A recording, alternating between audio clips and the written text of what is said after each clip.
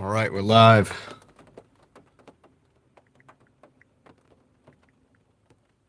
All right, so it's a Tuesday.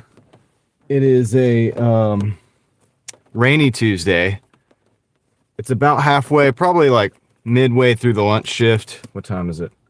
11:44. So lunch shift is coming towards the end of it, and so we're just gonna see what we can make today on Doordash. I don't know how long we'll go, but we'll kind of calculate along the way and see how much we make per hour. It's Tuesday, so I'm not really expecting much, but you know, we'll see how it goes. And yeah, let's see how it goes. Let's see what we can do. It's raining outside. I don't know how long it's going to be raining outside for, but we'll get this thing rocking and rolling. I don't have the app turned on yet, so I'm going to turn it on. I like to do this right when we start, so that way I'm going to put it on until 9:30 tonight, but we're not going to go that far. I'm just going to do that just in case I want to keep the app rolling after we get done, and just in case my acceptance rate falls down below the threshold for Hi, how's it going? Yeah, pretty good in the rain usually, but it is a Tuesday, so we'll see. So I'll look at my acceptance rate here in just a minute. Let me get my chat phone going. Let's see if we oh, we got an order already. That's a McDonald's. Oh man. I want to take that though. I do not. We're gonna decline this because it's two orders for $5. So I'm going to decline that.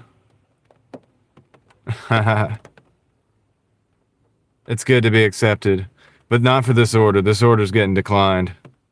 Yeah, it was 2 for $5. So my acceptance rate's just going to go down to 79 right now.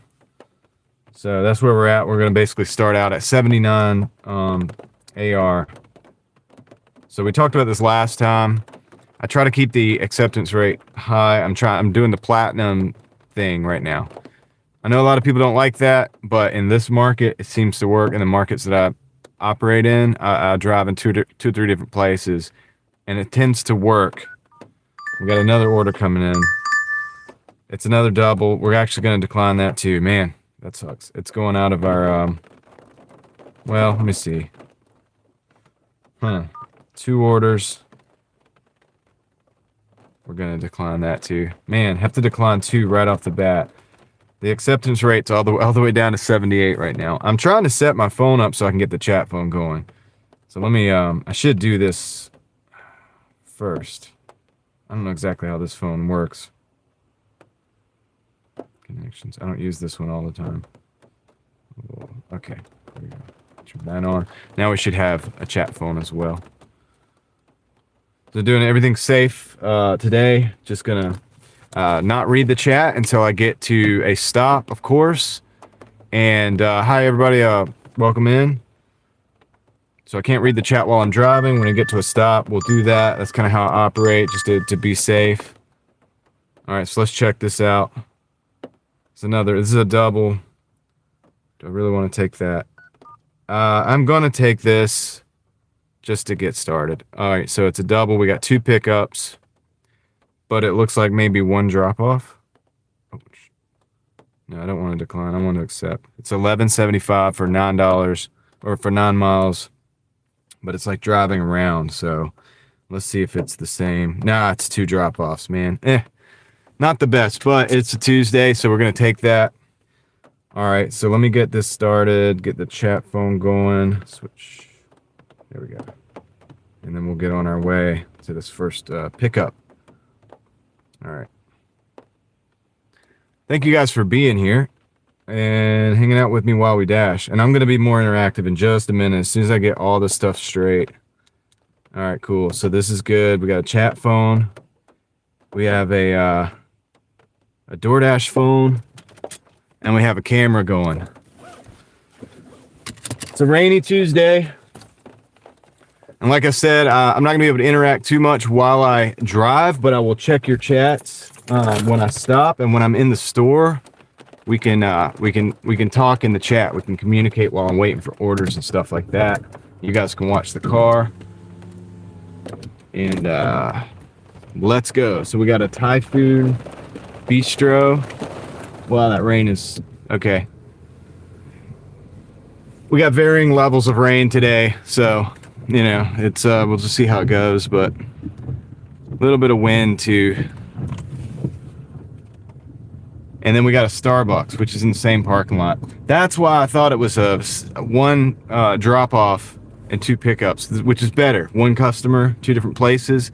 This is actually 2 customers, 2 different places, but that's okay. We're gonna take this to get the ball rolling because we had to decline those first 2 orders because they just weren't hitting. They weren't good.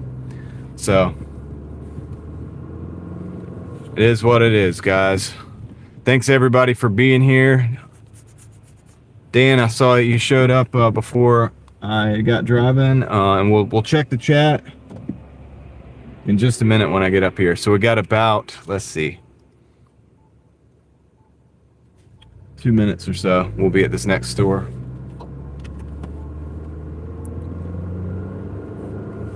Got to watch everybody out here driving today because it's raining and everybody's, you know, people drive crazy in the rain. So driving defensively, yeah. You know, I'm not messing with my devices or anything like that. And I suggest everybody always do the same thing. You know, when you're DoorDashing out there, just know where you're going before you get started. And that's what we do. I always check the map. I like to know the routes. I like to know the area. So it's always good when you know the area that you're dashing in, because this way you don't have to always be looking at the map constantly. Maybe that last little bit when you get to the point where you're dropping off. But yeah, that's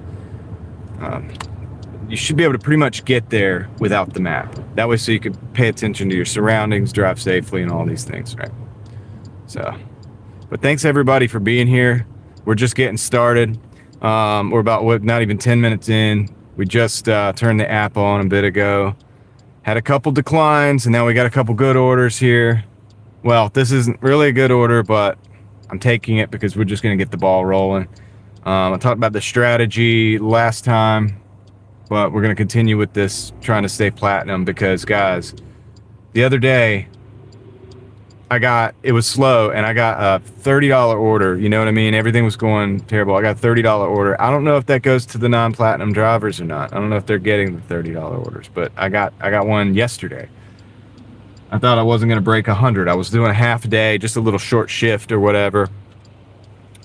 Hi NY Gal, hi Handicap Traveler, Curbside Classics, welcome in. Brian, thank you for being here, everybody. Kelly Osborne. Yo, what's up, Kelly Osborne? Let's see. All right, and we'll catch up with you guys in a little bit, but yeah, I'm just gonna try to stay platinum today. You know, I mean, this means I've got to accept enough orders, right? But my strategy during the daytime like this, sometimes you got to take orders you don't want to take in order to be able to be more selective at night. So that's in my market, it works. Maybe it doesn't work in your market, wherever you drive, if you're out there door dashing. But everybody's got to do what works for them. And it's a contract situation, so, you know, it's not a W-2 situation. So, you know, in a way, you're your own boss, so you can decide, make that decision for yourself. So the cool thing is I have one parking spot here that I'm going to be able to pick up both of these orders at, I think, because I think this is, as long as they didn't send me to the different Starbucks, this is in the same parking lot. So this is good. This means I'll park, I'll go to the first pickup, I'll bring the stuff back, and then I'll go to the second pickup, and I'll bring stuff back to the car, and then we'll be rocking and rolling from there. So that'll work great. That'll work great. Hopefully these things are ready, man. Hopefully these things are ready to rock and roll. It's a rainy day, so yeah, dude, it could get busy. It could stay busy. It's just one of those, you know, when you got the atmosphere like this, just kind of gray, kind of wet, cold. It is 38 degrees right now where I'm at. And so probably not a lot of people want to just get out just for the sake of getting out. And so if you're on the fence, probably going to order that DoorDash. Snowing here for a good bit. Oh man, snowing. All right. Better than snow. Yeah, that's true. Everybody's talking about snow. So many people that watch and hang out with me online have snow right now. I'm at my first drop or pickup. I'm Typhoon Bistro. This is like a all right, so I'll be right back. I'm gonna drop that in the car, and then I'm gonna go get the Starbucks, which is in the same parking lot. All right, be right back. Don't let anybody steal the car, guys. Just watch the car for me. I appreciate that. I'll be right back. I'll see you in the chat.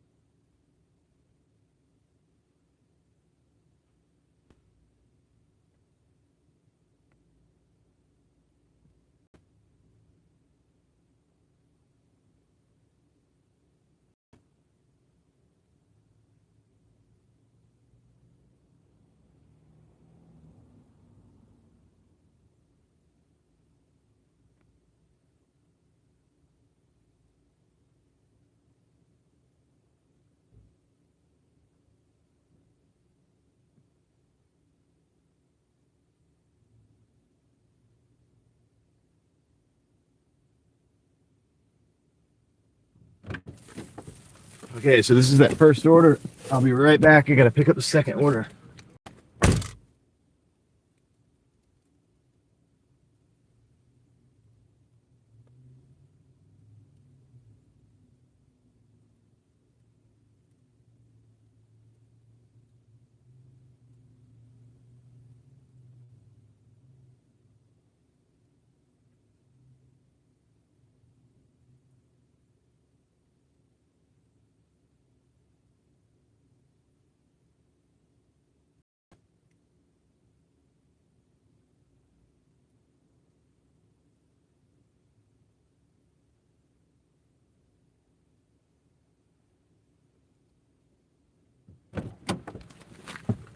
That picture didn't go through, so I've got to get this.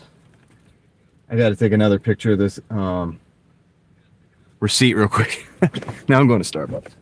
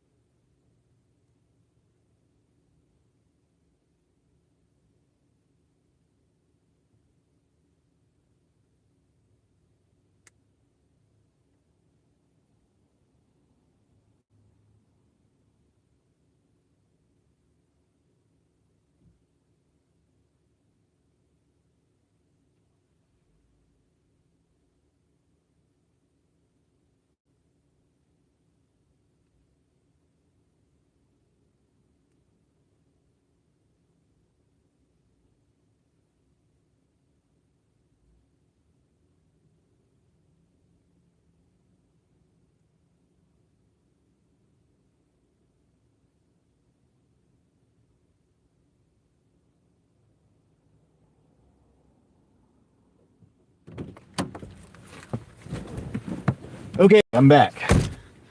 What happened while I was gone? Nobody stole the car, so that's good. Just, oh, nice, yeah. Coffee is great, dude. Coffee is great. Why is this not? Why is it not working? Whatever. Anyway. Okay.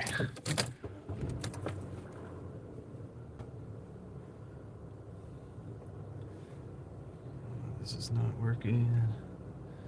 My chat phone's out for a minute, so this just makes me feel better. See, you're just supporter like your song post. Actually, have quite a few videos of that. That's cool. You guys are connecting or some different share in common that you've been to and live. All right, so let's go drop this off and see what happens.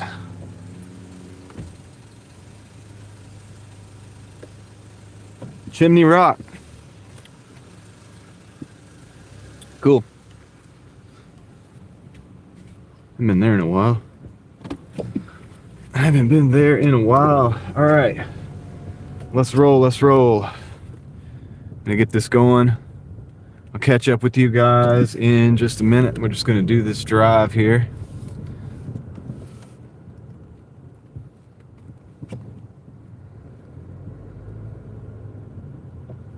Yep, North Carolina. Chimney Rock. Been there a few times. But I haven't been there recently.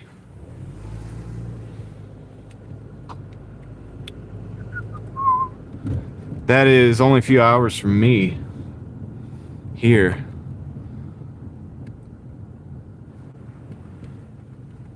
I'm in what you would call, I guess central North Carolina, the Piedmont area. So it's not too far.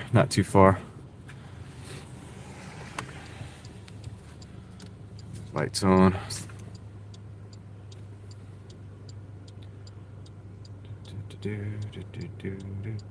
All right.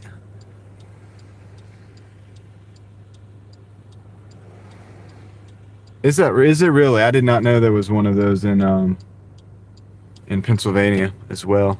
That's interesting. Good old Chimney Rock. I've never been to the Pennsylvania one. They got it back open somehow. Yeah, I would be curious to see the condition of that place right now, you know? Because they went through a rough time last year. Rough time.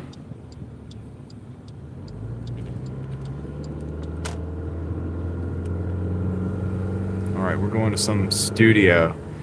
Now, I'm very careful, guys, not to disclose the information of, the individuals who I'm delivering to and or, the location and things like that. So I will flip the camera around at some point, probably during the day, and we'll look at the streets or whatever. We'll give you the street view as well. I got to do that when I get started, though, going above and beyond to make sure that we're being safe. So I'm not going to mess around with the camera or whatever while we're driving.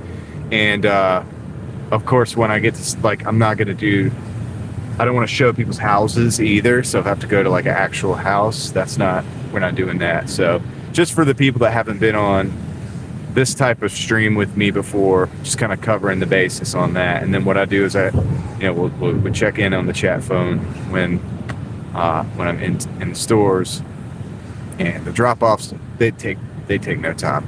So, I got to just drop off at this little studio place here. This shouldn't take long.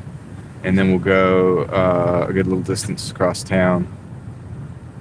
I could say it'd probably be like a 10-minute drive or something.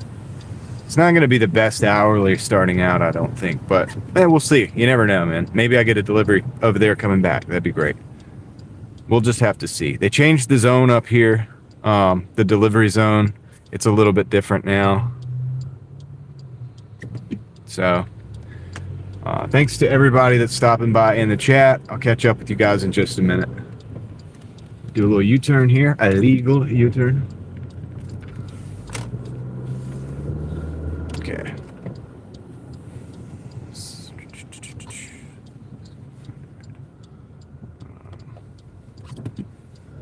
this one over here. Gotta be. Gotta be. Yep, that's it right there. All right. All right, I'll be right back. Just drop this off here. Flashers on. And they are getting the Starbucks. I could have guessed that.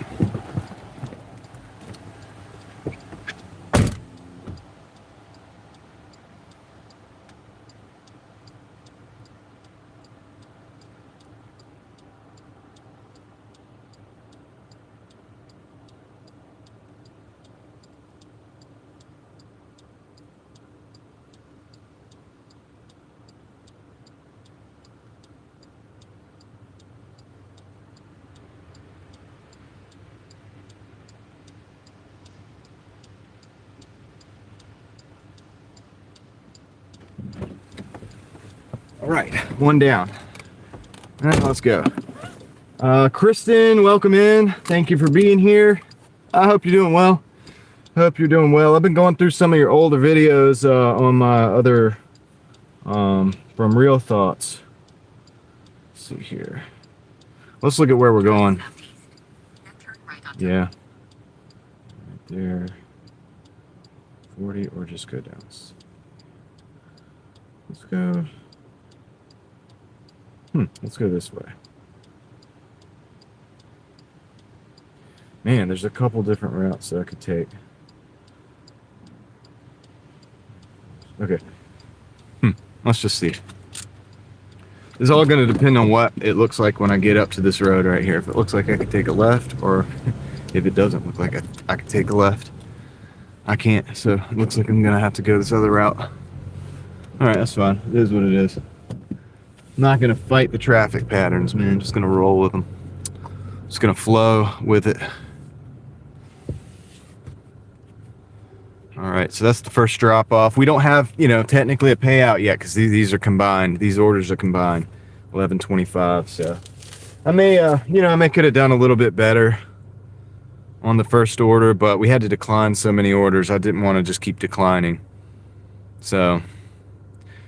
But anyway, thanks guys for hanging out with me on a rainy day, a cold rainy day, but at least it's not snowing. Yeah, it's true. If it was snowing, I probably wouldn't. I don't know if I'd be out here or not. Maybe. Some of you guys might remember the snow live stream from last year, where we were riding around in the snow. I'm in the same city, but that was fun. We were riding around that mall. And we were just hanging out for a little while, and it was nighttime, and it was snowing. And I thought that was fun. I had my assistant with me, my lovely assistant, my wife, was with me, and she had the camera. So we're going to have to do that again one day. Something like that. That was fun. We had a good day. Good night that night.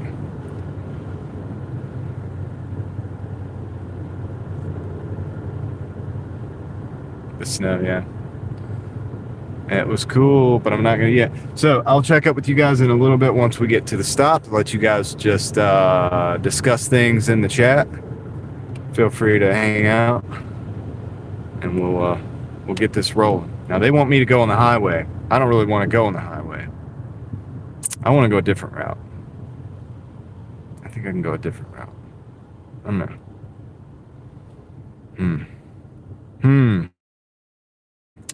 Go a different route. I'm gonna go a completely different way here. See if this is a house or a apartment. It's a house. Yeah, I was gonna give you guys the street view. Catering order.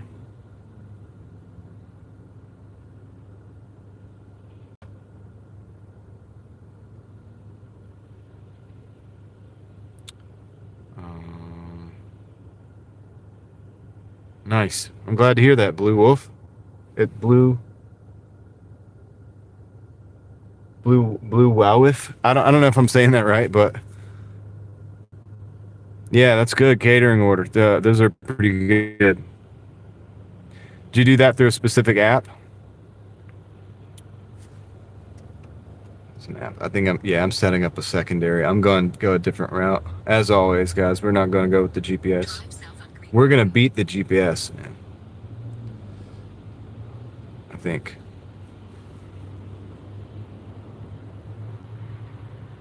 Nice.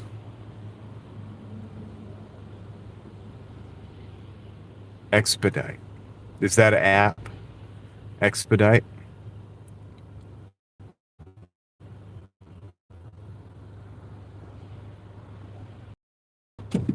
Alright, let's go. Thought we weren't going to get that turn signal, but we did. A lot of green arrows out here. Green turn arrows. Which is nice. You don't have to worry about turning across traffic, but also you got to wait your turn. It takes a while. That's okay. Now that we're rolling, let's see if we can get this route to be a little bit better than the route we had. I think I can, man. I think I can. Let's see. Let's see if we can beat the route. I do believe, and especially if we get lucky with these lights here, we're going to beat this route that was set out for us. Never trust the GPS for the first time. Never trust it. I got to get some fresh air, guys. I'm sorry. I don't like it when the window's down all the time, or up all the time. Zifty. Yeah, only cater expedite. I'll have to look into that. That's interesting. It's always good to have other apps, other options and whatnot, because you never know what's going to happen. Zifty, I'll look into that too. Yeah, dude. And also, they're not always, a lot of the apps that are secondary options for things like this are not always in the same market. So, they may not be around here, but they may be like where you're at, or they may be where I'm at and not somewhere else. You know what I mean? So, but there's a ton of them, you know, popping up or whatever.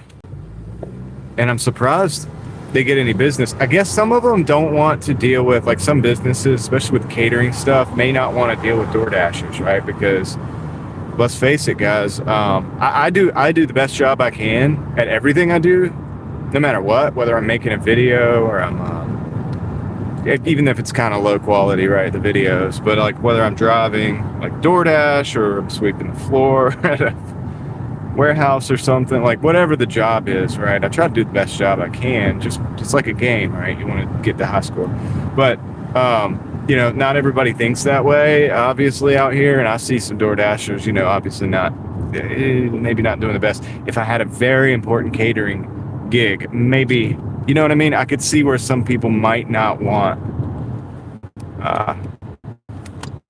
them to do that. Like just a random dasher, right? Now, I don't know how DoorDash does it. They should be able to me, they should be able to look at the stats on a driver and say, hey, this person can handle this order. We know that because, you know, and that's not discriminating against drivers. It's just like, if you're a proven driver that, you know, you're not going to mess this order up or whatever, I don't see why they couldn't take that into consideration with things like that. Not that I would say that, you know, that does suck for new drivers, I guess.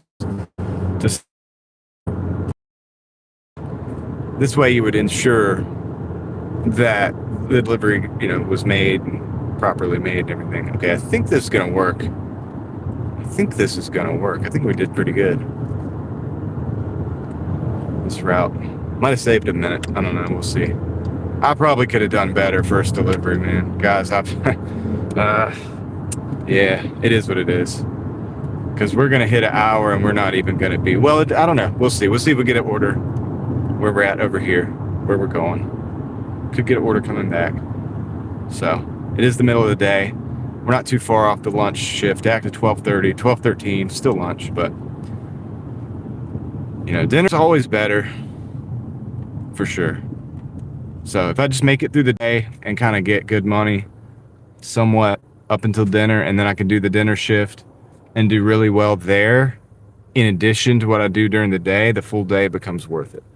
You know, and I've said this before, at your hours, it's not always going to be the same. You're not going to make the same every hour. You know, you might make $15 the first hour. You might make 30 the second hour, right? You know, it just is what it is. So the thing is, you got to show up. You got to be there, man. If you're not there, you're not gonna make it. And I'll catch up with the chat here in a little bit as soon as I can. But you guys definitely feel free to keep chiming in. I love the input. Expedite. I'll have to remember that. I'll have to look it up, see if it's in my area.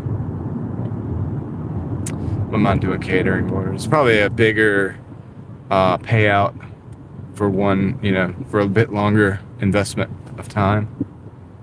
Maybe, or maybe more use of your car, more back and forths, kind of like carrying the orders and stuff.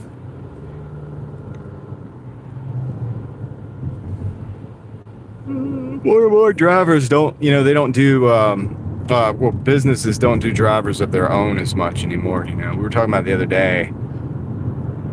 Papa John's outsources to Doordash. I take a lot of Papa John's orders, and I think I mentioned it. The Papa John's here, they don't. I don't know if it's everyone in town or just the one store that I talk to a lot. But they don't have drivers on Mondays, so you could be driving for Papa John's all day, like if you're DoorDashing out here. But I don't know if that's every market or everyone in this market. It's just maybe that store. I don't know. They're experimenting, seeing how it goes. But what is it? Domino's, they don't take DoorDashers. They just do, they have their drivers like they always have. And, they want to ensure, I guess, a consistent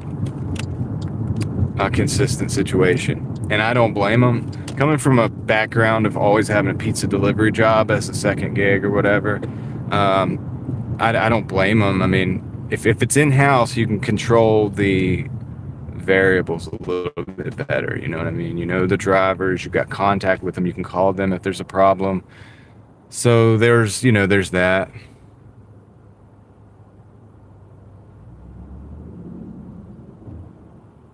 That's terrible. The Papa John's driver robbed. It can happen.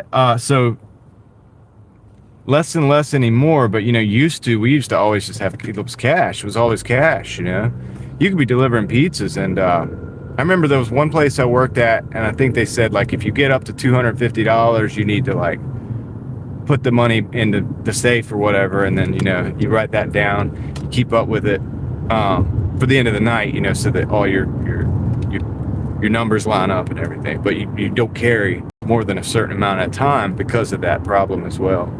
But used to, it was just only cash always. Now, not, a lot of people don't pay in cash. People really tip in cash now, more so in pizza than anything else.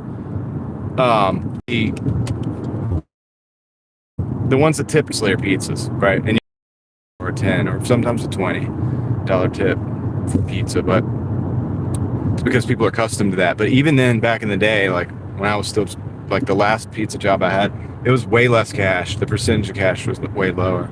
So that's terrible for somebody. I mean, it's terrible anyway, but it's just considering like they probably were trying to get money, and it's like, guys, that's stupid, man. That's so stupid. I hate to hear that happening. They should allow their, well, I don't want to say that on the stream, Doordash, but they should allow their drivers to do what it takes to protect themselves. But even then, if you're, maybe it still doesn't work out. So, that's sad. Years ago.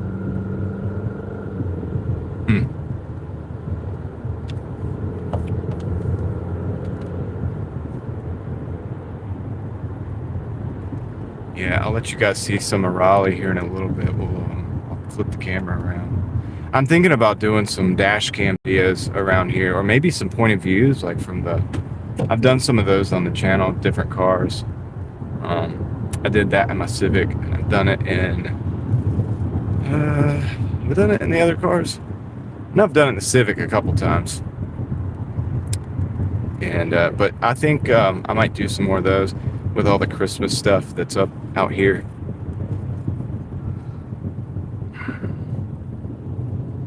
And we'll see how it's going. This first set of orders is taking forever, guys. Sometimes like this, man. I kind of messed up probably taking that, but that's okay.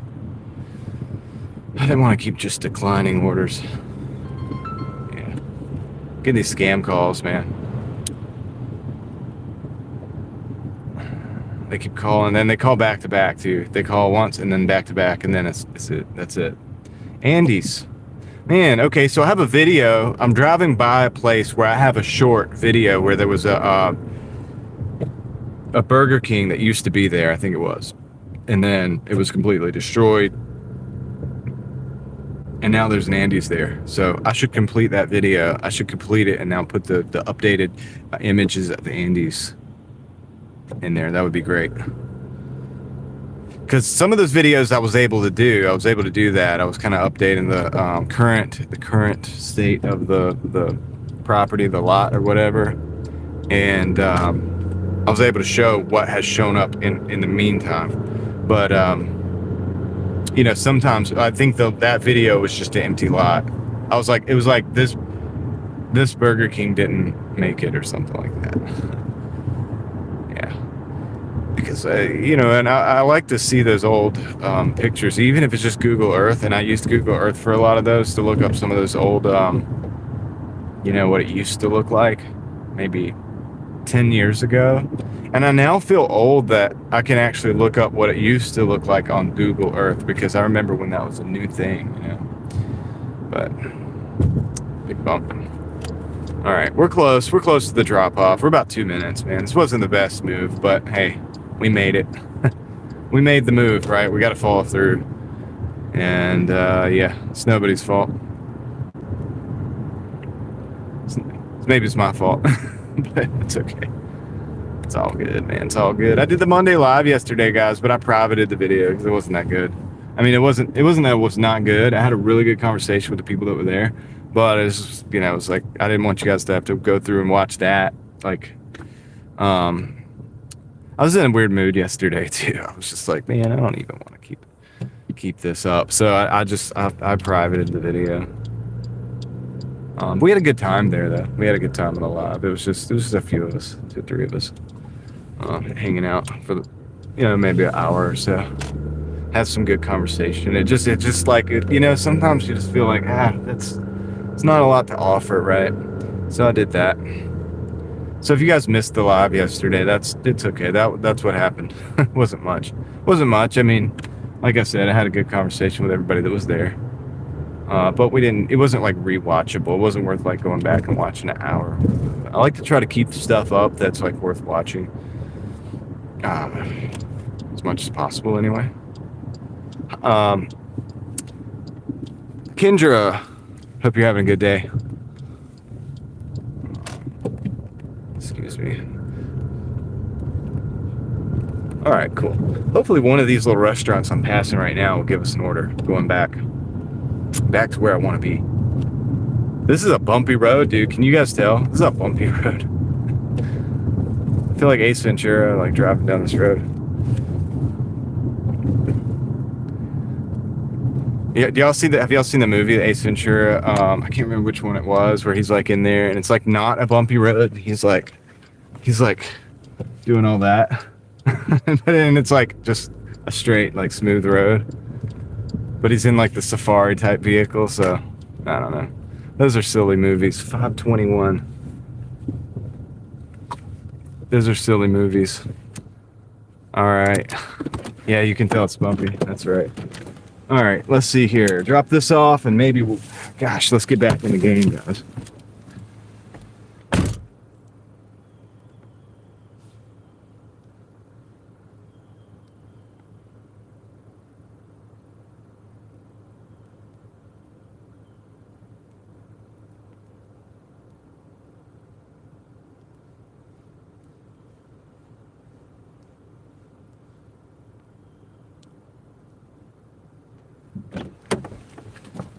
That was a lot of work for $11.75, man. I messed up taking that. Don't switch zones. Okay. Yeah. Kendra's here. Kristen's here. Yeah. Thanks for being here, guys. Okay. So this is 2 orders. Jersey Mike's. $11. I guess I'll show you. I'll cover up the map on purpose. And that's backwards so you guys can't even see it. I'm not going to show you guys every order, but I'll eventually show the total. Whenever we stop, I'll show the total. We'll do the calculations hourly like we have done in the past. I'll just do that. That's a thing. All right, cool. That'll be a thing, right? That we'll do. Okay, so is that this way? Yeah, I think it is. So I gotta turn around. Okay, I gotta turn around. Welcome in, Troy. All right, I'm gonna turn around up here, and we're gonna go back that way. So yeah, that's 11 out this way. We'll get 11 going back, even though it's 2 orders. It is 1 pickup location, as far as I could tell. I think they're both at Jersey Mike's, so that'll be good. That'll be good. And it's going back the way we want it to go, so that's good. So that'll be like decent numbers. We'll see. Cool. Thank you, sir. Thank you. Appreciate the sub. Let's go. We're going to go pick up 2 orders at Jersey Mike's, and we're going to go back to our zone, which is good because we went out of our zone a little bit because I had to keep declining orders. When I started the app, I got bombarded with all these orders. They wanted to go way out of the zone for whatever reason. I guess they were like, "Oh man, we got another one online. Let's see if he'll take these orders," and because nobody's probably taking them, and so they send them my way. I had to decline them. I'm trying to keep my acceptance rate up. We started with 79. I think we're at 78. Whatever. I don't know where we're at now. You know, it's kind of weird. You guys notice this if you DoorDash? I don't know. I know all of you guys don't dash, but if you do, have you ever noticed it's like you can have an acceptance rate of say 80%, right? And then you decline an order and they're like 79. You decline and they're like 78. You decline and they're like 77. It just keeps going down. And then you can take like 6 or 7 orders and you're still at 77. How does that work? I'm not saying, I mean, I don't know. I just would love to know. If you're a DoorDash executive or whatever, and you're watching this, just let me know. I'm just asking. I'm not saying anything. I'm not saying it's like, you know what I mean?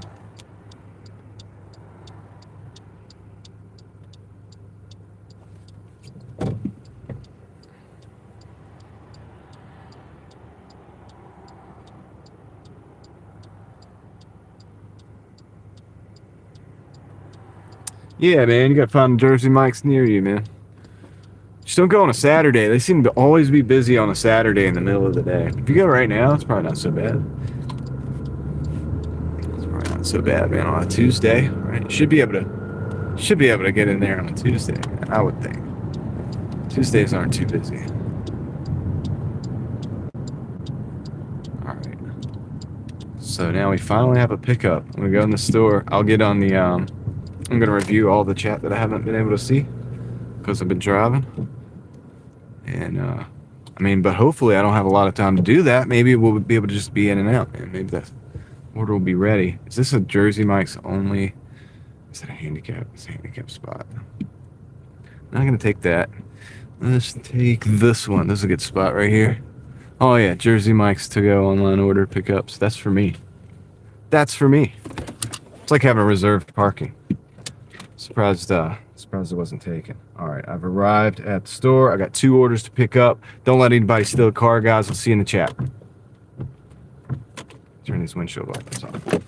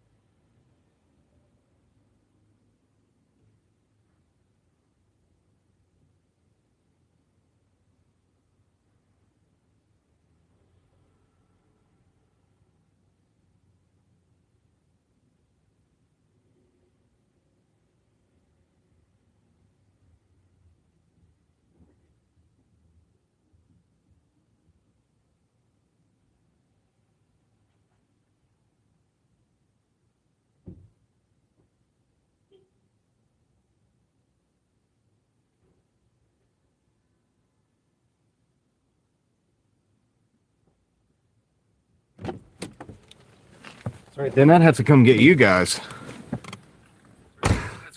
Oh, should I turn that down? That'd be crazy, man. You just have to escape out of the phone. Just hop out of the phone. Just jump. Jump for your lives. All right, so let's see here. Dresser. Okay, not too bad. Leave at the door. Okay. All right. This is a... Oh, man, it's like a wellness. Okay. All right. Out of the desktop. Oh, yeah. Okay. Got a desktop viewer in the house. Nice. You know you're doing it right when you got desktop viewers. Let's see here. Let's back out of this parking lot. Hopefully nobody's driving in here like it's a dang racetrack. I feel old, man. I told a kid that the other day. Did I tell you guys that the other day? Some guy, like, I was backing out and he almost hit me because he was going fast. And I was like, you're driving it. You are, actually. This dude was, man. Crap. I was like, you're driving in here like it's a dang racetrack.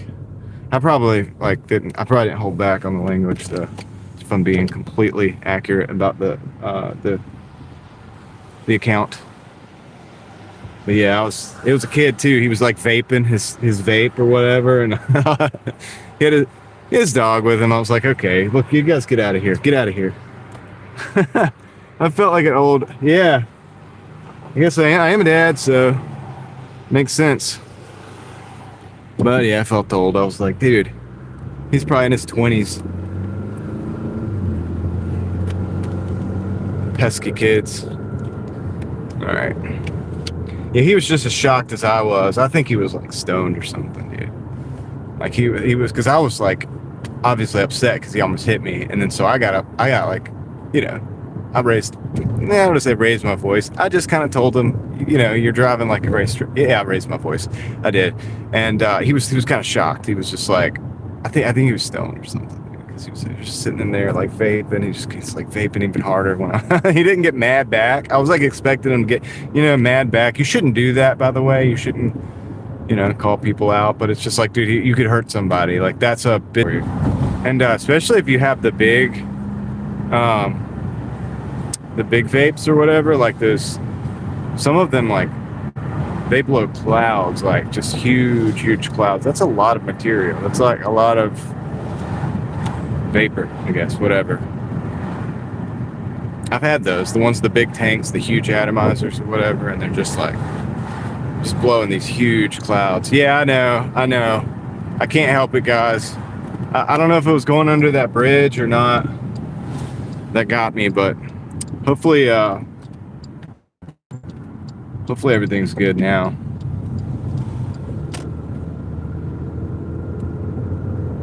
That's one of the things about driving and living. You're, you know, you never know. Never know when the signal's just gonna go. Bye-bye. Also, I'm kind of using an older phone for this, and so it doesn't get, you know, the best signal. Do I go in that side or do I go in this side? Let's go in this side. Over here.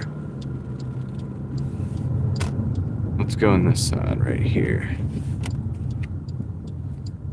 You can come out. All right. I don't know what I'm supposed to do, dude. Like, what's this building? This is the weirdest building. It's a weird building, man.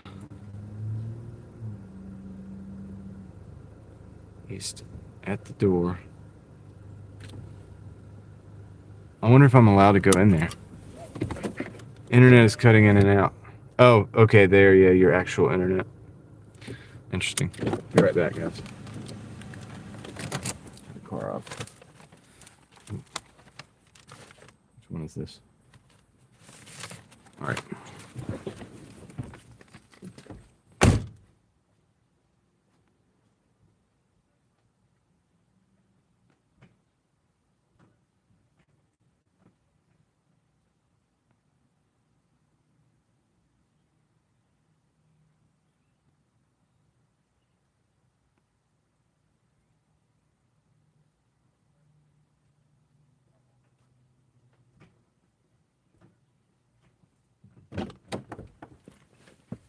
Yeah, that was pretty good.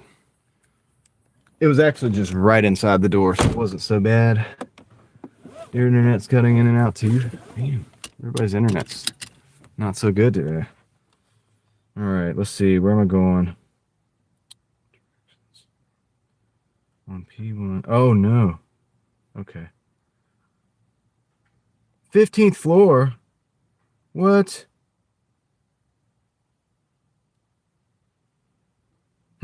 This is going to be an interesting one.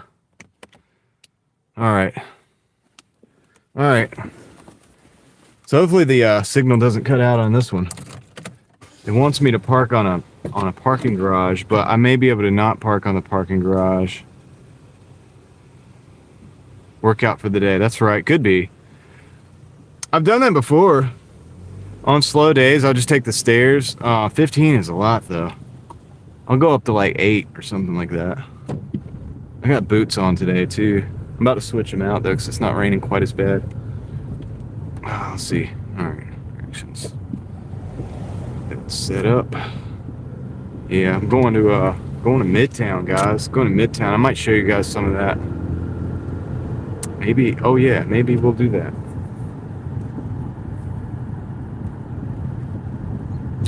Maybe we'll do that on our way out of Midtown.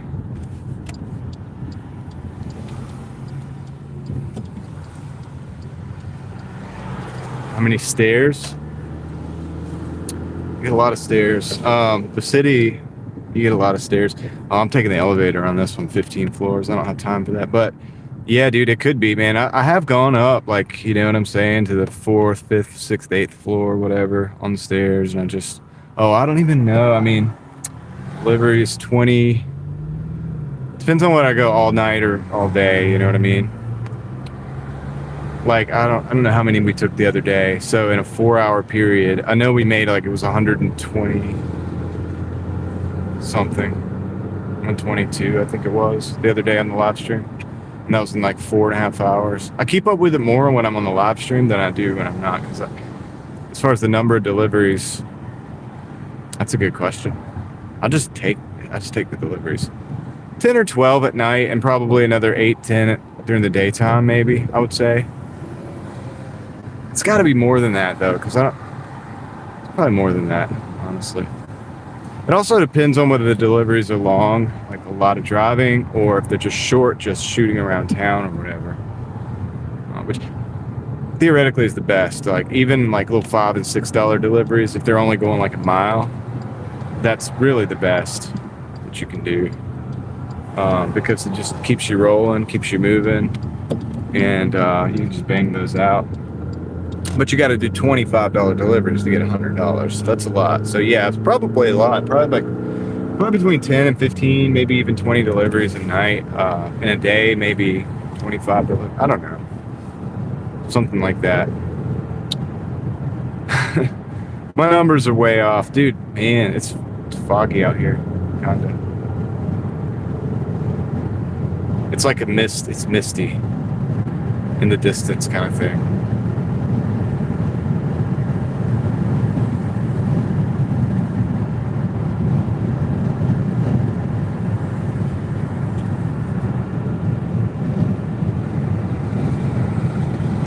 Going to a small skyscraper.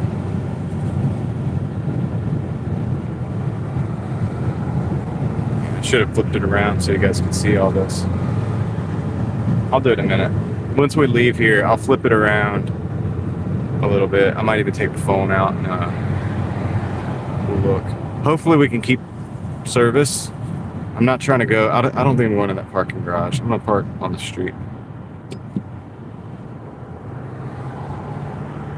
15th floor. Huh. Interesting. I'm not the biggest fan of that. Takes a little extra time up, but whatever. This could be the person that made know that it takes a little longer. It's 2:11, so I don't know which one was the big tip, and I didn't look.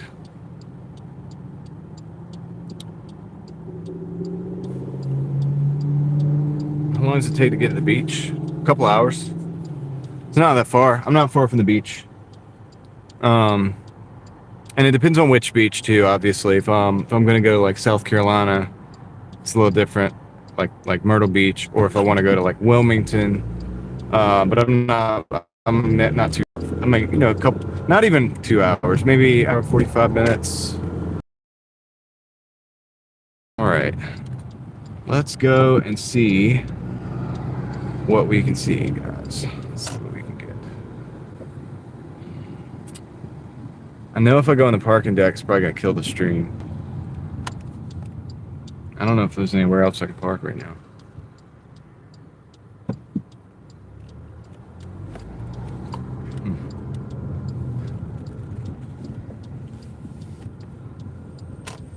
Interesting. I have to drive around a minute. That's the building.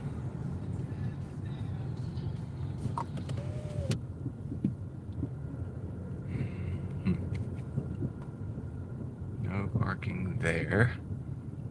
Okay. Man, this is kind of frustrating. Oh, but I could park there, couldn't I? Go ahead.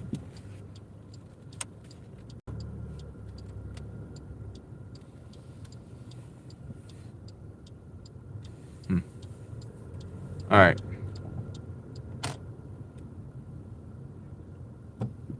No, that's no parking. We're gonna have to take our chances on this. I'll turn around real quick.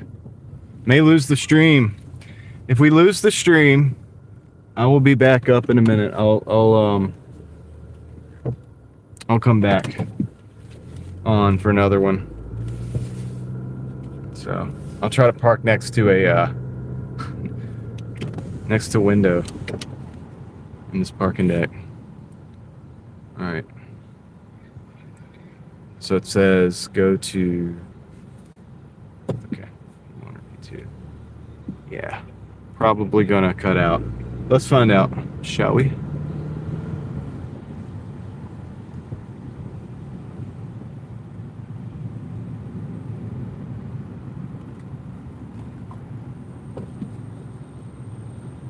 Here we go. See you later, guys, maybe. I don't know.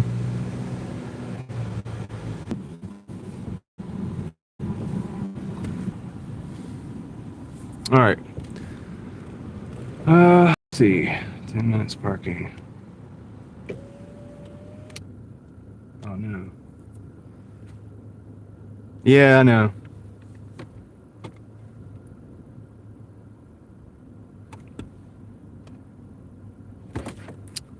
Let's see if I can do this. Hopefully I don't get a ticket. I'll be right back. I'll be back, guys.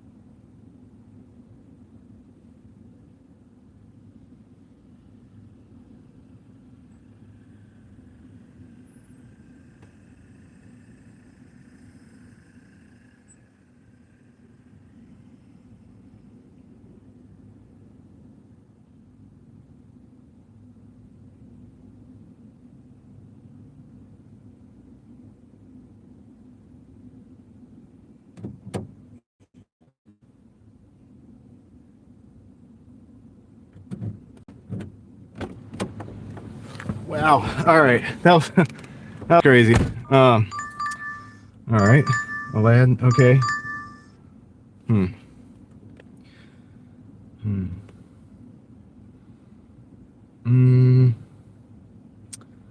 No, I'm not going to do that. I'm going to decline. How's it going, everybody? I'm back. Dude, that was crazy, man. I decided to go walk in there and go to the elevator that way. Hey, while we're waiting, I'll turn this around. You guys can see North Hills, or Midtown, as it's called, which I know that's just the edge of a parking lot. Don't read that sign there. Just don't read that sign. Just pretend that doesn't exist. All right, hold on. No, we're gonna decline that too. I'm not taking that. But yeah, let's. Gotta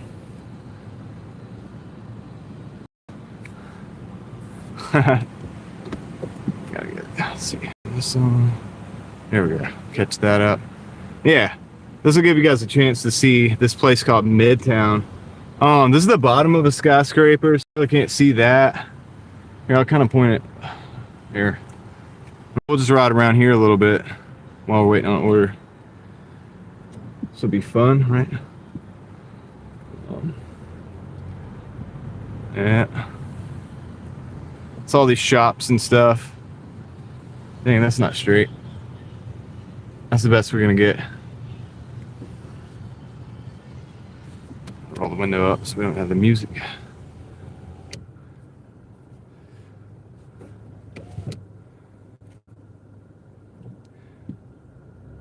I could probably just do a live stream, like just hanging out here, show you guys all these buildings and stuff. We'll kind of turn around, we'll maybe go in like a circle so you can see some of the other where I just was or whatever. But you have to be a distance away because the way this camera is.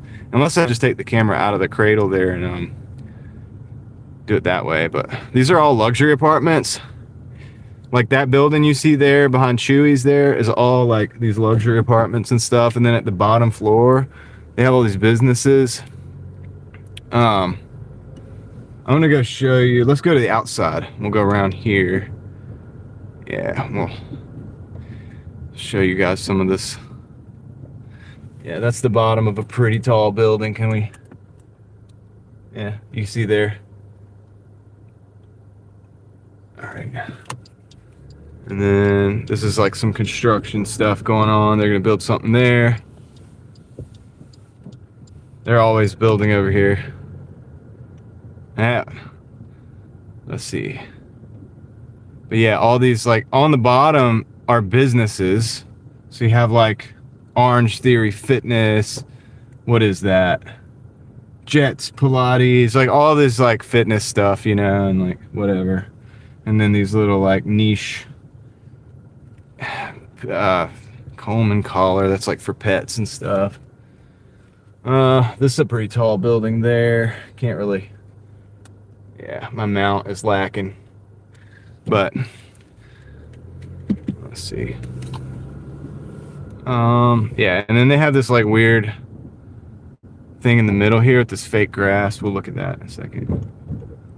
Come back up here. Is this something's going on? Oh yeah. Go on up here. Haven't got any orders in a minute. What the heck's going on here? All right, yeah, they got. I don't know if you can see it on the left here, but they have like that's fake grass to the left. They have this whole thing, like I don't know. It's like a place where they hang out, I guess. The people that live here. And sometimes there's not enough parking down here, so you got people just parking on the side. And then we'll go back up towards where I was. You can see those buildings, hopefully. They might not be completely in the picture, but let's see, kind of get an idea. See that skyscraper back there? I say skyscraper. They're not really like, I don't know. This one that we were just in, there's like 20 something floors. That's the building straight ahead that I was just in. The kind of blue colored one.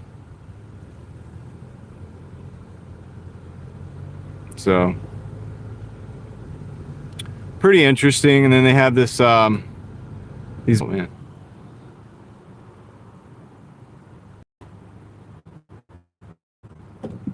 Glitched out for a minute there. But yeah, so Midtown. Right? It's kind of cool. A lot of money up here. This is the money, guys. This is like the, you know what I'm saying? Live here. Unless you're, I mean, there's an apartment up there. I think we talked about it. I can't remember. It's like $7,000 or something a month. Yeah, unless you DoorDash. Yeah, that's true. I'm DoorDashing. Noodles Bar, Sushi Walk. You got the Capitol Grill over here. All this stuff. This is where you bring your Rolls Royce, I guess, to drop you off at the door. Yeah, catering. Yep. Are you in my area, Blue Wolf? You don't have to say. I'm just saying you seem to know this area. So across the street, so if we go over here, that across there is North Hills. Maybe we'll just drive through there too, unless we get an order. Oh, Five Guys. Yes, I'm gonna take that. Nope. Oh, dude. I turned the volume down. That's why I didn't hear that order coming in. Oh, shoot. Let me turn that down. Let me close this out. Yeah, dude, I turned the volume down, so I missed that order, but it's all right. We're having fun. We're going to take this over here. I'll go across here and see, we'll see North Hills. So what this across here used to be a, okay, one over there anyway. And I'm going to take this order. It's not the best order in the world. It's 11 for 11, man. It's a lot of driving, but I'm okay with where we're going to. Actually, do I really want to be? No. I don't want to take that. They're killing my acceptance rate here, guys.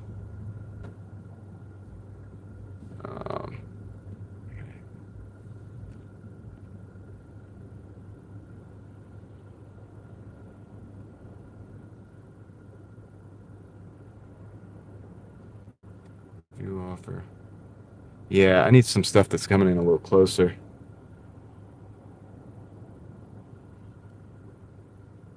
Gotcha, Blue Wolf. So anyway, this used to be a regular, like, traditional shopping mall over here. And I got you. But it used to be underground. All underground over here. And of course they actually destroyed that. Okay, this is better. They're gonna add me 2 orders, 15 for the 10 miles. I'm taking that. I'm gonna take that. I got these doubles today. Smoothie King. So this is actually pretty good where we're at. So this is perfect. So this is like shopping kind of district area over here. You got the Renaissance motel over there. You have the Fink's Jewelry. There's actually a Rolex. We're about to go buy a Rolex store right now. We're not going to go buy a Rolex. We're just going to go buy a Rolex store. But yeah, that's, I don't know if you can see on the right, the little green sign, Rolex. Yeah. So this place is special. It's a little different, right? I'm going to have to do some walking here. I'm actually going to go, we're going to go here. And we're going to park over here right in the middle of these 2 orders, where these 2 orders are. It's okay, buddy. Just get in your car. And I'm going to park here. And, yeah, we're going to go. I'm going to have to go do some walking. What do you guys want to see, like, in front of the car? People walking by? Or do you want to see the seat from, like, the back? Let's see. Arrive at store.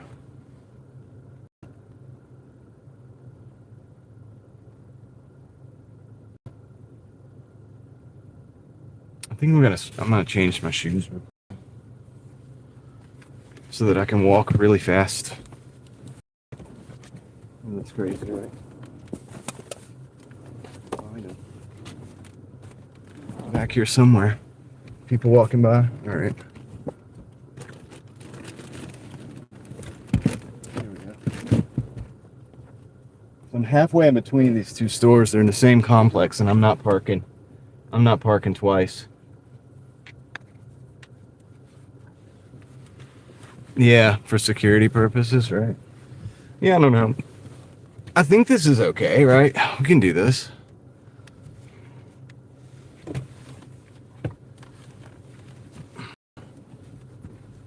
Alright. It's changed into my high-speed shoes.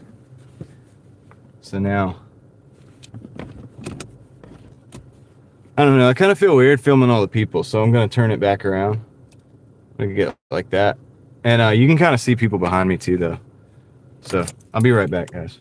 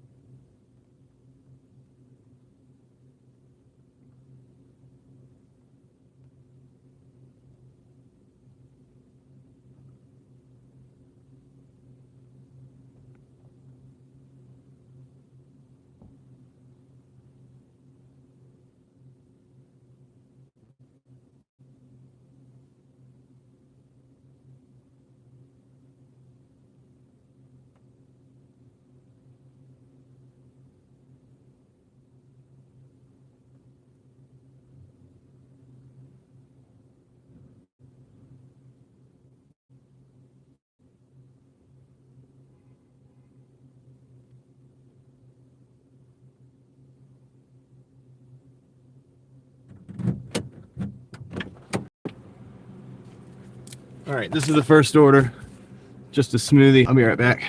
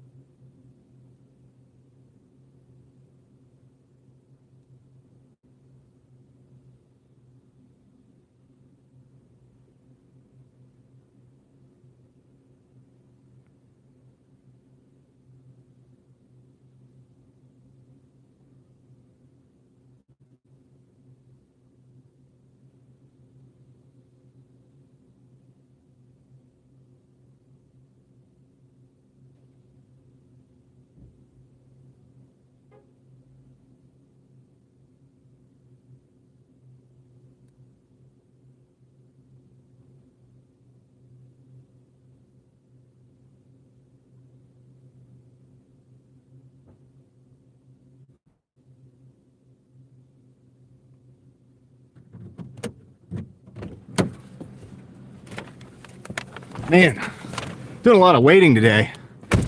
All right. Yeah, dude, doing a lot of waiting, man. Ain't cool, bro. Okay. You put this on the charger. It's all good, man. Sometimes you gotta get through these days to get to the nights, to get to the good times. Okay. You gotta get through the bad times to get to the good times. It's part of it. And that's with anything. Whew, it's warm in here, man. All right, let's go. Let's go. Oh, I'm sure somebody's gonna love this parking spot. That's how this place is. There's parking garages down underground, and my guess is most of that's where the mall used to be, because it was an underground mall at one point. We'll come explore over here. I mean, let me know if you guys want me to come back and explore this area like on foot. That would be fun. But there was a mall at one point, and you know, underground. It was really cool. It's actually a cool place, man. It's just crazy that, but they wanted a Rolex store and a Fink's Jewelers, you know what I mean, in an altered state.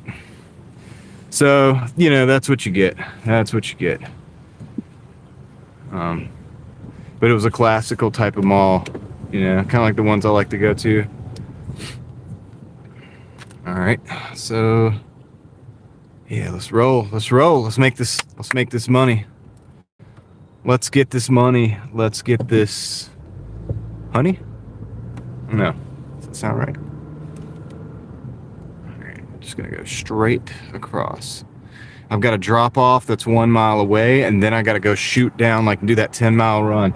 What they did is they bundled that one delivery with another delivery, so they made it $15. So this is probably like a $5 delivery, and the next one's going to be a $10 delivery, basically, or $11 delivery, essentially. So that's how that's going to work, but it is what it is. Yeah, the snow and ice shuts down North Carolina, too. Just shuts it down mostly. Now out here in the city it's not so bad, but if you look up Glenwood Avenue snowpocalypse, you'll find like pictures of like, there'll be like pictures of a bunch of cars slid off the side of the road and in the snow, and I think one of them is on fire or something. I don't know I can't remember if they actually added that or if that actually happened, but yeah, that's what happens to North Carolina in the snow. Everybody just fails. I don't even really go out much, you know, because like I said, people don't really drive too well. Like, we did go out to that mall last year and drive around, but still kind of mostly staying out the streets unless it's just to go straight to one place, from one place to another. I think we went and got some food, you know, and things like that, and came back, but because we were staying in the city that night, so. But anyway. I gotta make this mount more stable. I gotta do something to make that more stable at some point. I'll figure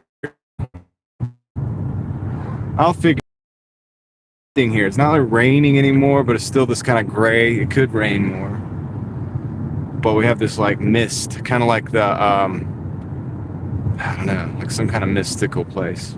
Mystical. It's mystical out here, dude. Super mystical out here, dude. You can't see 500 feet. All right, let's see. I'm gonna take a left up here. Gonna take a left up here. I should have flipped the camera around, man. You guys could have seen all this other stuff. No. Okay. What? Oh, all right. This is no through traffic. We have to go around. That's a bummer. Okay. Okay, whatever you say, man. Whatever you say, man. We'll go around. Apparently you can't go through there. It's construction. I was just smooth sailing, just going like I normally would. What is that sound I hear? Oh, it's the GPS. Shut your mouth, GPS. We don't need to hear from you. Okay. Yeah, we're just taking a little slight detour around that construction zone. And, yeah, we'll be alright.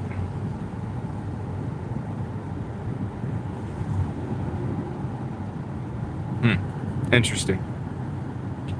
Man, they're building so much stuff. They're going to be building skyscrapers like this all the way through to Falls of the News.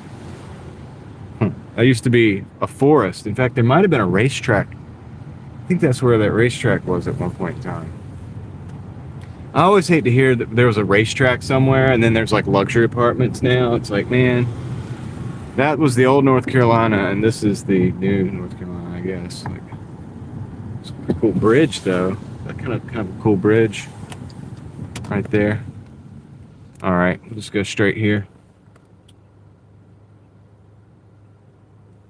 That's interesting.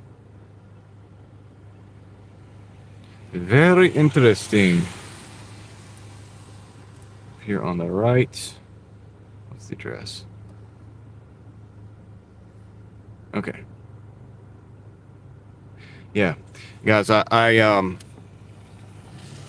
try to keep. I am glad I kept the phone turned around a little bit. I do want to keep people's address off the the stream and stuff. I don't want to.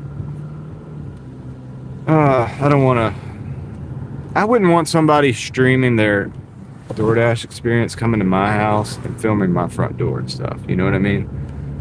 That's why I don't do it that way. No offense to anybody that might do it that way. I don't. And this is why, because I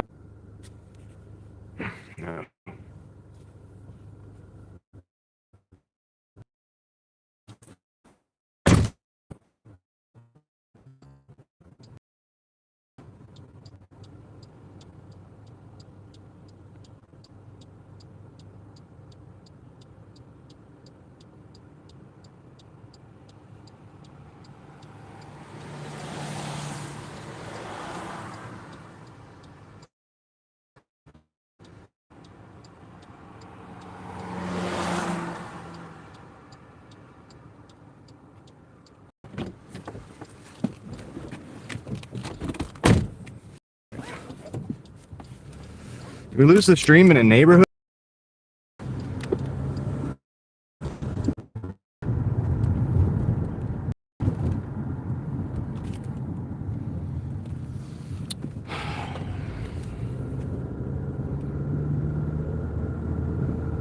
Hopefully we're back, man. I think we're back.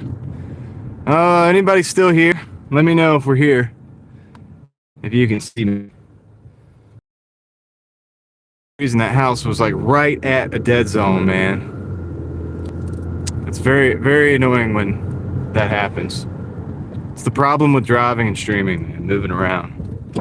Hopefully we'll get to better service soon. We'll see. See how it goes.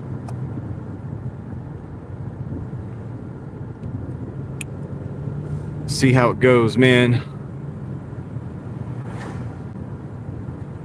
Yeah, trying to come out of that neighborhood, dude. That neighborhood, for whatever reason, it just does not have good, it's not a good zone. Not a good service.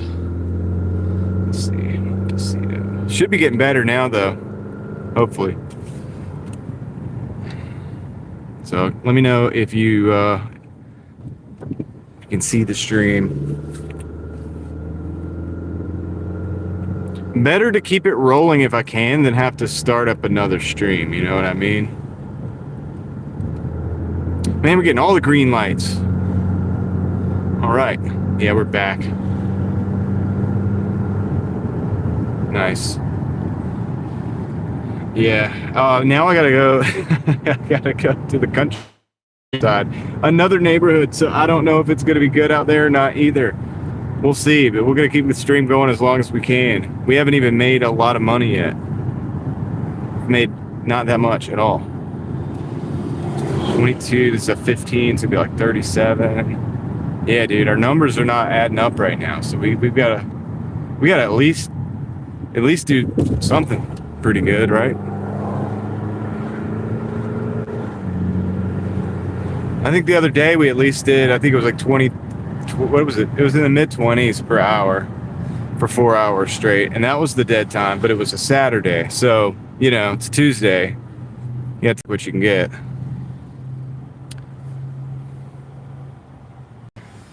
I should just make a YouTube video instead of working. Some people say that you can do that. I'm just playing.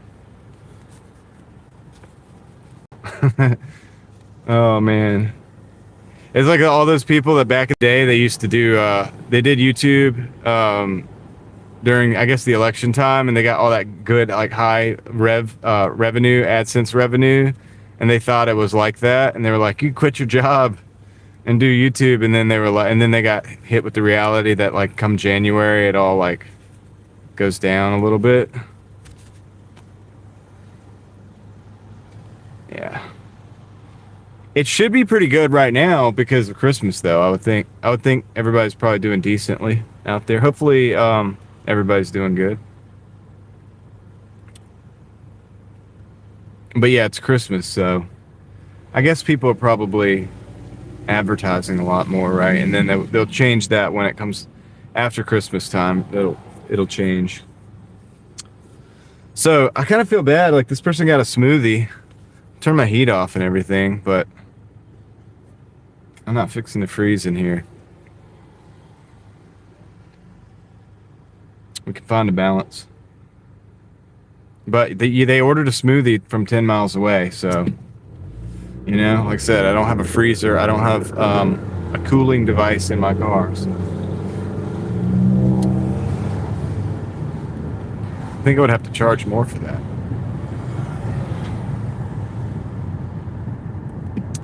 Okay, there's a green light. We like green lights. Makes life a lot better.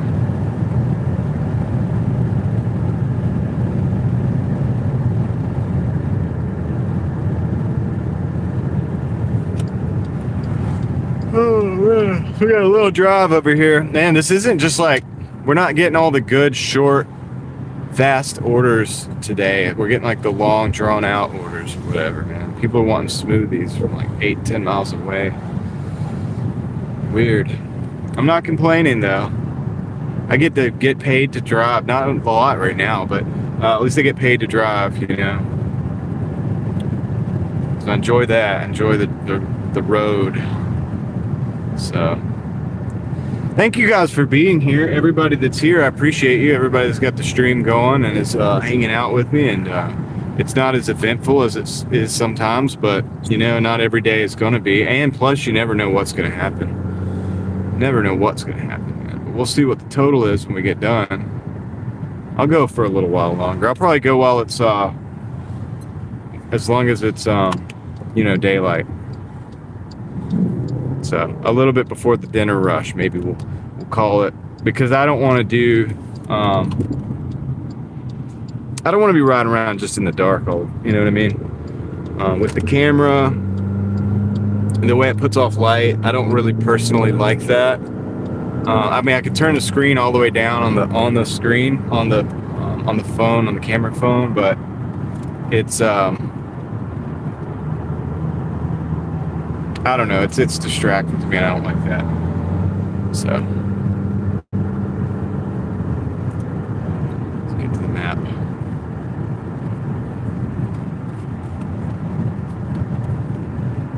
I don't like it at night, driving around with the camera phone on me. But daytime is good because just don't look at it. It's fine. 289. It's the gas that I'm just passing by right now. It's 289. What's gas like where you guys are at? Let me know what the gas prices are looking like. I guess we'll do that. Gas price call. How much you guys paying? Let's see.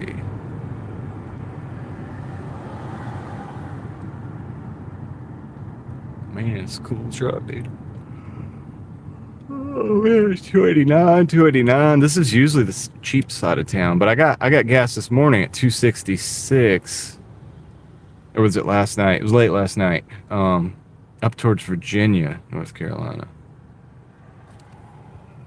So it's just all over the place.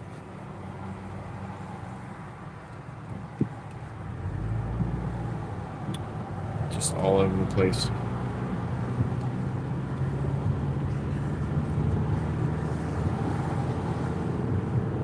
$2.34 is pretty good. That's pretty good, dude. It's really good.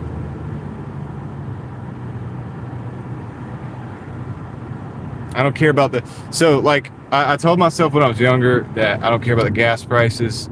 I'm always gonna just drive wherever I want to drive because that's the one thing. I was like, I'll just give. I'll give you that, John. Just drive anywhere you want. You have to pay for it, whatever the gas prices being, whatever they are.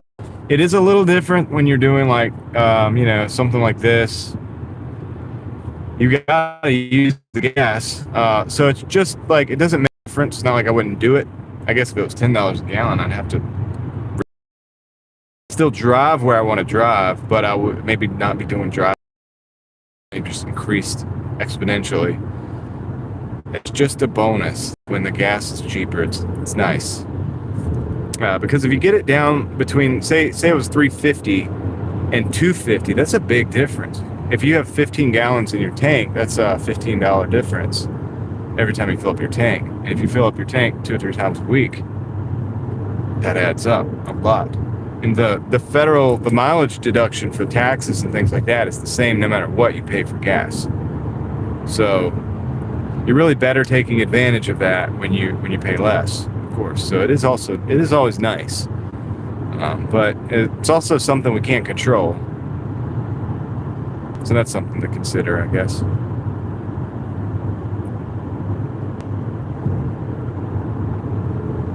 Yeah, man, it's so long. I have to drive 4 more miles, man. I normally don't like taking these orders, but I'm just trying to be ready for the night shift. Because when I end the stream in a couple hours or whatever, however long, I will then switch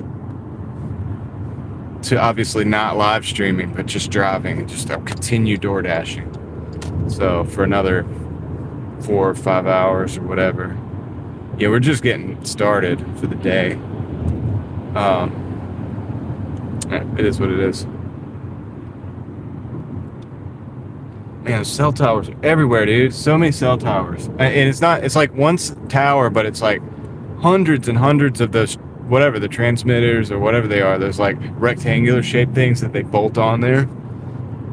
And I'm guessing that has to do with like probably each one of those going in each direction.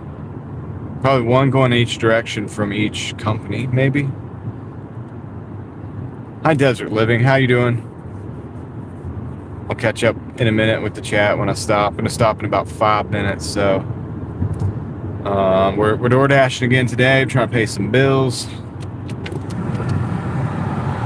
Like we do every day. Trying to pay some bills because the bills don't stop, do they? They don't stop. It's like compound interest, but the other way. And especially if you have credit card bills or debt like that. But even just the bills themselves, they just keep going and going and going, right? So we have to just keep going and going and going too.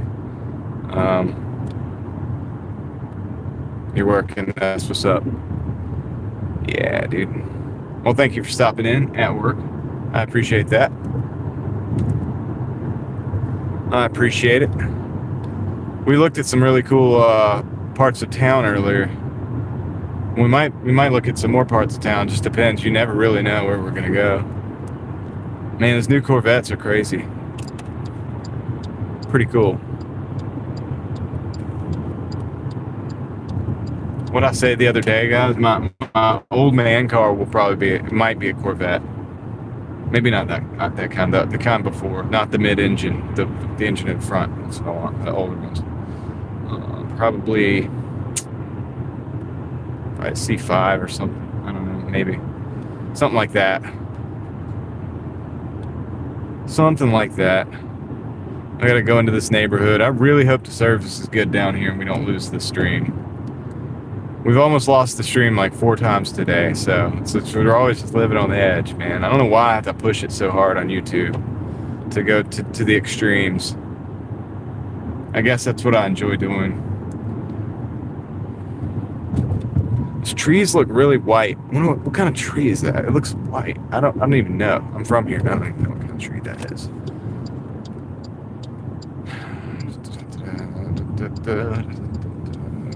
I'll check the chat in a minute. We got 3 minutes until we stop. 3 minutes. They're putting up a wall, a sound wall. That's how much traffic comes through here. They're putting up a sound wall right there, where because this neighborhood is backed up against this highway, and so they're putting up these like walls of, I guess it's, I don't know if like concrete or whatever it is, maybe some kind of really thin concrete or something, but they're putting up walls here. I know the camera's shaking, dude. Guys, I gotta like fix that. I'm gonna do something. Put something on the under the other end of the camera.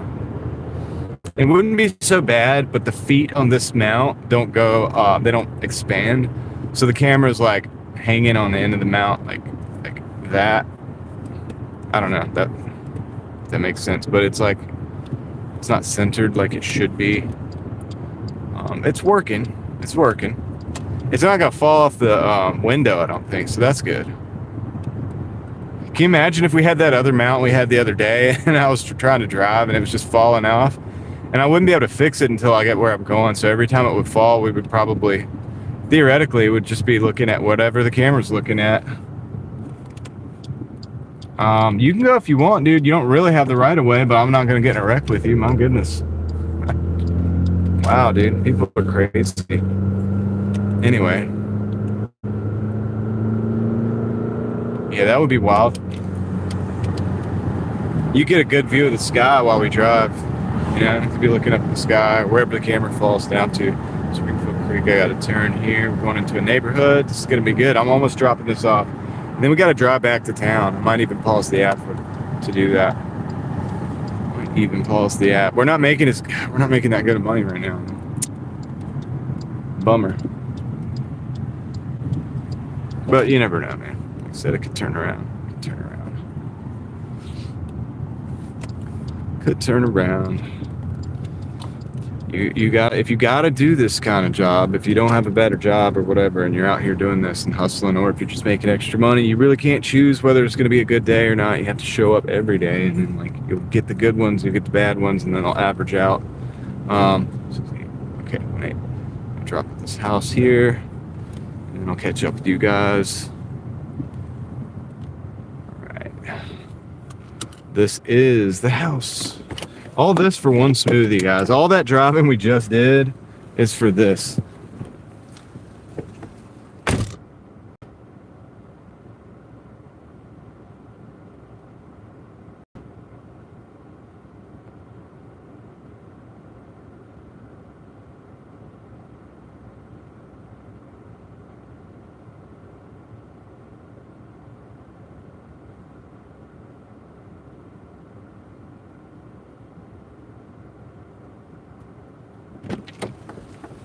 All right, we're not switching zones. We're gonna stay right here.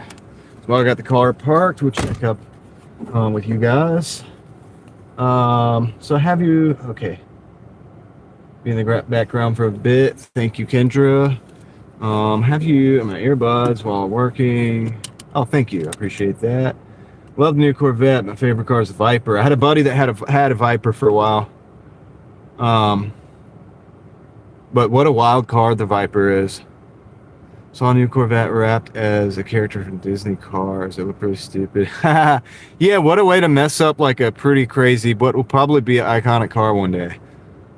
Because that's the first mid-engine that they did on the on those cars, you know. Always like Porsche. Porsche are cool. Yeah, I drove I've driven some of the older, not the higher end, but I've driven like, what was that? Was that a 9.2 what was that? Shoot, it wasn't a 944. It was like, it's kind of actually a step down from a 944, but 944s are cool. Dang, can I remember, what was it? I don't want to say 91. What was that, dude? I'll think of it in a minute. It'll pop into my mind. That was a cool car though. I was allowed to stretch the legs a little bit on that one. Let's see here. The window was wrapped too with the eyes and all. Oh man. That's cool on really old cars, the eyes. But like, I mean, maybe if you had an old beat up pickup truck or whatever, like, and you wanted to do that, but I don't know about a V8, dude. Does DoorDash pay for? Oh no, DoorDash doesn't pay for the gas, so it's a contract thing. I'm taking all the risks. You write off the gas costs and my taxes? No, but mileage like 63 cents a mile. So I want to do $1 a mile. Ideally, doesn't always work that way. Sometimes I have to do more miles to make $1, right? But it's 63 cents a mile write-off. So you can imagine, like, if you make $100 and you do 100 miles, you really pay taxes on about 40-ish. You know, something like that, right? You can imagine. So mileage deduction is everything. Keep the cost of the car low, and do your own maintenance.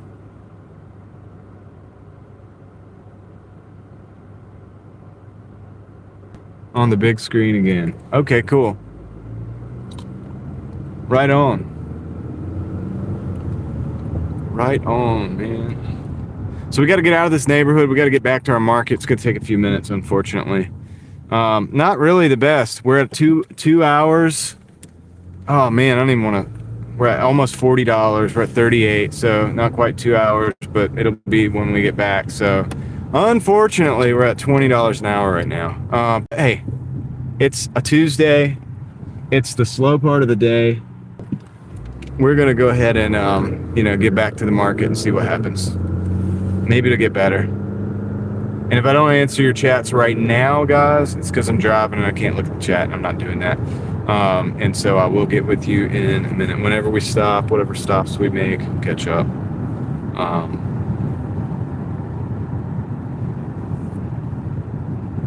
We'll catch up. Yeah, the mileage. So the mileage is, from when you leave your house to go to work, to go do this thing, because it's a contract. It's like a 1099 type thing. So, okay, I have receipts for mileage.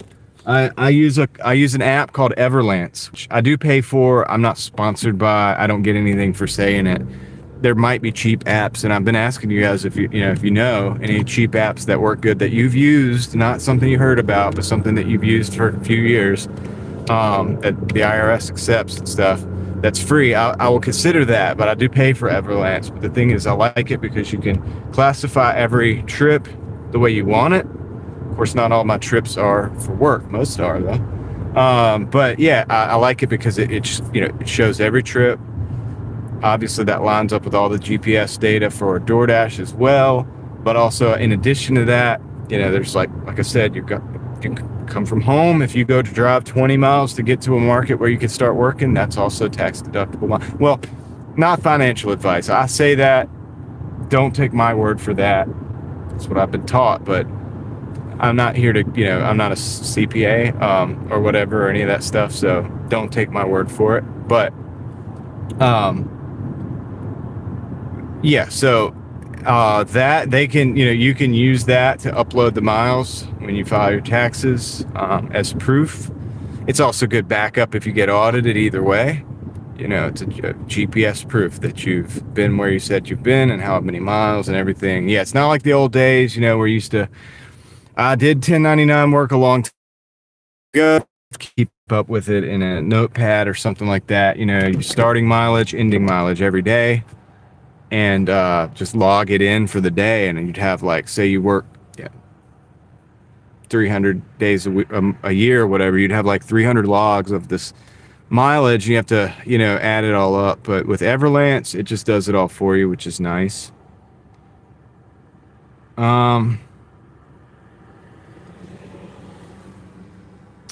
Yeah, I mean, it could be good. It depends on your market, and it depends on your expectations. You're not going to make like a ton of money.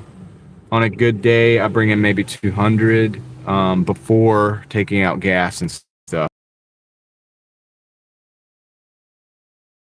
I have other stuff going on. Like usually I'll take my eBay packages out. I get my by noon, take the packages to the post office. So that money's already made, and that part of the day is done for me. And I go out and I Doordash, and so I have different things coming in it.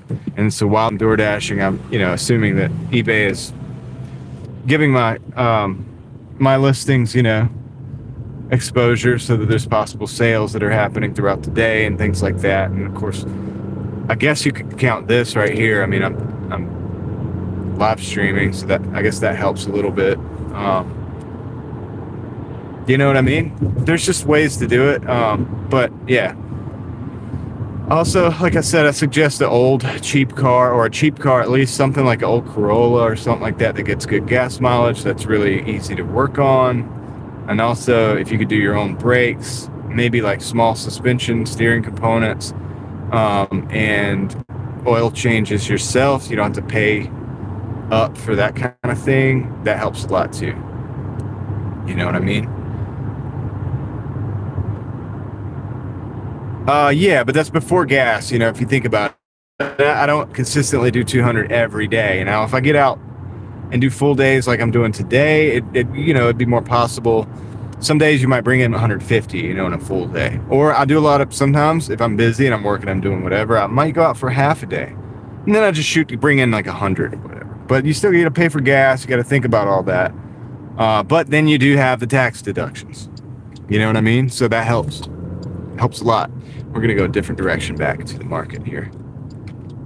It's not the best, man, but it's not the worst either. You really have to know how to work something like this if you're going to do it. I honestly don't suggest it for everybody, but for a side gig, if you want to make a couple extra $100 a week or whatever on the weekends, you can just hop in and out real quick. It's not bad for that.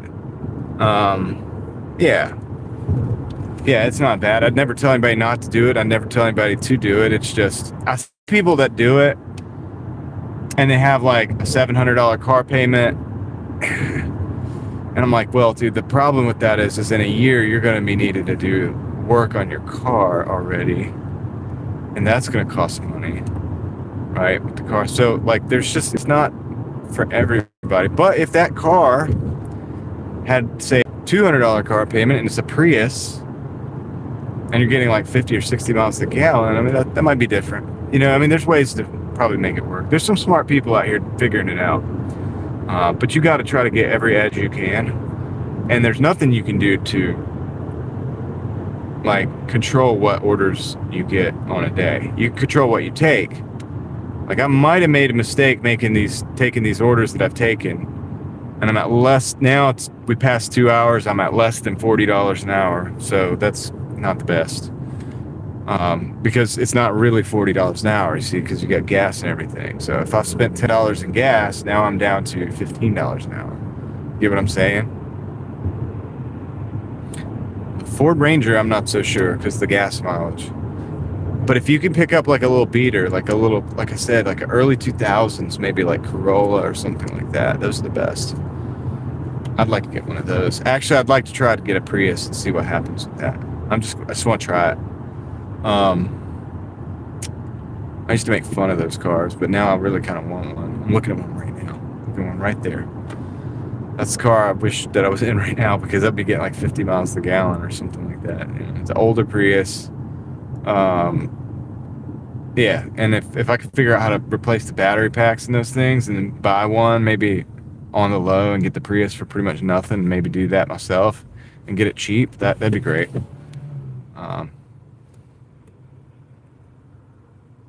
Oh yeah, gas is expensive. Yeah, I used to make fun of them, man, but I don't know, whatever. Right now, I'd love to have one. I don't know, to be honest with you guys. Oh, because in the city, this car is getting, right now, it says 23.2 miles a gallon. Now, in the country, I can get this thing up to like 27 miles a gallon. It's still not great. This isn't the best, but it's not the worst either. It could be worse. You know what I mean? Could be worse. But anyway, we'll see. We're getting back to this market. And the app might freeze up. So something that happens is if you go away from where you're dashing a lot and then you come back, sometimes it kind of like, yeah, it doesn't really go dead, but it might kind of do that. Like, I don't know what you want to call it, but basically it becomes less responsive or whatever. Maybe it's not accepting orders sometimes. So when I get back over here, I'm going to turn the app off. I'm going to force stop it. I'll restart it. Like this happened to us the other day on the live stream. It happens to me all the time, but it actually happened to us the other day on the live stream. And I had to force stop the app because when I went to go in and select to be able to either in-dash or change things, the app was unresponsive. And that's why I wasn't getting orders, which is why I was doing that. So I found out that if you're not getting a lot of orders, you need to probably restart the app and stuff like that, because it may become unresponsive and orders might not. But I know from experience this is what. So you know, you just gotta play the game. Sometimes that's how it is. All right, investment accounts. That's cool. Boom. So anyway, yeah, because we're not getting any deliveries on the way back over here. So once I get back into the zone, I'm gonna restart the app. So thanks for hanging out with me, guys. Even though, like I said, dude, it's slow. Like, it's every day is not going to be like, oh, dude, we're making all this money and whatever, because that's how it is. That's the reality of DoorDash. It's the reality, especially if you're driving platinum, and sometimes you have to take those less. You have to take a couple less desirable items or orders or whatever occasionally, and then once you do that, that first hour might not look so good. That first 2 hours might not look so good. Still at $38. But if we, you never know what's going to happen next, right? And I do get high paying orders, and I believe a lot of that has to do with the platinum deal. People might not like that. I know a lot of old school drivers that just absolutely hate the idea of platinum drivers. They think we're out here taking all the $2 orders. I can assure you I'm not taking the $2 orders. I'm sitting at 70% acceptance rate, and it's going to go to 69 if I take a $2 order. I'm going to 69%. I don't care. Like, I'm sorry. Like, no, I'm not out here taking the $2 orders. But if it's a $3 order for half a mile to McDonald's, it's probably ready already. Yeah, I'm probably going to take that because it's just a stepping stone to the next one. I don't let pride get in the way. I'm not going to lose money. I'm not doing that. But I do realize it's an algorithm. Just like eBay, just like YouTube, or any of these apps, right? Do we understand the algorithm fully? No, I don't expect to ever. Nobody will ever. By the time you figure it out, it's going to change. So the only thing you can do is trial and error and see what works. And what works for me in this market and working the 2 markets or 3 markets that I work right now is trying to stay platinum. And guys, like I said yesterday, I was having a pretty slow day. I had done the live stream over here. I privated it because it wasn't very exciting or whatever. I just didn't want anybody to have to live through, it was kind of boring or whatever if you weren't there. It was great for the people who were there. But I just don't want people to have to, sit through something boring or whatever. When you look at my channel, you're like, oh man, he uploaded a live stream. Let's see what he had to say. And it's it's kind of boring. But I did that. I got out. I did a half a day because I had to fix the car. I'll show you guys that when I get stopped. I had to fix something on this car. I did a video on it though. I just uploaded it yesterday. I fixed the car, did the video on the fix because I tried to make the shortest effective video showing how to do the thing that I did. And I did that. Uploaded it yesterday, packed my eBay, did all that stuff, came out, did the live stream, and then I dashed a half a day, and it was really slow. And then after, I was almost done for the night, but I got a $30 order, and then I got a $20 order back to back. That was $50 right there within that last hour. And you know what I'm saying? So you never really know. And that made the day. It made it worth it. So if you stick it out to the end, if you set a time, say I'm going to stay till 9 o'clock, and you stick it out to the end, you never know, man. You might get an order, it could be a $10, $15, $20, $30 order, like what happened to me last night. I got 30, and then no joke, got 20 right behind. And yes, they were highway orders. This guy almost came over to my lane. They were highway orders. Like, I had to go one way on the highway, come back, and then it gave me an order going a different way on the highway. But that was going the last go home, so it worked out really good. and it made the day worth it. So anyway, just something to think about out here when you're out here DoorDash. You know, I used to know people that get so mad. They'd be like, dude, I'm not getting good orders. It's trash out here. And it's like, well, dude, just go home then. Like, whatever. Or, you know, you could stick it out. And I'm like, dude, you've got to be here for the long haul if you want to get enough money to live on. A lot of people don't want to just make a living on it. They just want to come out and get extra money. That's great. It's great for that. It's probably the best for that, to be honest with you. I'm a weirdo, so I want to make, you know, like in the way that I want to, you know, have an eBay account, and I'm doing the YouTube all the time and stuff, and there's a few other things that I'm working on in the background all the time. So I just want the flexibility. Plus, it's great, like when my daughter starts having basketball games, I'll be able to jump in, work, you know, most of the day. I'll hop off, go over to the basketball game. Basketball game's done, I'll hop back on and go back to work, right? And so there I get to go to my daughter's basketball game, which is pretty cool. So you can't do that with a lot of situations, right? You say, well, if you get a regular job, you might be off at 5 o'clock and you just go to the game. And that's true too. You know, that's true too. But whatever. If you get a regular job, you're also on a fixed income. And I can't do YouTube videos in the middle of the day. And I can't, you know, it'd be harder to maneuver an eBay store. You could do it, but it'd be a little bit more difficult to pull all that off, right? So anyway, whatever. I want to be able to do all those things. Here we go. We got a Chick-fil-A, $5.50 for 3.1 miles. We're going to take that. It's actually going right. It's back in my zone. So we're going to start back off with that one. Not big money, but it's a good little jump off order. We're going to do that, and then we're going to rock and roll with that. See what happens after that. Just keeping the algorithm active. I do know this about algorithms on these apps, on eBay, on YouTube. They want you to be active. If you're active, you know, I don't know if it triggers something, or it's like, this person's active, just give them more business or whatever, or what. But like on eBay, for example, I could have 200 items in an eBay account sitting there, right, already listed, and not list anything for a week and get like an item or 2 items sale per day, right? If that makes sense. Or I could list like 5 items a day for a week and start getting 5 sales every day for those days. And it's not the items that I'm listing, it's old items that might be sitting on the shelf. So eBay definitely rewards activity on its platform. It's really interesting. I don't know how they I guess they show the item that, you know, they're more likely to show the item. Like, I don't know. I'm not saying, I don't speak for eBay, but I'm just something I've noticed. If I start listing old items that are not the ones that I just listed, that are sitting on the shelf, start to sell.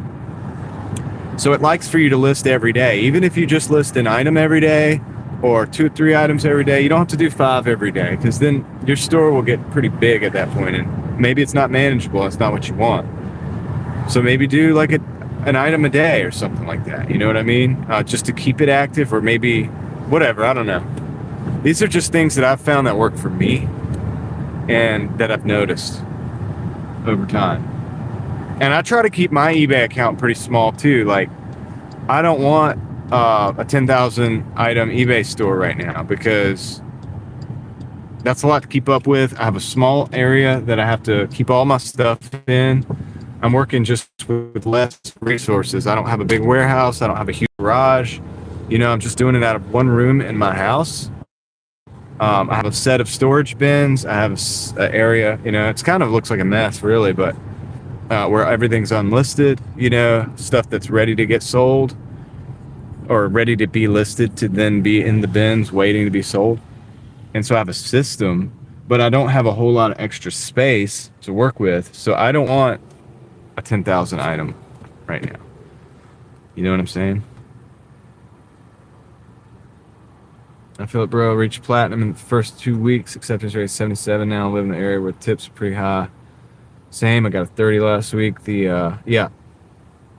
Yeah, dude. And so for all the people, you know, I know, and believe me, I've been doing the gig app stuff for a long time too. I used to Uber when it was kind of new, you know what I mean? It was a new thing. There was still taxis like everywhere, and I was Uber driving, and and they would give you weird looks and stuff. But it was good money back then. But you know, the old ways of cherry picking orders and things like that, they may not work well. And here's the thing about it. I've got to pay the bills. Like, I'm not out here to play games with, like, you know, like with my pride and stuff like that. Like, oh, I'm not taking that order because it's only $3. Well, dude, if it's a half a mile, take the order. Just get done with it and go on and move on. That next order, I took an order the other day. This is not the same $30 order. This was a $33 order. Before we live streamed last time, I was in a smaller market and I took 2 orders in that market. Just 2 orders. One was a $3.84. And the next one they sent me was a 33 and some change. So I made basically $37. And that was within an hour in that market on those 2 deliveries. Now, if I hadn't taken that 380 whatever, I don't know that things would have lined up that I would have made that took the 33. I'm not saying it works that way where you just don't punish yourself, just take bad orders because you think the algorithm's going to reward you for it. I'm not saying that. It's just it made sense to take that order, that first one, just to get the ball rolling, right? And then, boom, here comes that second order. It was $33 and some change. So, yeah, dude. Because the dollar debasement thing is real. Inflation is real. So, of course, at some point in time, some people are going to understand that and they tip more, you know, like, because, you know, you do need to make more money. So people understand that stuff. And so these bigger orders are coming in, but you're probably not seeing them if you're not on platinum, because the few times that I dropped down below platinum, I was not getting very good orders. I'm going to go pick up this order in Chick-fil-A and I'll be right back.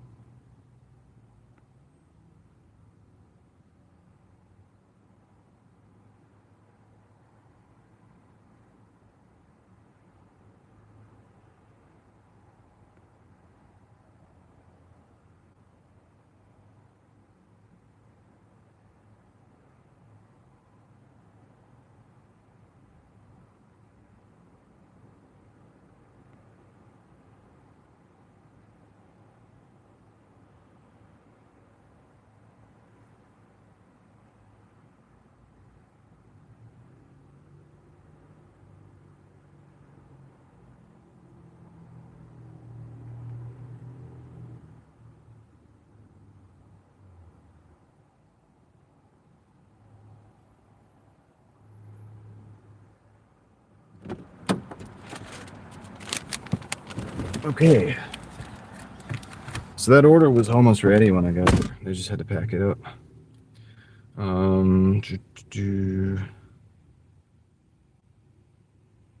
Okay. Really? Oh, nice. Okay, good. It's not far.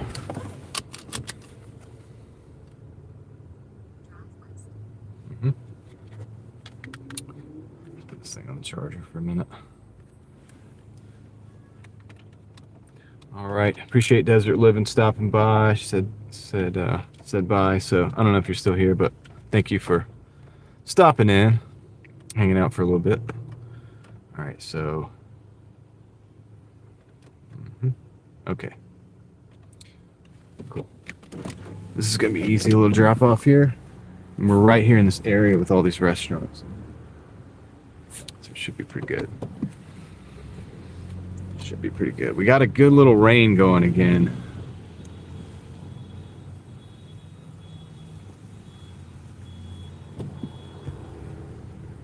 Good little rain going.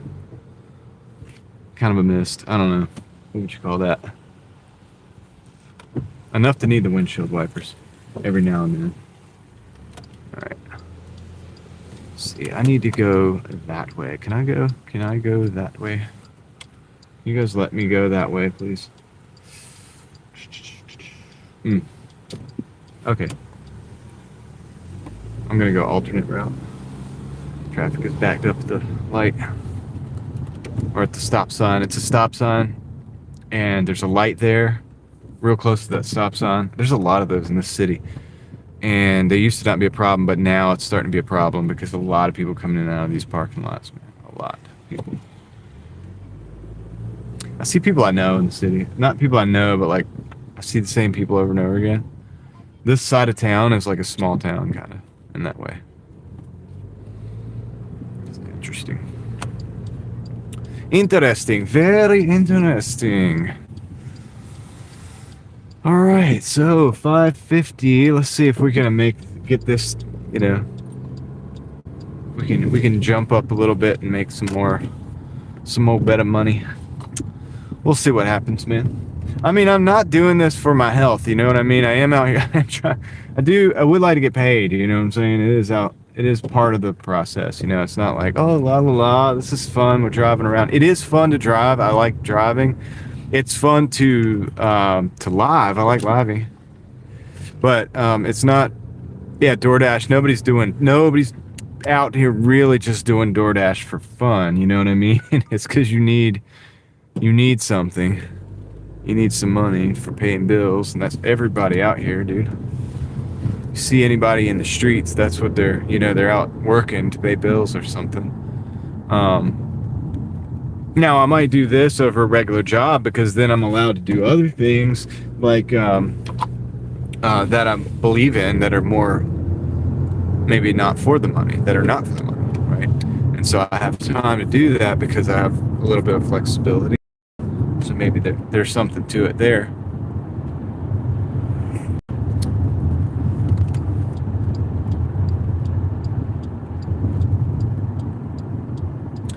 Yep. Right. We're less than 2 minutes to the drop-off. And they want me to go through this whole neighborhood, but if I just go straight and take a left, I'll be there a lot quicker. Because I'm going to drop right in at that building. I know which building it is. I think I know which building it is. You end up delivering to the same places quite often. So even in a fairly well populated city, you're probably going to go to the same places. Cybertruck.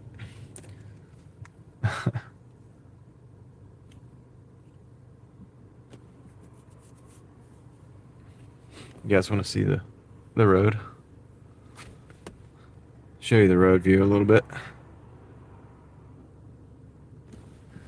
I can do this because this is an apartment, so I'm not outing anybody on their address or anything like that. You won't see the address. You know what I mean?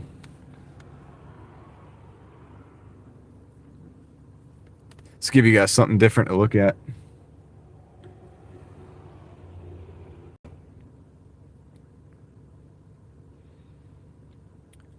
You can kind of see what I'm saying, right? It's like misty.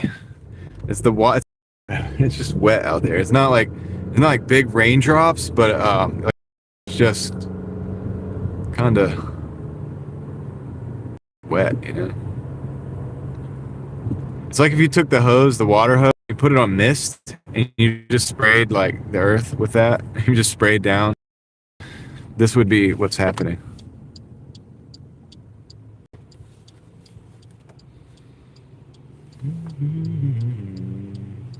Yeah, Tatted Mystic. I don't know if you're still here or not, but it's crazy. I have been getting some pretty insane levels of orders.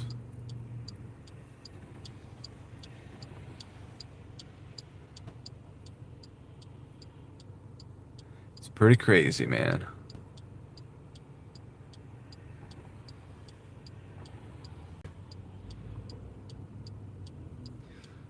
We'll flip the screen back in a minute. Thank you, everybody, for being here. Thank you for hanging out with me on the live on a Tuesday. We're in the live on Tuesday. We're not in the club. We're in the live stream.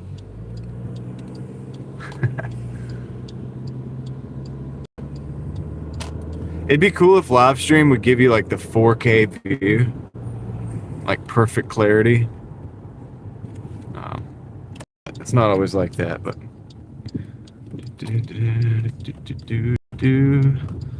All right.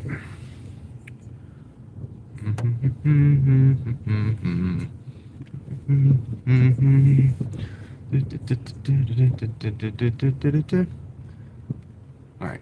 I'll be right back.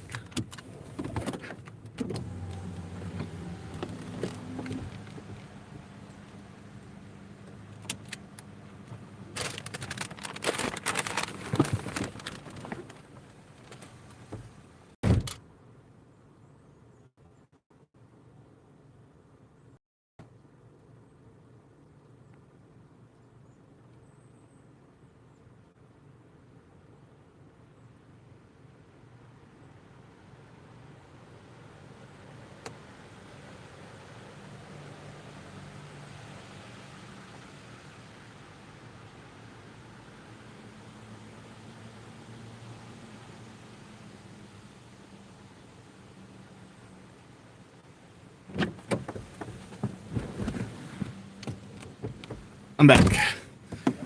So that brings us to $43.50. Could be better, right? Could be worse. $43.50. Okay, we got a 6 for 9. We're gonna decline that. Man, my AR is at 72, guys. Hopefully we get some good orders here. 72%. Man, all right, let's hope we get something good. I don't want to have to decline this next one. I really didn't. That one, that was highway order, way down in a different area. It's that time of day, man, where you have to start, you know what I mean? Really kind of deciding to take some orders you don't like. After dark, the orders get a lot better. I wish we could do the live stream after dark, but it's just not a good way. I don't like it. I don't know. I just don't like being in the dark car. I don't want to put the light on, and I don't like having the camera. That thing gets bright. It's distracting. So for now, when I do that, maybe I'll figure out another way to actually pull that off, because I wish you guys could see some of the stuff that goes on at night. There's a squirrel over there. What's up, squirrel? He's looking at me, dude. Squirrel's just staring at me. Get out of here. It's crazy. Squirrel was staring at me, bro. Alright, so 43.50. We got a Zaxby's going 3 miles, $4. See, that's what I'm talking about. We're gonna accept that. That's not a great order, but it's not upside down. Usually Zaxby's orders are probably ready, so we're gonna go and take this to get it to as a segue to the next one, right? And also, I'm trying to keep my AR above, like, you know, preferably a little higher than that before we get into the. So, and we're right here at Zaxby's, so this is good. This is good. I'm gonna back in.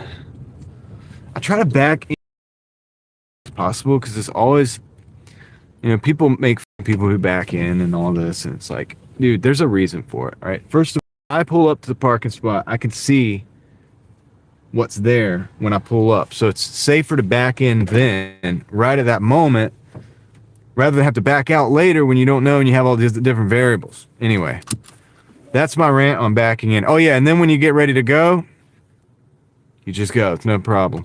All right, I'll be back. Watch the car. Don't let anybody steal it.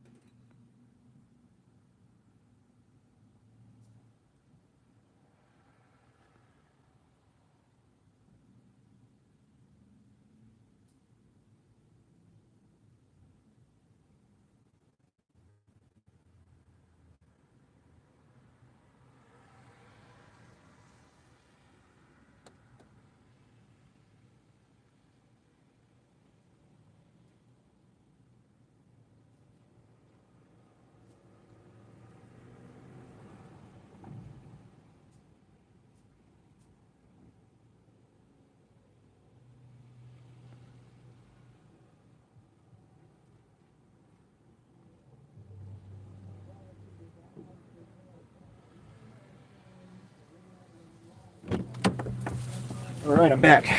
That was The order was ready. So it's always a winner right there. And it's going to a good location. So I can go. Yeah, okay. All right, cool. We'll do that. We'll do that.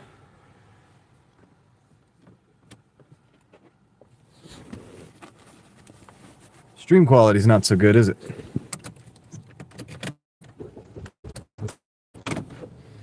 We're about to get out of here. We're going to a better area. I appreciate everybody hanging out with me and hanging through some of these bad stream qualities when we're going into some of these zones that just don't have good service. I think once I upgrade this phone, it'll pick up a little better. A little better, possibly, right? But still, it's not that good. Oh, 20% on the battery on my stream phone. I'm gonna have to plug that up. I'll plug it up when we stop. Guys, remind me to plug up the phone. Remind me to plug in the stream phone when we stop. When I check the chat next. We'll keep that thing alive.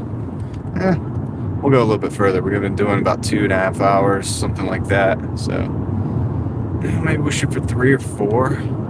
4-hour shift again. It'd be nice if we did another 4-hour. We did 120 something. We could do, if we could get over 104-ish hours, that'd be good, right? That'd be pretty good for the middle of the day on a Tuesday. That's kind of what we're shooting for, really. I can't say we're on track for that, though. I really can't, but you never know. You never know what's going to happen. You get a good order, change everything. So, one good order could change it all.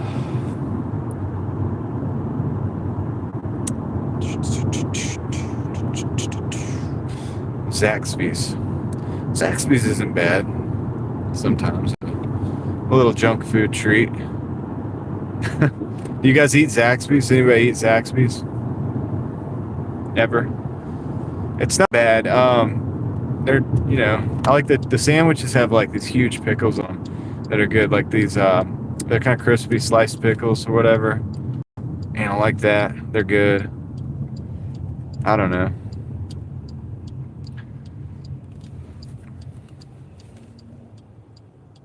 I don't want to eat it every day though, or anything like that. Just every now and then when you're out of town. Sometimes I have to eat when I'm out here. I have to eat things like that. I like Zaxby's, but I sleep on it. Hey, you gotta get out there, man. What are you doing? You gotta try it out some more often. They have those the Cobb salad. That's pretty good. Cobb salad's not too bad.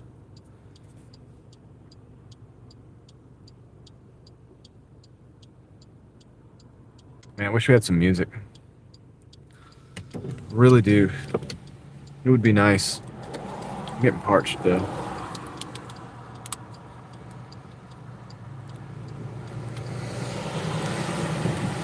It'd be nice if this was like a $15 order I'm taking instead of a $4 order, but that's not how it is, man. It's not one right now, it's a 4. Just pretend it's a 15, right? Just keep the morale high.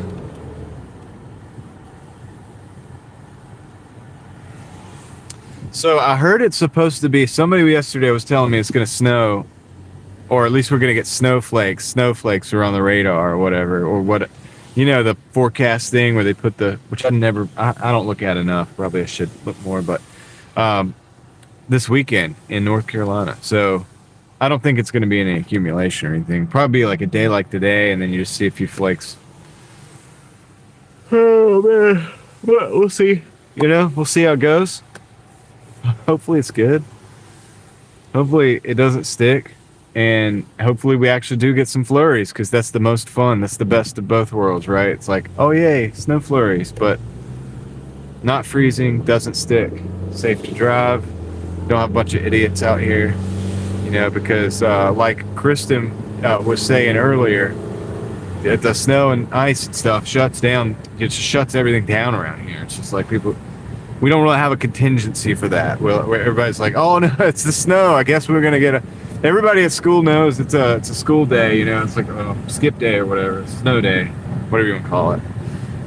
And yeah, we're gonna be off of work at school, unless you have like an important job, you know, and then you've got to go to work, right?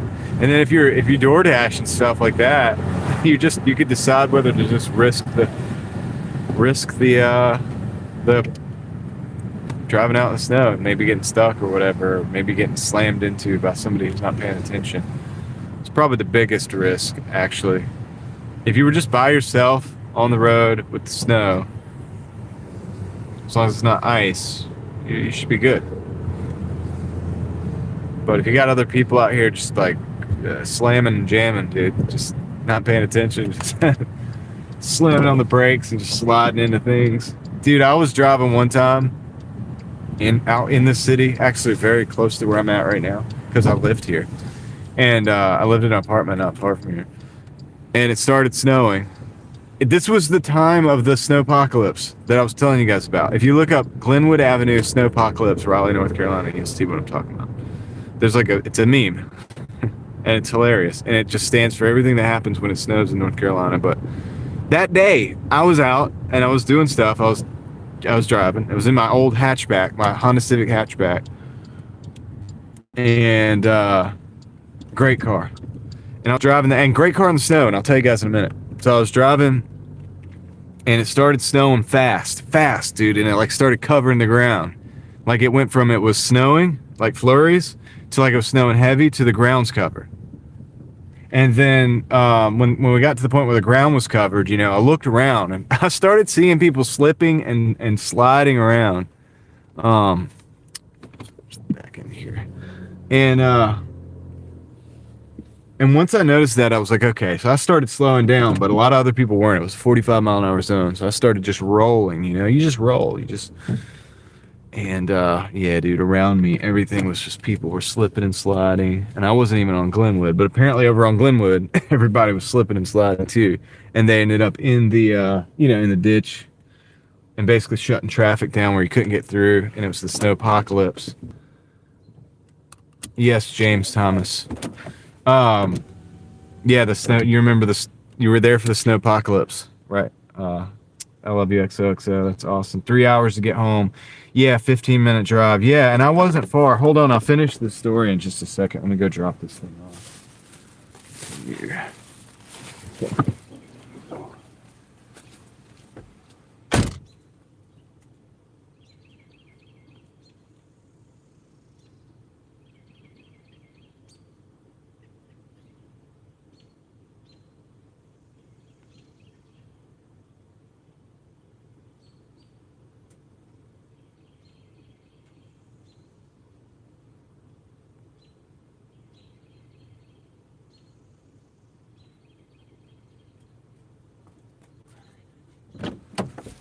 So that puts us at 4750.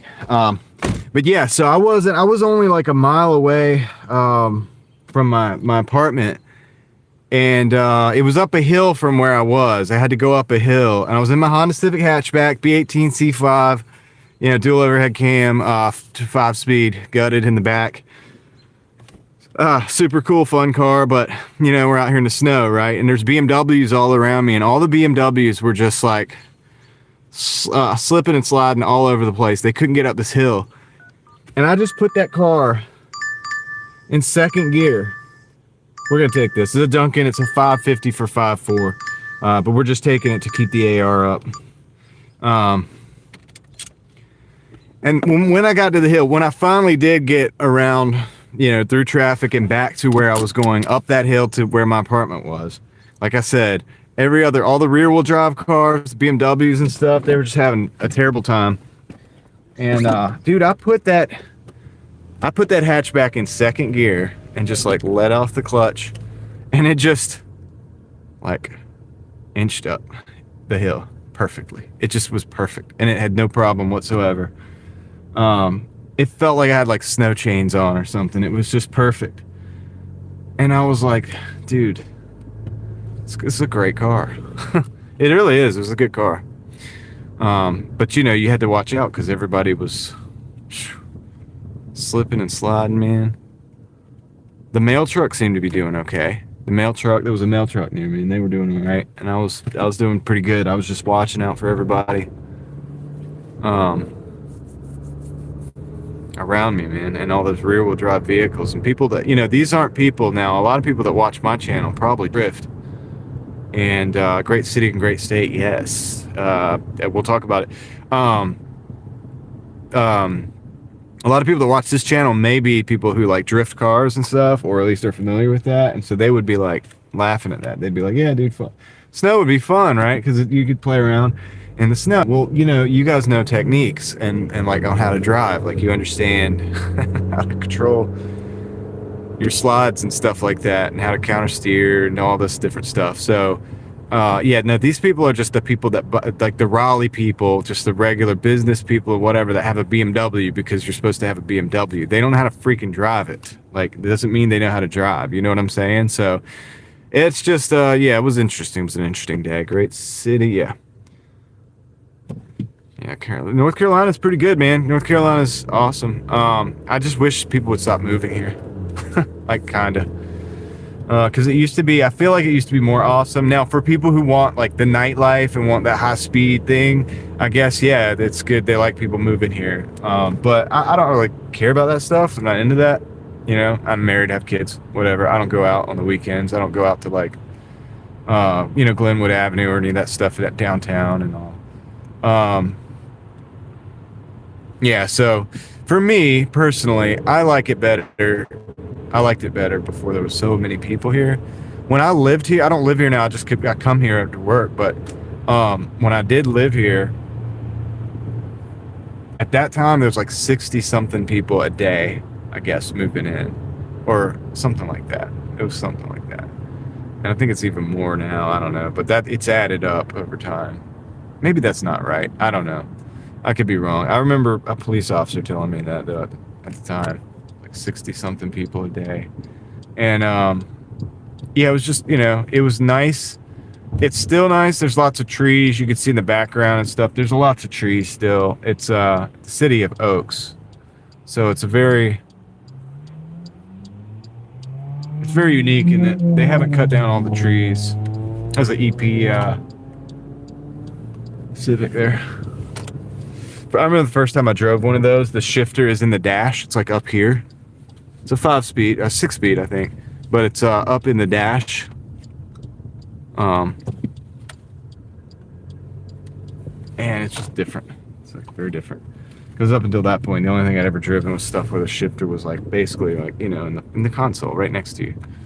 So it's just interesting, man. But this cat let me drive his Civic SI. Back then, it's so weird, dude. The things that people did. Like, I didn't even know this guy. I was 16 years old, dude. I didn't know this dude, but he was like, "Yeah, dude, you want to drive it?" Because I guess we had driven spiritedly together or whatever, like, you know, coming in, and so that's kind of how we met.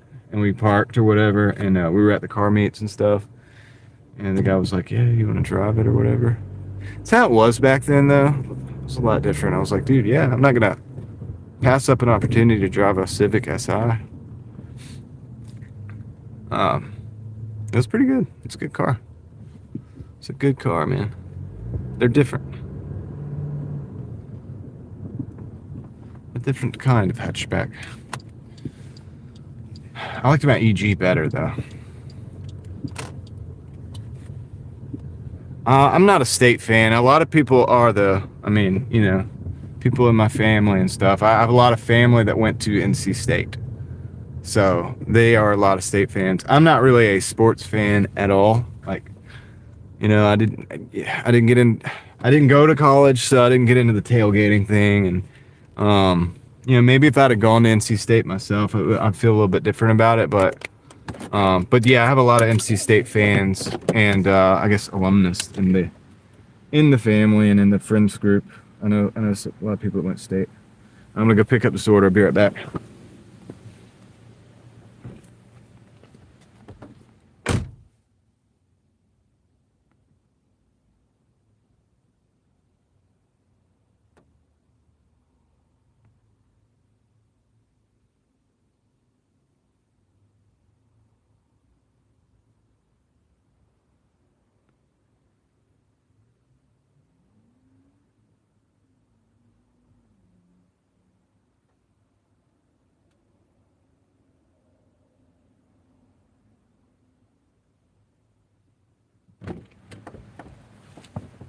DoorDash is yelling at me about the other market I work in, saying it's busy and stuff like that. And it's like, dude, I'm working over here now, man. Like, you guys are desperate.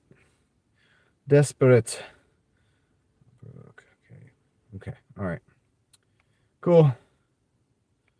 I've got an idea of where we're going here. Is this needs a gate code?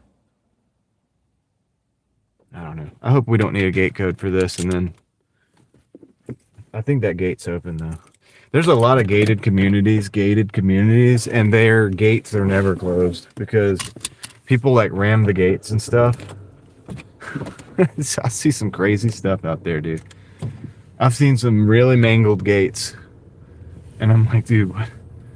It's probably, it's probably somebody intoxicated, coming home or something, and then they just didn't see it, or I don't know how it happens, but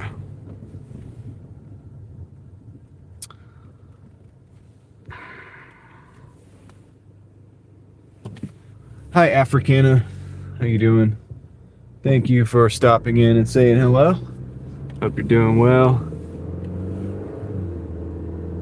Okay. Yeah, because it's a motorized system. You're right, and they open up all the time, open, close, open, close. And if it's a motion sensor gate, well, I guess it doesn't matter. But still, it's the fact that it's open, close all day. And you're right, they break. It's on. Most of them are on like a chain, and it's hooked to a motor, and motors go bad. You're not wrong. Not wrong about that. But yeah, I have actually seen them rammed. Like I've seen, like in the neighborhood where we're going in a minute here. I think it's one of the gates going out. I could be wrong. Is rammed. It's just completely. Maybe that's not the neighborhood. I don't know, but there's more than one neighborhood here where the gates have been just like completely mangled up and bent up, out of shape. Yeah, somebody just got impatient and was just like, I'm going, dude. You can't keep me in here. And it kind of feels weird. The gated community, the weirdest thing about it is not the gate going in. It's like the gate going out. And you're like, dude, I hope this works. I'm not trying to be stuck. It'd be terrible to be stuck in this neighborhood trying to get out, and I can't get out. Then I'd probably have to ram the gate, wouldn't it? Somebody would. You look around, see if somebody's got like a truck with a brush guard on it, wants to take one for the team. Get us out of here, dude. But yeah, gated communities are fun. The worst, the one that DoorDashers like the least, probably, I can't speak for everybody, I'll speak for myself, is buildings that have a code to get inside the building, and then sometimes the customer doesn't give you that code, and you got to like kind of go back and forth with them and get to get in the building or whatever, and then they're like, yeah, just come on up. Now it's nice when they say, well, I'll just meet you up front or whatever. A lot of people, they live in those buildings and are considerate, so they're like, they know that you need the code and everything. They don't want to make it hard, so they're like, I'll just come down and meet you in the front. And that's good. That's somebody that's like genuinely thinking of other people, and not only other people, just the situation. It's like, dude, maybe because not everybody that DoorDash, I'm DoorDash, and not everybody that's DoorDashing is the brightest bulb in the fixture, right? So you live in a place like that, it's like, dude, they might not even get the order to you. They may be in the wrong building. You never know. So it's always good to give good directions. If you have good directions, you should be able to figure it out.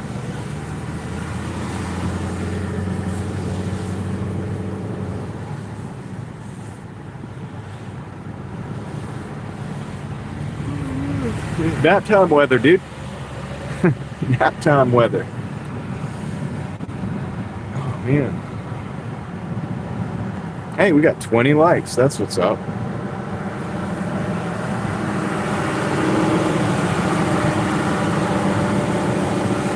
About 9 concurrent viewers. Appreciate y'all being here. We're just dashing on a Tuesday. We're in a live on a Tuesday.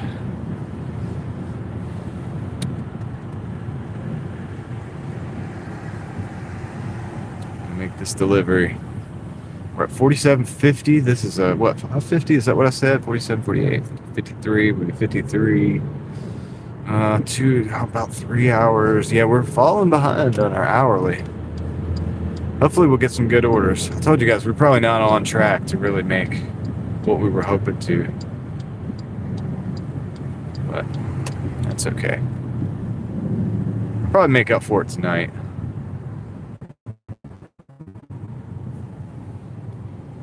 Oh man, I forgot. You guys have got to remind me to plug the phone in when I get back in the chat. When I stop this next time, I've got to plug that phone in. I've got to do it. And we're going to test the audio. We're going to see if the audio's changed. Because I had somebody here the other day, I think it was Brian, was telling me that the audio is different when I plug the phone in. Because I've got my microphone hooked up to the bottom. It's the microphone transmitter. Not the mic up here, but let's see. So we're going to see. We got to see if it changed it. Just out of curiosity. But we don't have a choice. We're gonna run with that anyway because we've got to charge the phone. We got to charge it, keep it going, keep it alive. Gotta keep it alive, man. Keep the live stream live. At least until probably before dark. And then I'll let you guys go, and I'll go back and I'll work. Like I said, probably another 4 or 5 hours after that. We're just in the warm-up session right now. This is just the warm-up session for Doordash.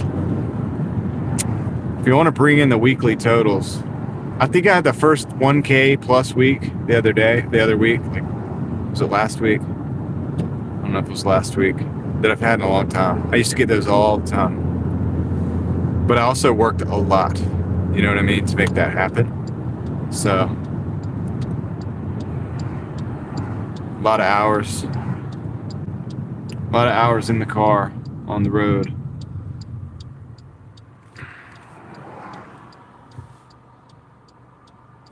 Okay.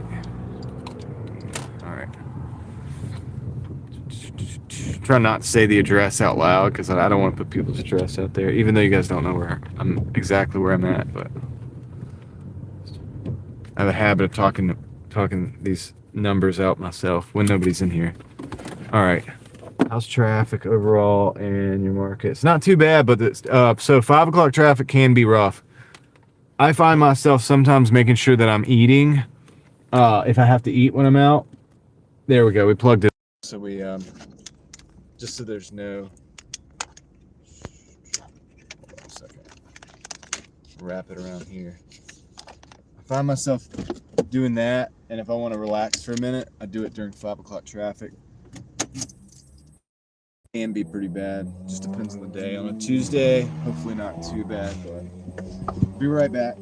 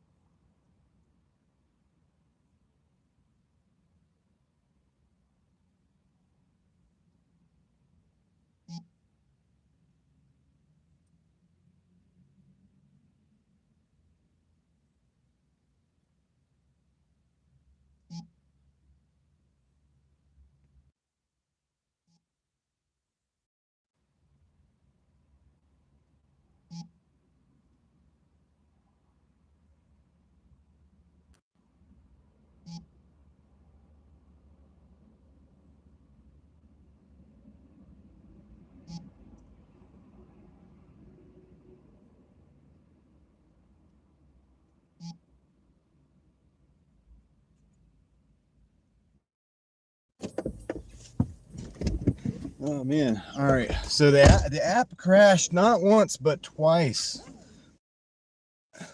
Still here. Thank you, Kristen. I appreciate that. I appreciate you still being here. Man, app crashed twice, dude. I had to restart it. That was wild, dude. So we got a Burger King. It's like 5 for 4, 5 some change for 4 and some change. Let's see. It's still saying the battery is at 8%. Hold on a second, guys. All right, hopefully the battery. Oops. Sorry. Hopefully that will charge up a little bit. Anyway, sorry, had to stop to figure that out. Hopefully this doesn't, hopefully this will charge. It should.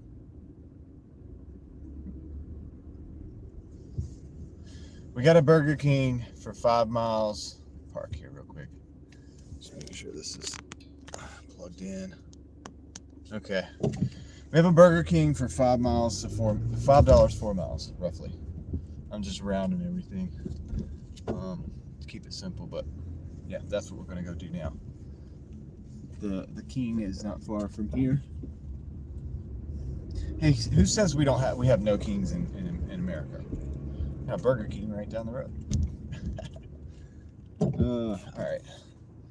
So let's see. Let's roll. All right, let's go pick up this Burger King, guys.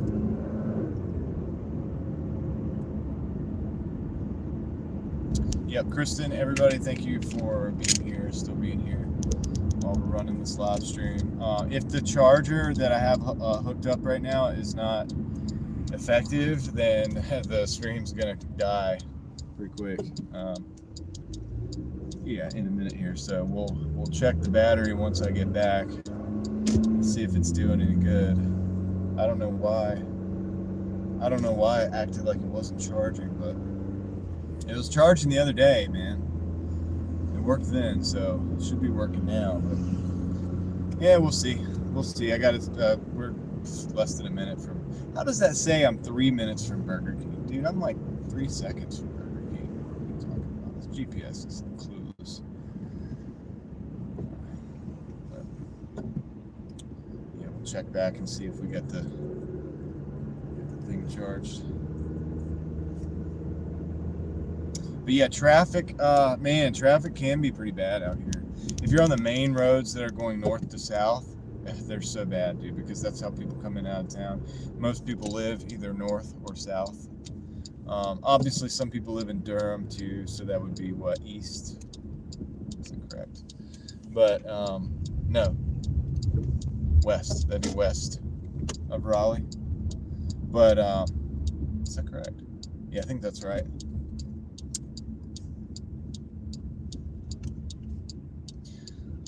But even then, yeah, and so that would be like Glenwood, and then 70, it turns into 70, it goes up to Durham. That can get kind of packed and backed up. The other day we were on there, we had those ambulances coming through. So that can get kind of wild. Capitol Boulevard can get wild. Really, it can be bad. Falls to the news. Yeah, they need to expand a lot of those roads. They're not really ready for the capacity of all that traffic. But anyway, I'll be right back. We're gonna go pick this up. Do you have any drinks? No? Okay, good.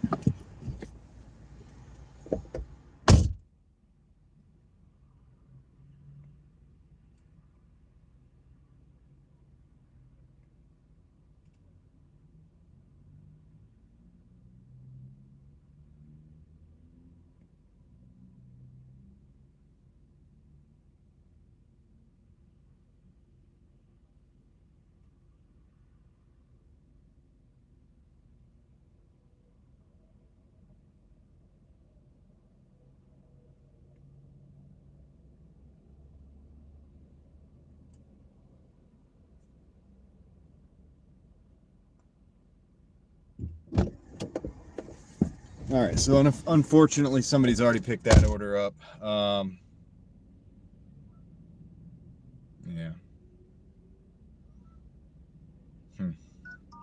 So I have to unassign. So lost that on that one, but resolve the issue. Not really, because you should pay me for that. drove all the way over here. Whatever. It happens. Neutral. Whatever. They're not reading that stuff anyway, probably. Alright, so that's not an order. We do not have an order to Burger King for $5 for 4 miles. We have no orders on deck right now at all. So we're going to go move over to another spot that's not Burger King, and we're going to park the car. We'll hang out until we get an order, if we make it that far. So, yeah, because I got to check that. Okay, here we go. Taco Bell, $4.50 for 2 miles. We'll take that. That's a little bit of it's a kind of an upgrade, isn't it? It's a little bit of an upgrade, I would say. Taco Bell. Oh yeah, okay. I had to think about where it was. I had to think about where it is, man. It's right there. It's not far, so that's great. So honestly, that's kind of an upgrade. Honestly, so I'll take it. I'll take it. That one didn't hurt my acceptance rate because. Oh, I'll show you guys what I did to the car in a minute when I stop. I'll see if I can find that part. I had to fix a part on this car yesterday. I did a video on it. It's my last video if you want to see that. Yeah, dude, Taco Bell. Now, the only thing is this order going to be ready? That's questionable. That's questionable. It could go either way here at this Taco Bell, man. I'm not even going to get into it with the Taco Bell thing. Sometimes they're good. It just depends on who the manager is over here. So we'll see. We'll see. All right.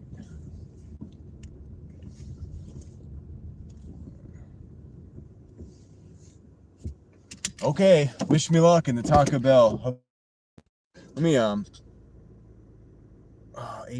So it's still 8%. So it's not. Okay.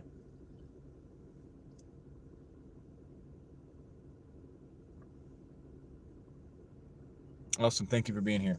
Yeah, it sucks when they don't have the order ready, but it is what it is. Now I gotta get rid of that chat.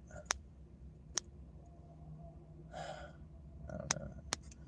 I'm glad I'm not using just the one phone for the chat because that thing's frozen up. All right. I'll be back. Taco Bell. Wish me luck.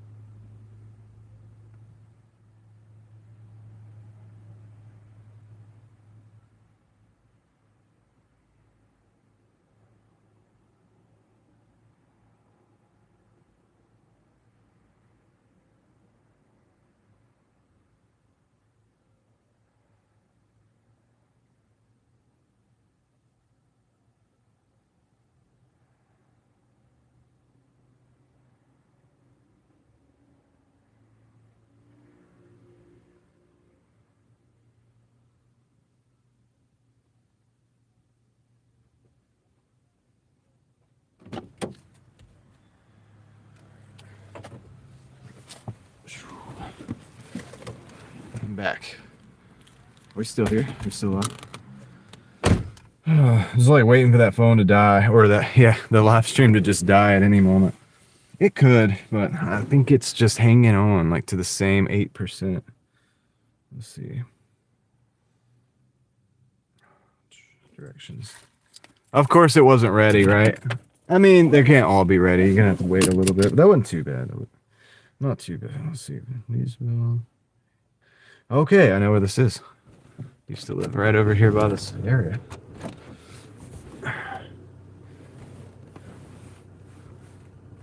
See, I don't like back. This is why I like to back in as much as possible. I hate backing out, dude. It's terrible. It's terrible, man. It's bad on the neck, you know?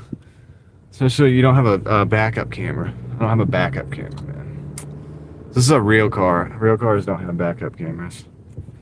I'm just playing. Oh yeah, I didn't show you guys. I gotta find that part. I'll find that later. It's crazy, man. It was my turn signal. It like broke. It was hanging down. It was just hanging by the wires. It's pretty wild. But apparently that happens a lot in this car. This type of car.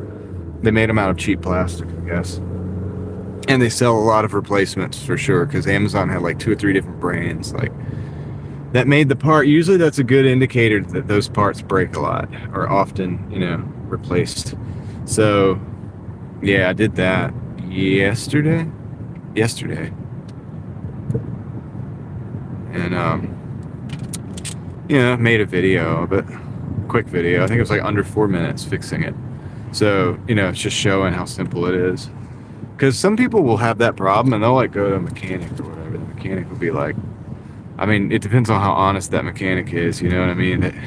They're probably at least going to charge now. It doesn't take an hour. So if they're real mean, they probably could charge more. Some people just have no choice but to pay it, but I think almost anybody could do this, so I did a video of it. Hopefully I saved somebody $100 out there. That'd be great. That'd be cool, man. Same thing with the brakes. I was in Just Tires the other day, and I shouldn't have said that. Anyway, whatever. I said it. And anyway, I was in a store, maybe not the one I just said, maybe. I was in a store, an unnamed auto store, and somebody came in and was like, how much for brake pads? They were like $400. How much for brake pads and rotors? They were like $600. It's like, dude, I did the math. I was getting tires. I had gotten a full, like, lower control arms, tie rod ends. I replaced the sway bar end links as well. I did all that myself, but I bought the parts for like $100. I got the alignment for $100-ish, and the new tires. So I got the parts, I got the new tires, then I got it all aligned, because that's what you need to do for pretty much $600 for pretty much the price they were charging for rotors and pads. Oh, and pads and pads. I didn't do rotors this time, but I just, you know, replaced the pads. I did that myself too, and I think I paid.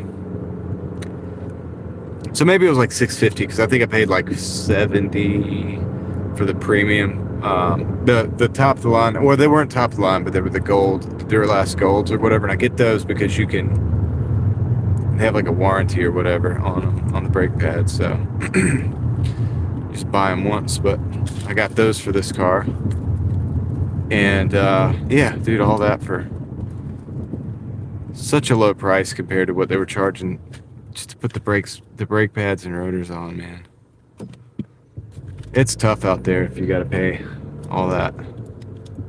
And once again, I'm not gonna like probably rebuild the engine if it fails in this car. That's too much time, and to me, like, I don't know, man. I'm not gonna do that. But you know, if it was the apocalypse and I had nothing else to do but get the car running, I probably would. Apocalypse just means to reveal. Let's say SHTF, or the end of the world as we know it, or something like that. Yeah, in that case, I might sit in there. Even then, I don't know if I'd have the time to sit there and rebuild the engine. I just have to find one that's running. You know what I mean? Replacing the engine's a lot easier, in my opinion. You just pull it out, you put it in, plug everything up. The way it was when you took it apart. Everything should work. Most time it does. All right, so we're in the right place. Yeah, be right back.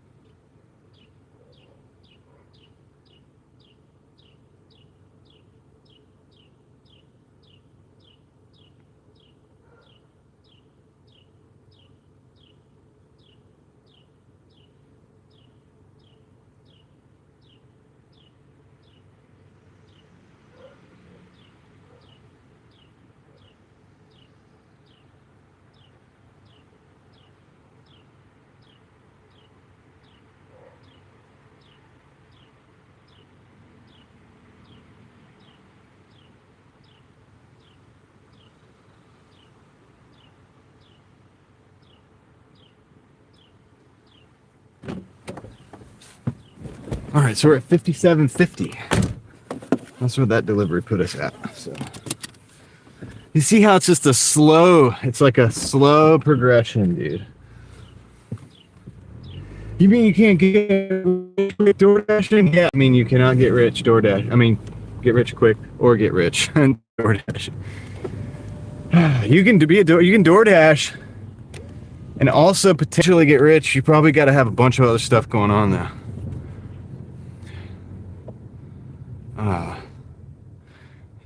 Yeah. You gotta have a lot of other stuff, or at least something else that's, pretty good going on. Probably some kind of internet business, or maybe you're writing a book. I say that a lot. Maybe I should write a book. Should I write a book, guys? Let me know in the chat if I should write a book. I was thinking about it. I think last time we were talking about short stories. Like, I have written short stories. I have to find them. I should publish them. If I could find them, maybe I will. I wrote those when I was a teenager, though. So, it'd be a tough find. But, get a hold of those. A good place to start. I could make it into a series, dude. That'd be fun. Not that anybody would buy it. I could probably write the book or the series and write multiple episodes and then put like one episode on YouTube or something like that, and then link to where you could get all the other episodes. Maybe, I don't know. Is that something that sound like something we should do? That'd be kind of cool, right? It's got to be good though, right? It's got to be like pretty good if I'm going to be doing that. So that first one's going to have a nice hook, like suck people into the story, get them immersed in the story and want to come back. It's got to be good. But I like writing sometimes. I write the diaries of a Doordasher. That sounds so cheesy, dude. That's the type of thing in our time, though, that it could actually. Some people might read that, dude. I could do it in audio. I'd release the audio. It'd be me reading it. I'd do it in a nice voice like this. I would just be reading the book. Just a really relaxed voice. Reading the book that I wrote. Diaries of a Doordasher. Welcome. In this episode of Diaries of Doordasher. Oh man, I don't like the diaries part. That sounds doesn't sound good. What would we call it? I think the Doordasher Diaries. I mean, because this is a D, it's good. Don't go stealing my ideas, guys. No, I'm just playing. If you want to do it. If I see it, though, I'm going to be like, man, you got that for me. There's probably already something that exists like that.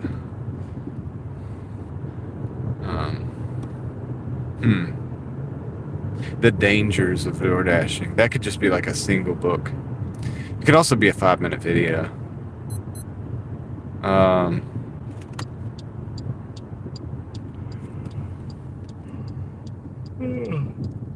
Man, dude, what? Stop putting me to sleep, guys. Oh, man, here we go. Everybody to their stations! This is a pharmacy order. Ah, man, really, dude? I'm gonna decline this. 72 acceptance rate. I'm declining. It's 2 orders for $6. Pharmacy. Man, I don't want to. Yeah, I'm not. We'll see if we can get something better. We'll see if we can get something better. Yeah, the dangers of DoorDash. Daylight. No. DoorDash in the daylight. We can make like a romantic novel, DoorDash romantic novel. The kind that they sell. They used to sell like the like the didn't they used to sell books at the like the grocery store or something? You can make like a romantic or like erotic novel but at DoorDash. That would be crazy. I'm not doing that. I'm not doing that, guys.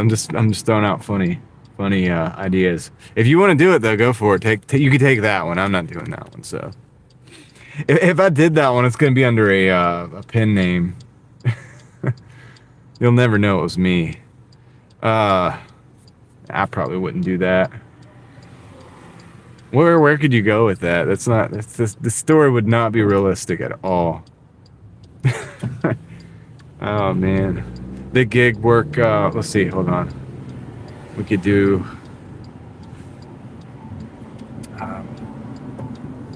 Gig Workers Anonymous. I don't know. I'm just thinking of random stuff at this point. It could be Gig Workers Anonymous. It's like this group of people that are addicted to gig work, and they want to stop, but they can't because they have their bills to pay.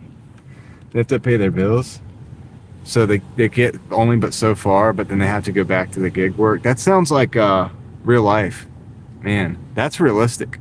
That's just called life. That's just called having a bunch of bills. It's like I'm addicted to gig work. Gig workers, the Gig Workers Guild. It's like a bunch of people that get together and they're all gig workers and they hang out together and they just take all the best orders from DoorDash and Amazon and Walmart Spark and all those. Yeah. I'm trying here. I'm trying here. Oh, let's see. There could be, you could go places with it, man. But yeah, you could just do like, I like the diaries of a DoorDasher or DoorDasher diaries, but I don't like the diaries thing. You know what I mean? You just think of some girl in her bedroom like writing a diary. It needs to be, but it's like the legends. Oh, legends. DoorDash Legends. Didn't they come out with a cartoon, like a DoorDash cartoon one time? And it was something like that. And it was like these DoorDashers saved the world or something like that. Oh man, I missed a lot of. Oh no, I didn't miss. You come across some interesting people and places doing gig work. Yeah, for sure, dude. Oh, add brake pads replaced, rotors resurfaced for $1,100, and they're still grinding, dude. That's not good. That's not good, man.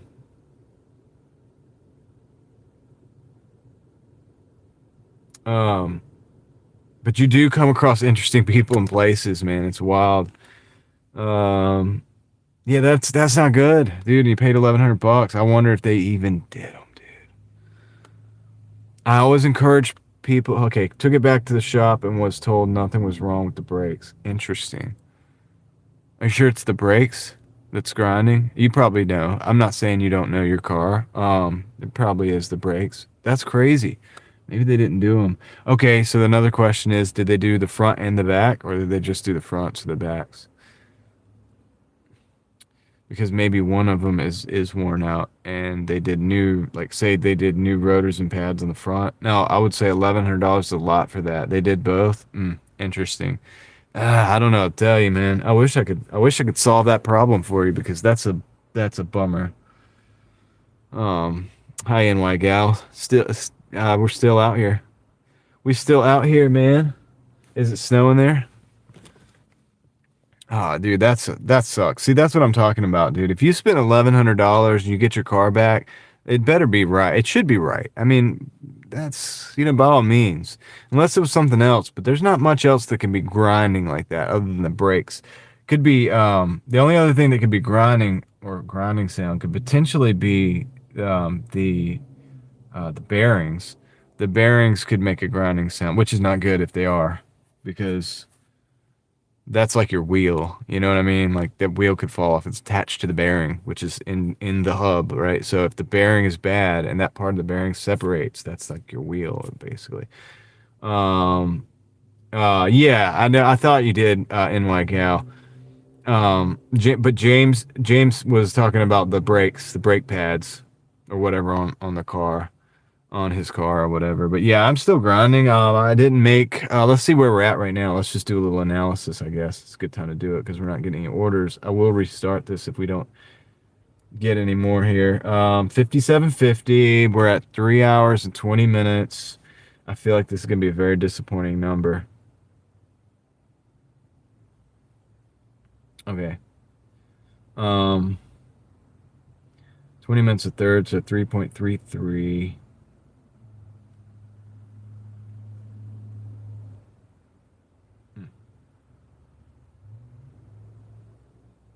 17.25 an hour. So yeah, we're not doing too good. It takes a lot of deliveries to make up 1,100. Yeah, and I thought that about when I had to do my so I did, like I said, I did brake pads, lower control arms, tie rod ends, uh sway bar end links. But I did all the work myself. So, and then I took it to the shop to have them do the alignment when I got the tires. So the tire shop did the alignment. I'm sorry, dude. I cannot do this. This is going to kill my acceptance rate, but this is a $4 two pickups. Dunkin' and Little Caesars going 8 miles. No, I'm going to decline that. That just doesn't make sense. Sorry. Um, yeah, that's crazy, dude. That means $4 means that both of those orders didn't tip, by the way. And it's not that it's just personal and I'm not taking it because it's not personal, but $4 for 8 miles, having to stop at 2 stores and 2 drop-offs. I'm going to lose money on that. But yeah, it takes a lot of deliveries to make up for 11. Yeah. Especially, like, even if you have a good day. Oh boy, let me see. Let me see. I'm going to take this. Huh. Hold on. What?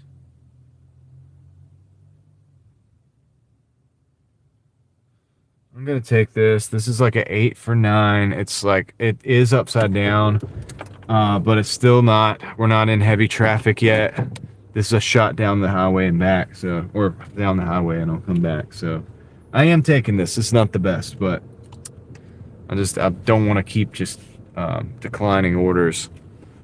This is the reality of Doordashing, guys. It's not always. Like the other day, dude, it was great. We were getting good orders. I was like, yeah, dude. And it's like that some days, and then some days it's kind of like this, They just want to give you a bunch of bad orders, and then you have to kind of take the okay ones just to get through.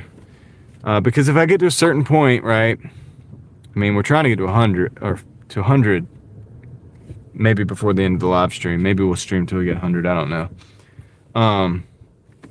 What makes an order a bad order? If you have to do a lot of drive, like if you have to do too much driving, pretty much anything over $1 a mile is not usually good. So, and or if it takes you to another zone that is that you don't want to be in, or that doesn't have restaurants that can send you back to this zone, for the most part. So, I'll be right back.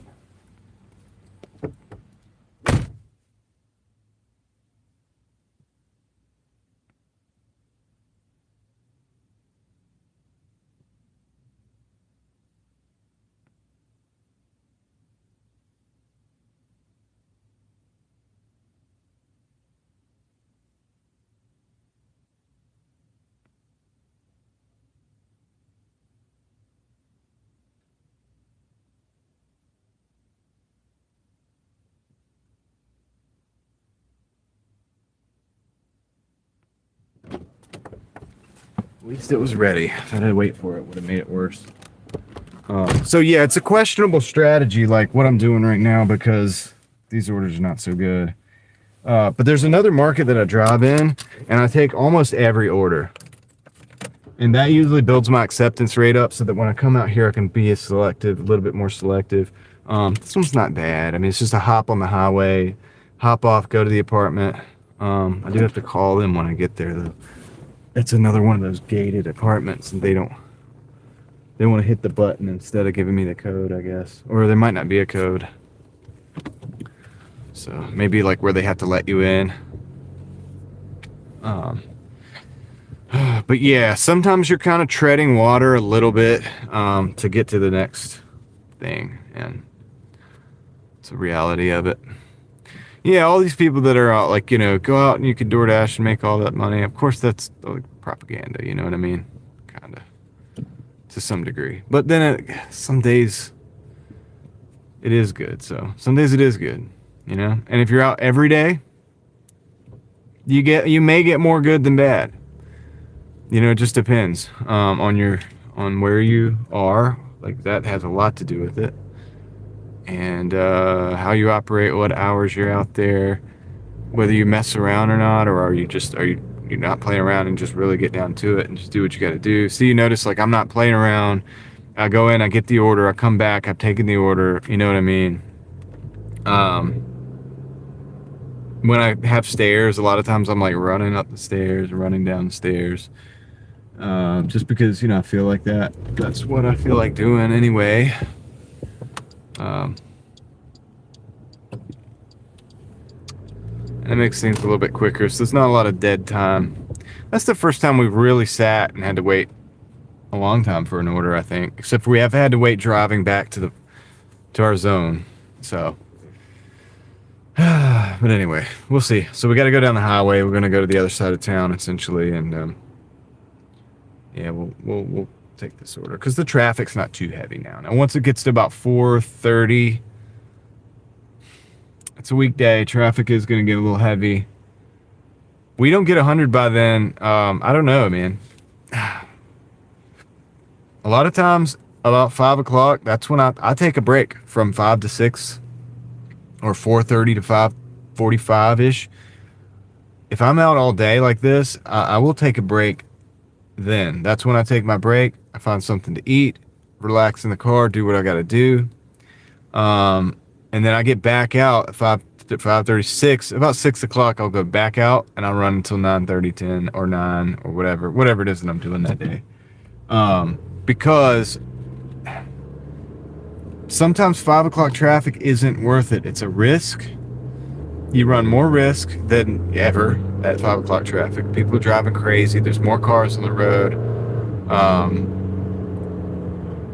You move slower than ever, so your fuel economy is lower than ever. The orders don't get more expensive. Like, it's not like you're making more money necessarily through that 1 hour. You could take one order and be stuck on it for a while because of traffic.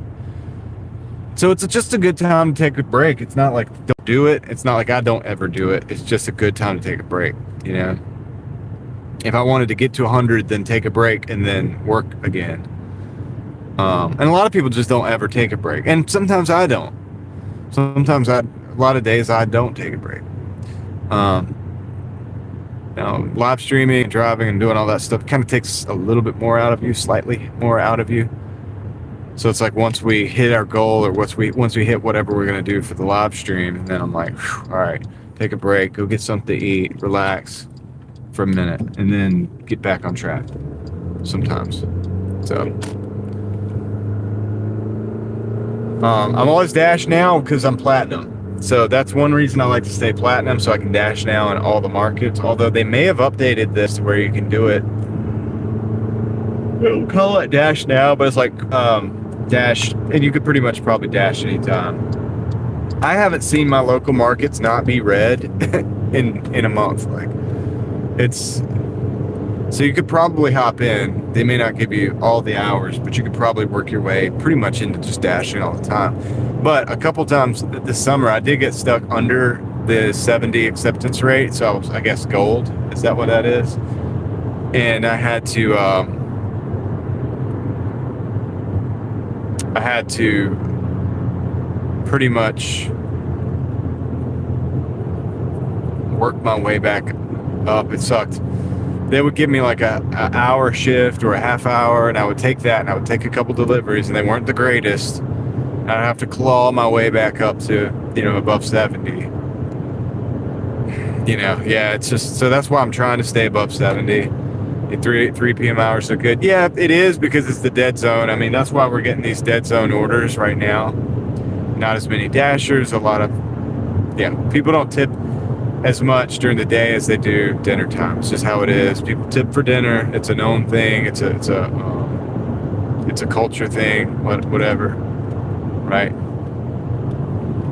But it's what it is. But sometimes I have found I can get in, and while traffic's not bad, I'd rather run with traffic not bad, with maybe slightly not as good orders, and run it like that, and then just kind of sit out that really heavy traffic, which I don't every day. Like I said, if the app just keeps rolling and I just keep good orders in there, the proper continuously moving through town in a way that's like kind of sideways. Like I said, those main roads, mostly north to south in this city, really are the ones that get messed up. So if you have something going east to west, and it's not on the main road east to west, but it's just like through the side roads, you can move pretty good, pretty much like there's no 5 o'clock traffic. Or at least it's not that bad. But yeah, you just gotta see what works for you. Dinner time's where the money's at. Absolutely, yeah. Oh, I'll make way more dinner time. I wish we could live stream dinner time, but it's gonna be dark. I don't want to be just sitting in the dark car live streaming. Some people do that. I'm just not there right now. Maybe I will one day if I feel like it. Maybe one day we'll do like 8 hours straight dashing on live stream, or 10 hours straight. Like maybe I'll do something like that, or dash until we get $200, or I already did, like, we dashed until we got 100 last time. So that wasn't the goal at first, but we came up with the goal as we went. I was like, should I go until we get 100? Everybody was like, yeah, so I did. So we could play some different variations of that in the future.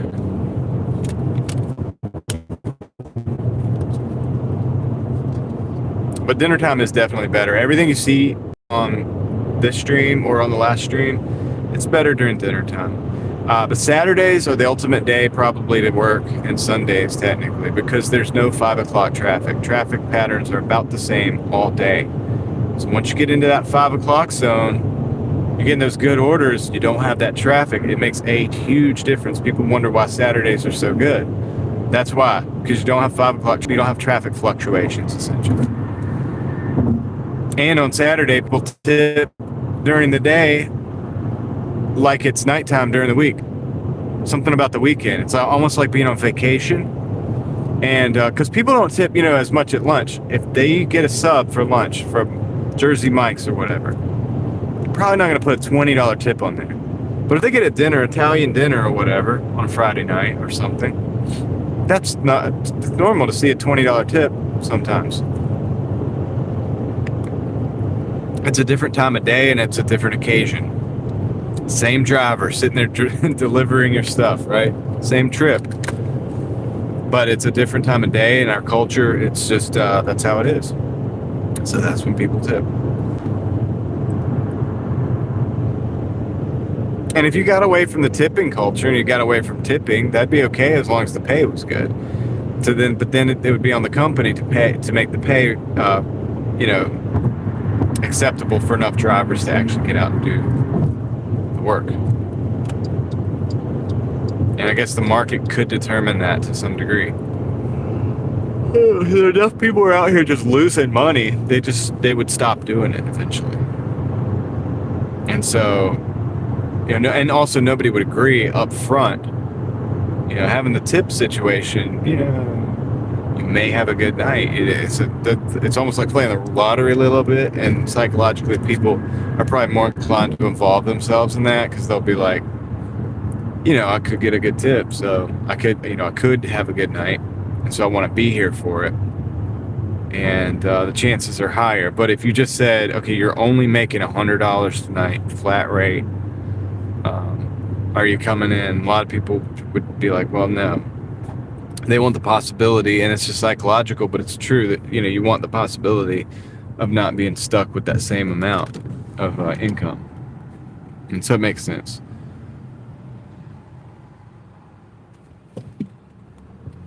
And I'm not against tips, you know. It allows people to take care of each other, allows people to hook people up. I tip people, you know. Like, I tip pretty well when we go to restaurants. If the service is good, you know, if the person's not like annoyed that you came in to the restaurant, you know, pissed off that they have to work, like, and annoyed at, you know what I mean? Like, everything that somebody comes in and they're like, it's like they wish you weren't there.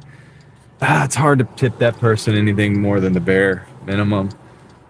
Just based on them kind of being mean to you. Like, I don't know. I don't want to, first of all, I don't want to eat in an environment like that. I don't eat out a lot anyway. But I wouldn't want to eat in an environment like that anyway to begin with. So if I start seeing that stuff happen and I'm walking to a restaurant, I would walk out. But yeah, if the service is good, I tip really well, man. You know what I'm saying? All right, I've got to call this person. Directions. Can we get in from here, I wonder? I don't know. Maybe we can get in behind this. Can we get in behind this truck? I hope so. So they're opening the gate. I might not have to make the call. Gate's open. We're going for it. Nice. All right, let's see.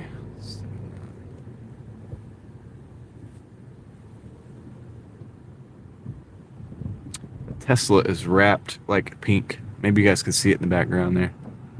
Pink Tesla. All right. This is the place. All right. Cool. Let me drop this off real quick. We got in without having to call because somebody was already going through the gate. Sometimes it works that way. Be right back.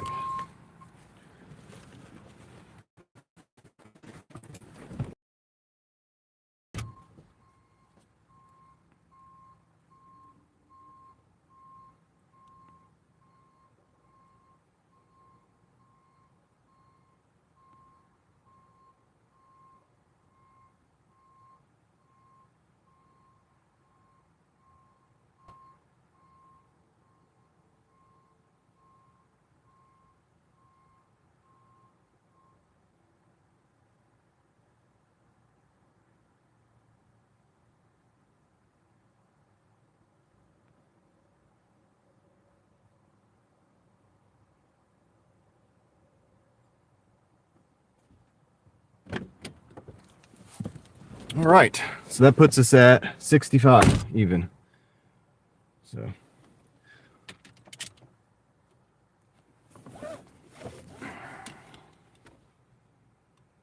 dinner times, that ain't happening. What ain't happening?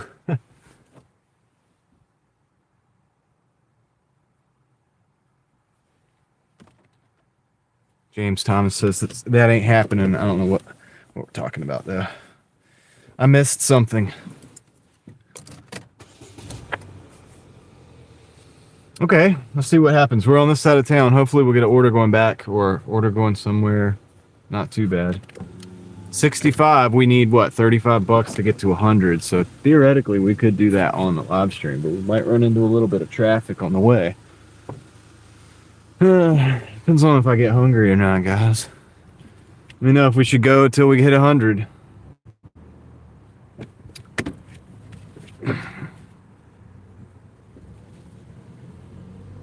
Yeah, it's one of those gated communities that you can just, you know, infiltrate just simply by driving behind another vehicle.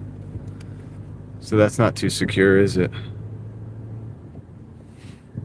It's the false sense of security, I think. I guess people probably don't. Oh man, that is a nice CRX. A CRX SI. A black one. All right, what do we got?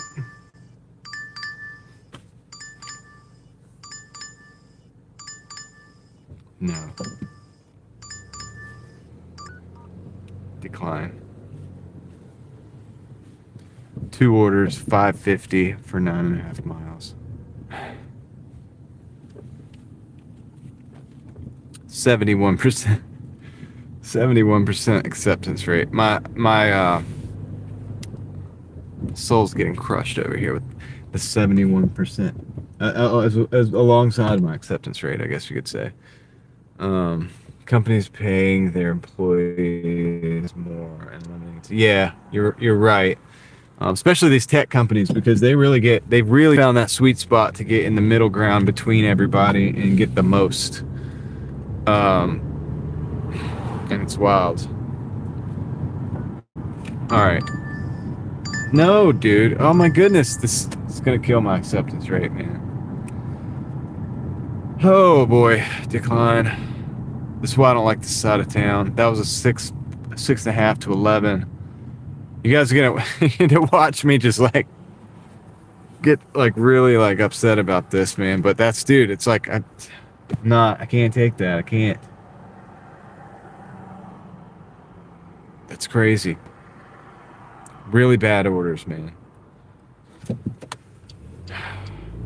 It's not the end of the world. What I will do if I have to is schedule a full day and then just take everything, and I can do that in a market that's a little better for that, because it's a smaller market, not a lot of long drives, so you could pretty much just take everything back and forth. It goes from one town to another, and it just goes back and forth.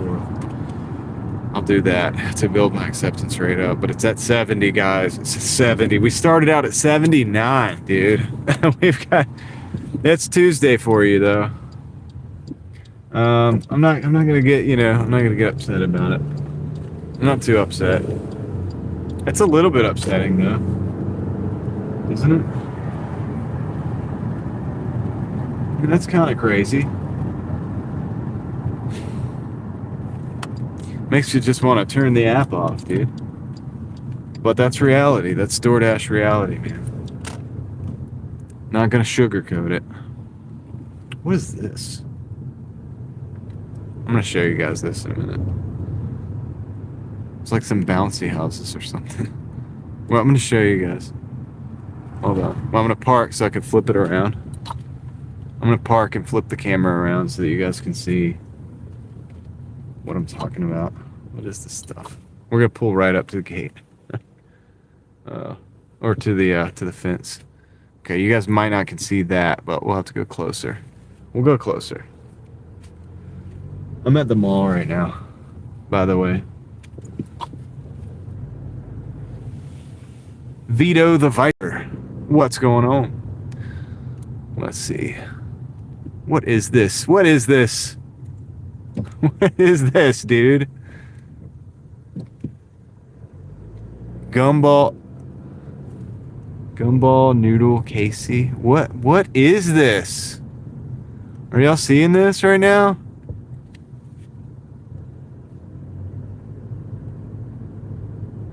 It's all deflated and it's rained on. So this is a mall right now. This is a parking lot, a mall parking lot, as you can see. Right there. And then over here we have this whole field, just deflated, inflatable stuff. Tell me what this is. What is this? What are we looking at right now, dude? What are we looking at? What is this? Dude. Look at that.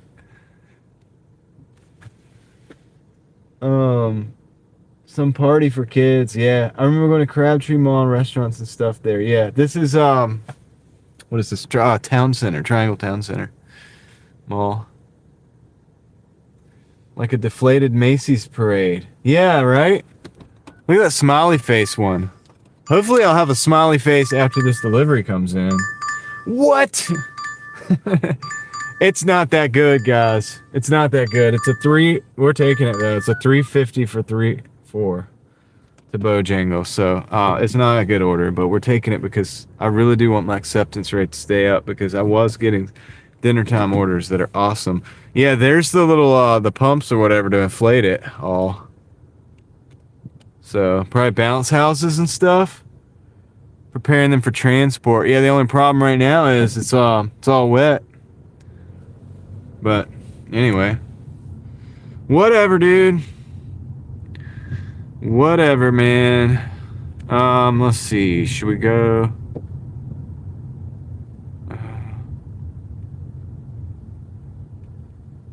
What's up, geese? Will you let me get around? Thank you. I guess I'll leave you guys turned around to the road for a while, then we'll turn it back around once I get the delivery, the order. We're going to Bojangles.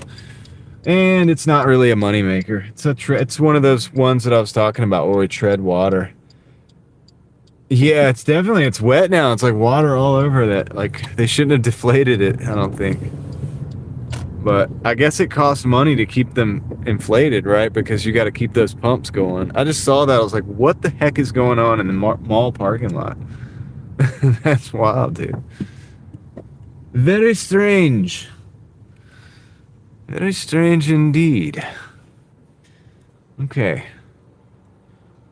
But yeah, we're going to Bojangles. We gotta go out here. We gotta take a left, and a right. Yeah, I'll leave you guys on the road view for a minute. It just like saves you from having to look at me.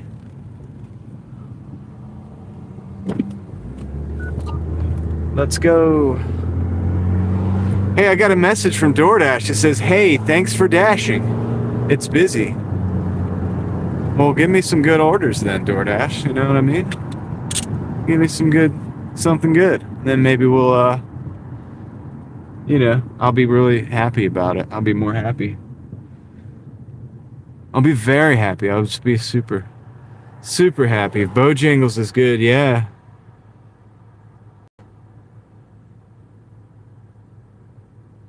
Yeah, I-540. Yeah, you can see where it is, dude. You can triangulate it.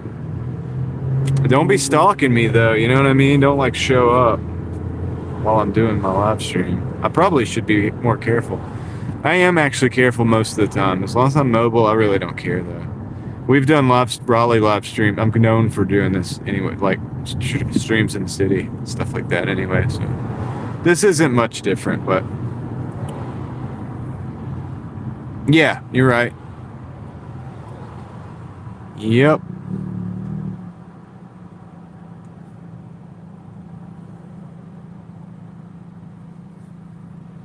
You never went to Bojangles, NY? Come on, man. You gotta go to Bojangles.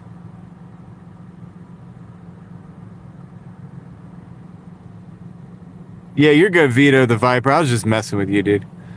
And also sending a message to the actual stalkers, you know what I mean? How you doing, Squirrel? Welcome in.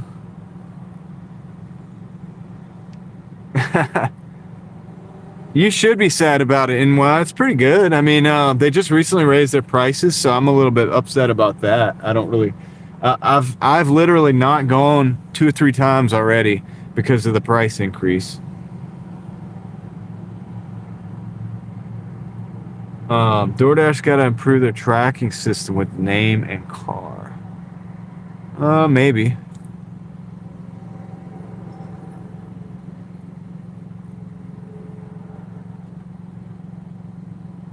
Yeah, that's funny. Yeah, Vito the Viper. I'm not stalking you, bro. No, but I mean, they're probably, I don't know, dude. I might have some haters out there or something, right? Or maybe somebody that's obsessed with me, you know what I mean?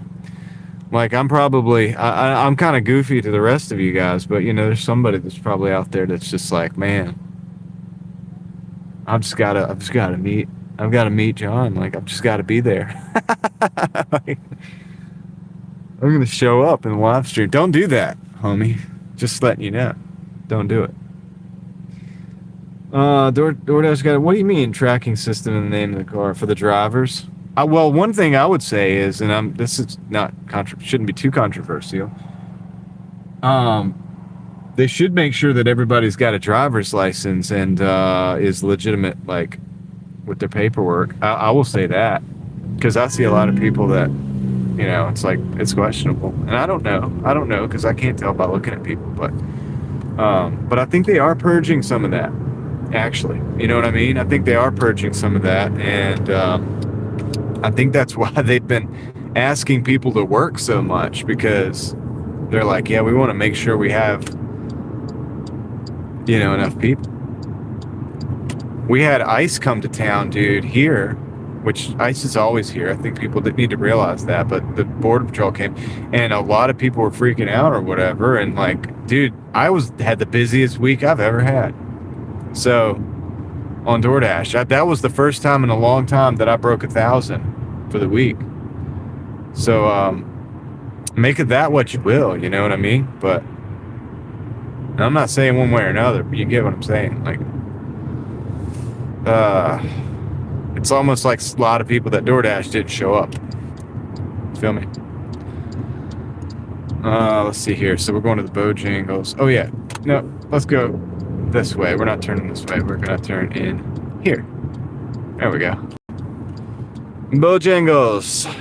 Yeah, it's pretty good, NY. You should try it, man. It's you know, it's just fried chicken though. It's nothing too special. It's fried chicken, sweet tea, biscuits, you know, all that kind of stuff. But it's definitely like a staple in the South. People say, you know, when they go somewhere, like it's a staple around here. Actually, I don't even know if it's totally just the South in general. I'd have to ask Chris else out there, like in other places in the South, if they never know for real anything's. But no, that's true though. You're right though. That's why you got to stay ready. That's all I can say about that. All right, I'll be right back, guys.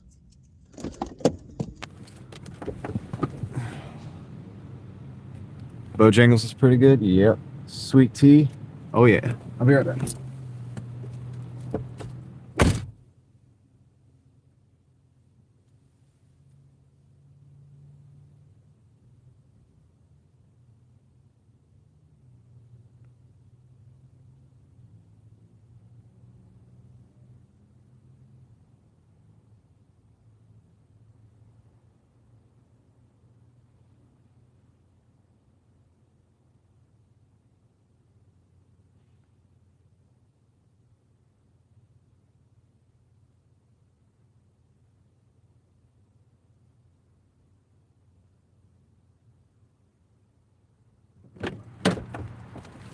That didn't take long.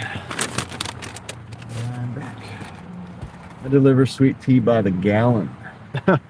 Yeah, dude. So they do sweet tea by the gallon here at Bojangles, and sometimes it is actually delivered. Squirrel likes Bojangles, so you got to be in the South, Squirrel. I saw that parade you guys had. Y'all are definitely in the South, or somewhere. Maybe not too far from the South. You got to be. I don't know if you're still here or not. All right, so just so that we don't get, I'm gonna switch it around, switch it back. You guys got to look at me again. Sorry. My stalker is very happy about it. No, I'm just playing. Whoever they are. Nobody's obsessed with me, man. I hope. I see you. Thank you. Appreciate it. Yeah, dude. Actually, some people probably are. I'm just going to be real with you about that. Directions. Directions. Because that's how the internet works, man. That's just how it is, dude. It's just one of those dark side of the internet, I guess. But don't let it ruin our fun, right? Don't let it ruin our situation here. We're having fun. Just hanging out. All right, I know where this is. I know where this is. It's right back where we were. Gotta go back over by the mall.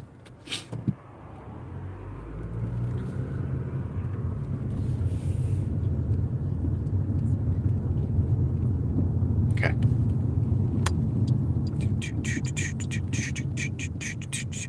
Let's go. We could, I wish we had some music, man. Oh, thanks, Squirrel, for being here on your break time, man. I hope work's going well today.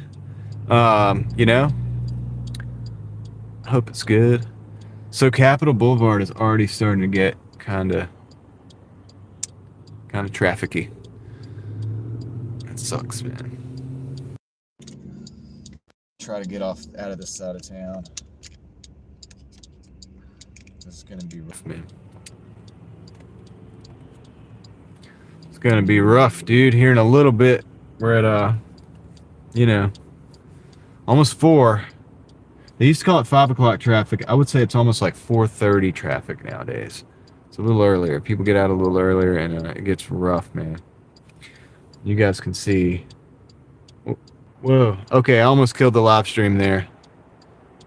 I don't want to touch anything else.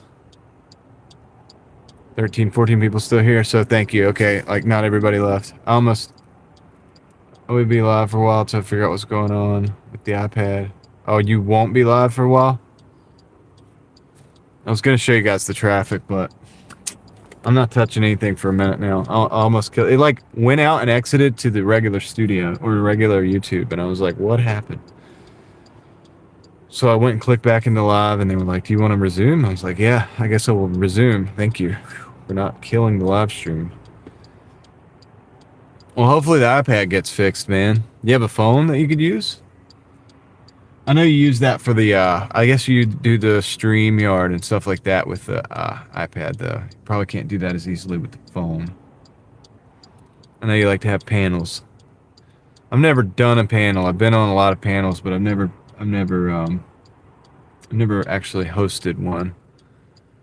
That'd be fun, I guess.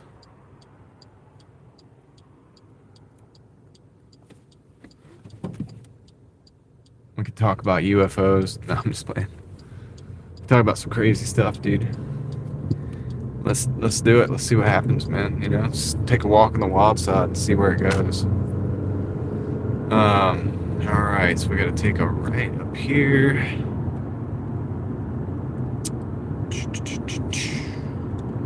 Sweet. This is not too far, man. This isn't too bad for a, you know, an order that doesn't pay that good. It's just the acceptance rate. And now I'm stuck on this side of town. I knew I should have paused the app and like went to the other side of town. You know what I mean?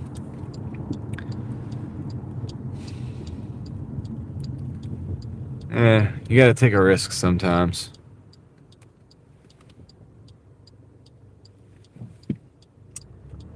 Gig Life Unleashed. How's it going? How's it going? I've just gotten my acceptance rate crushed. I'm right at 70. I'm trying to keep it, but you know, it's not working out so good right now, but we'll see how it goes later. We'll see how it goes, man, as the day progresses. I could pause the dash right here and drive back to the better side of town, but you ever do that or think about doing that, and then it's like maybe, and then you get an order just going right back to where you just came from again, and it's like, dude, do I keep doing this? Or, you know, just hope for a good delivery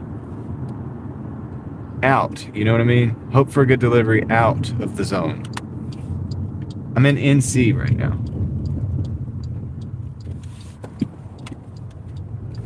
What if I just said I'm in Carolina? You know what I mean? Like, just, I'm in Carolina. And didn't say, like, which one. Alright. There's that song, right? It's like, in my mind, I'm going to Carolina. Something like that. And it's like, I always thought, like, which Carolina? You didn't specify, homie. Alright.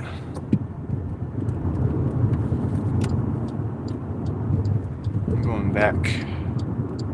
Really? Are you really? That's cool. Down drive. I'm going back to this neighborhood with the gate in it.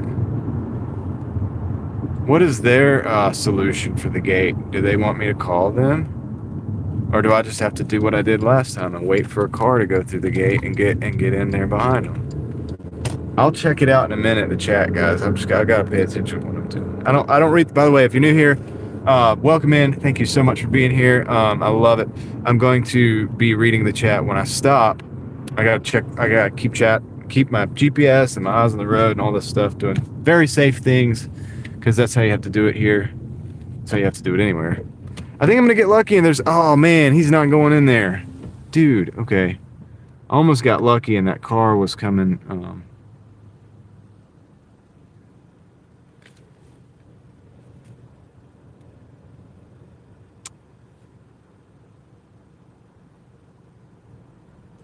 I'm trying to figure this out.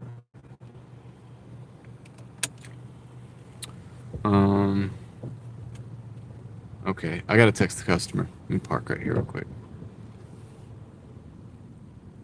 I gotta text this customer, or either just wait for a car to come in.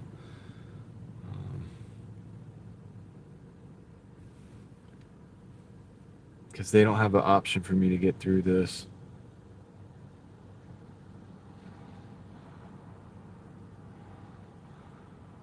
You might be right, Mike Hunt.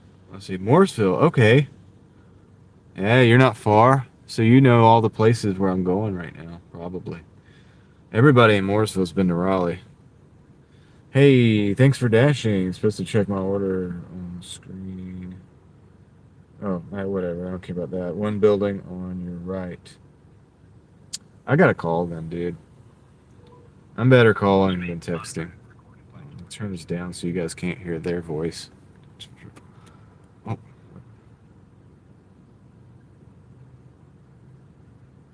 No, dude. They didn't answer.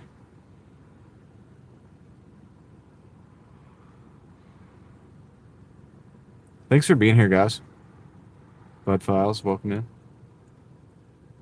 James Thomas, Bud Files, Mike Hunt. They're ignoring me. On the right. Okay. So, there's customer.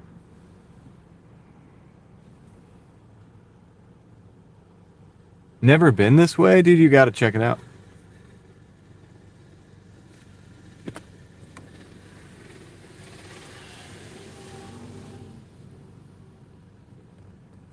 Hello? Hey, I'm trying to get, so do I need to go in the gate on the right? On the left when I come in, okay.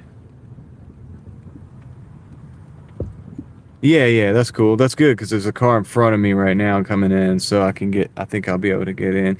And is it on the right? You said it's the building on the right?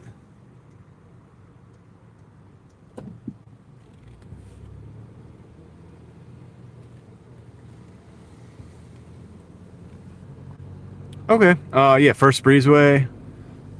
That's cool. All right.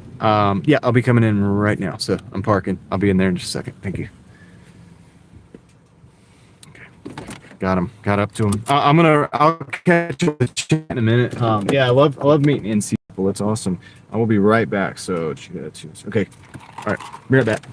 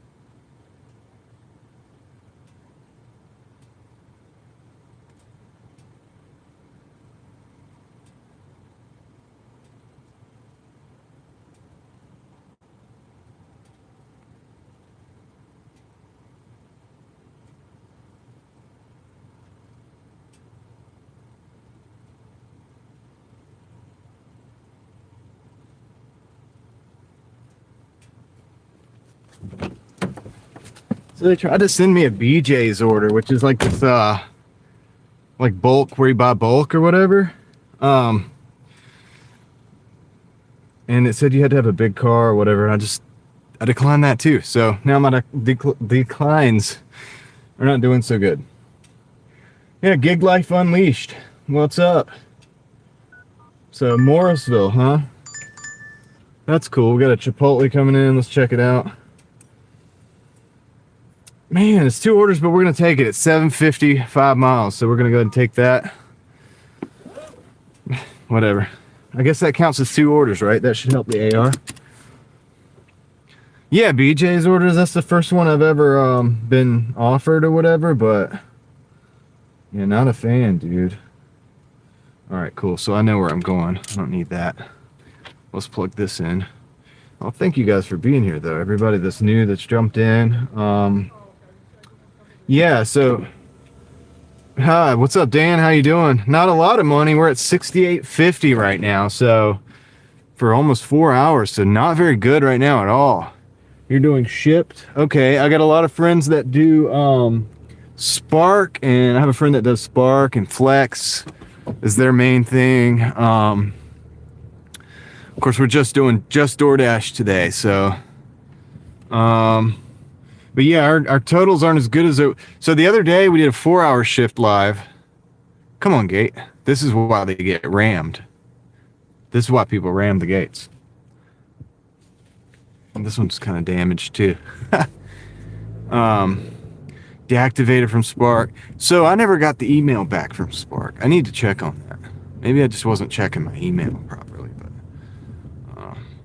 yeah, it kind of does, doesn't it? It kind of does. But it does, but dude, like last week I did a grand, like for the week or what, a little over, right, for the week. But that's the first time I've done that in a while. I hit 1,000 for the week in a while on just the one platform. And but I did, right? So it's possible. It's just yeah, it could be better, man. You really gotta freaking work for it, dude, nowadays. I used to do that all the time. And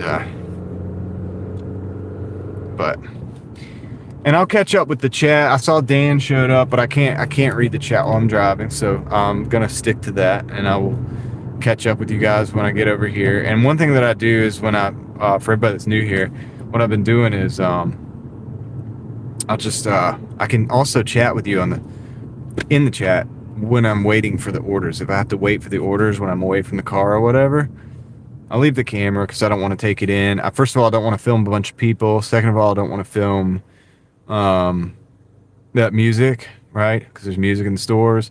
And also, with houses, I don't want to film people's houses. So I wouldn't want somebody delivering food and filming my front doorstep for their video.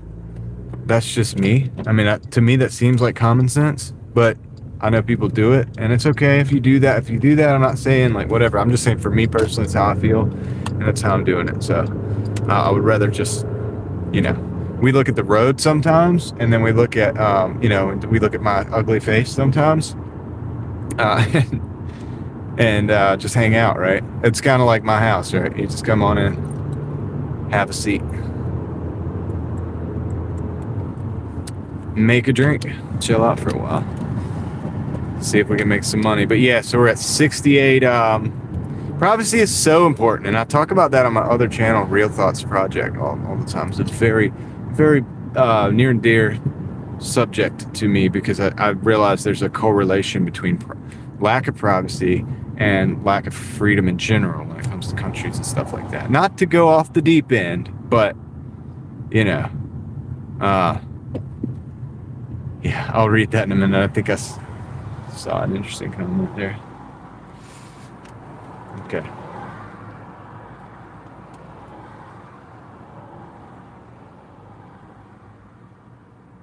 "10 minutes to go, Squirrel." Okay. Thank you for having stopped in on your break. Hope the rest of your day at work is good.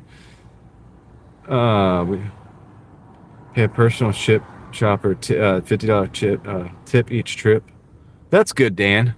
It's good to have somebody you can rely on. You know what I mean? I was at Walmart yesterday and shocked to see all the illegal immigrants gone. America. Mike Hunt. Okay, you're on the illegal immigrants thing, yeah.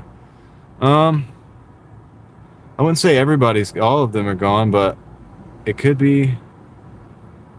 I heard that 2 million people self-deported, used that self-deportation feature that they created, where they give them $1,000. I think they give you $1,000. You can go out of the country, and then you have a chance to come back, which is something I would probably try to do if I was in the country illegally. I would think about that, maybe. You know, because you want to be able to come back to America. Guys, people complain about America a lot, and it is going downhill, but even though it's downhill from where it might have been, there's a reason why a lot of people want to come over here, you know what I mean? Because the country's not that bad. It's pretty good. We still have a lot of opportunity and stuff like that. Yeah, but yeah. Yeah, so just doing DoorDash today. We're just going to do as much as we can. We're going to get as far as we can. Like I said, we're at 68.50. After these orders, we'll be at, what, 75 something. So we're not getting there as fast as we'd like to, but it is a Tuesday. So Tuesdays aren't the best, right? Tuesdays are kind of slow, but appreciate everybody being here. Do I just do gig work? For money, I sell things on eBay as well. So that's what I do with the first half of my day. Then I come out and do gig work or whatever for the rest of the half of the day. Mostly just those things, and with a couple other things sprinkled in here and there, odd jobs or whatever. But yeah, I mean, I drive a lot. Washer parts coming tomorrow. Yeah, hopefully that works out good, man. I just had to fix the blinker. I'll show you guys in a minute when I stop. You got to remind me. I'll find the. I had to replace the blinker assembly in this car. I did a video though. I did like a how-to or whatever. I condensed it down to less than 4 minutes to show the process and make it as simple as I could possibly think to make it. If anybody else had this problem, because you know, a mechanic will probably charge $100 at least, because that's the hour that you have to charge right up front. And if they're not ripping you off, if they want to rip you off, they could probably charge more for this. And so I'll show people how to do it. I think anybody could do it. And it's like a $20 part, you know what I mean? But my blinker just broke. It was just hanging on the side of the steering column or whatever. Oh, man. Yeah, we're almost over here at Chipotle. When we get here, I'll show you guys the blinker. I hope this car stops. They're supposed to stop. And there's a bush right here, and they can't see me. Okay. Let's just pay attention, please, people. Pay attention. This is a rough side of town for driving, man.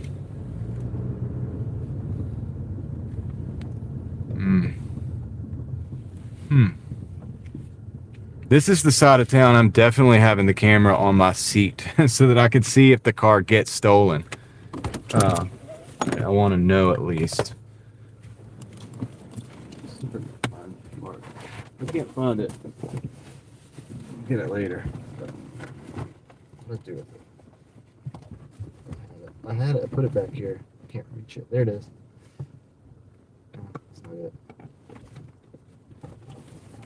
What do I do with that part? That's my broken phone mount.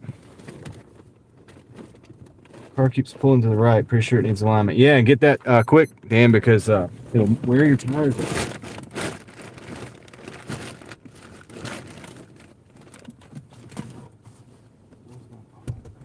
Where's the part, man? I had it. Did I put it in the box? Probably what I should have done. I just threw it over here yesterday. What did I do with that, dude? Oh, man. Alright. Oh, here it is. Got it. There's some stuff back where it needs to be. Alright. Alright. That was my blinker. It just slowly broke over time. All this plastic. It's cheap plastic, dude. And apparently happens a lot because they were selling a bunch of them on Amazon. So, you know, when you see that, you know. All right, I'll be right back. I'm going to go get this order. Don't let anybody steal the car, guys. I'll be right back. I'll see you in the chat if it takes a long time.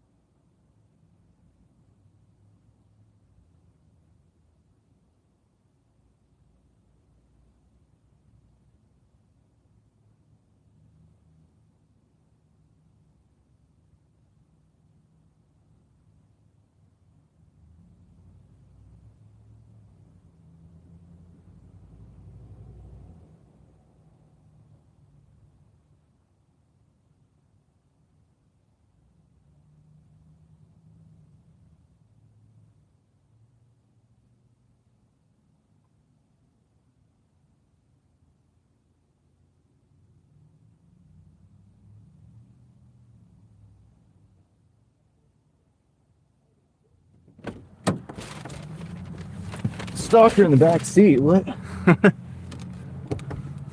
All right. Let's see here. Dude, so, all right, this is something interesting, guys. So this is about the AI. When you take a picture of the receipt, I took a picture of the receipt, and it was for one name, and it was a gift sender who had another name. But the one name was what was on the receipt.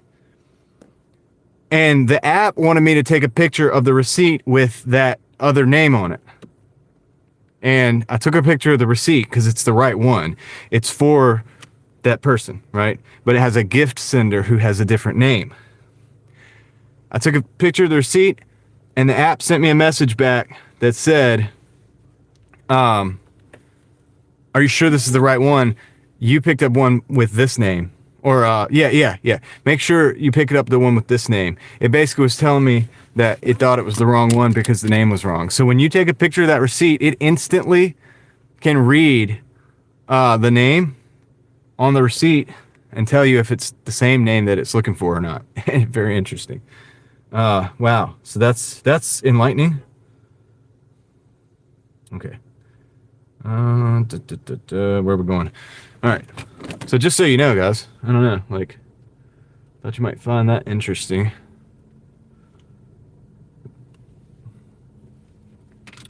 They got some powerful AI over there. Not that powerful, but you get what I'm saying. It actually does what it's supposed to do, though. It actually can tell what, and instantly. It's instant. It's not like a person sitting there reviewing it, I don't think. I think that the AI read it and said, that's not the name we're looking for. And it sent a message to me immediately, be like, look, check, make sure that you got the right order. You might have got the wrong order.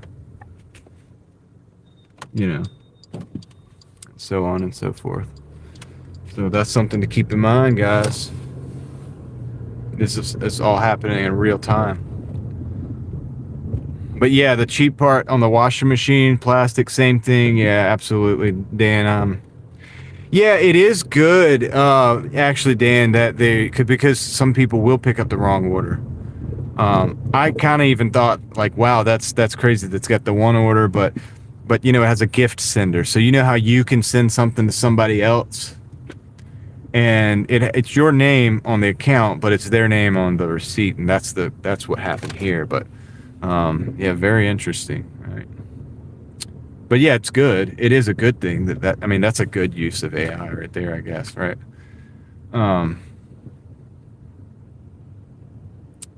So that way, you know, you want to make sure you're getting people the right food and stuff. And humans make mistakes, man. Humans make mistakes. I used to work with a bunch of pizza delivery drivers. They would take the wrong order, and it's their restaurant. Like, they should have known, right? But it happens. Like, humans make mistakes, man. That's true. You know, yeah, that is true to a degree. It would have known the right name, but it's programmed to know that the account name, not the gift name or whatever. So yeah, it's not perfect. Like, dude, you definitely don't want AI running the world, man, because a technicality like that could cost people lives if you know, it was running the world. Right? That would be the type of technicality that's like, oh, we're under attack, and it's like, no, it's like we're under attack, like like attack that you put into a board or whatever, like you know, or a tic tac. It's like attack.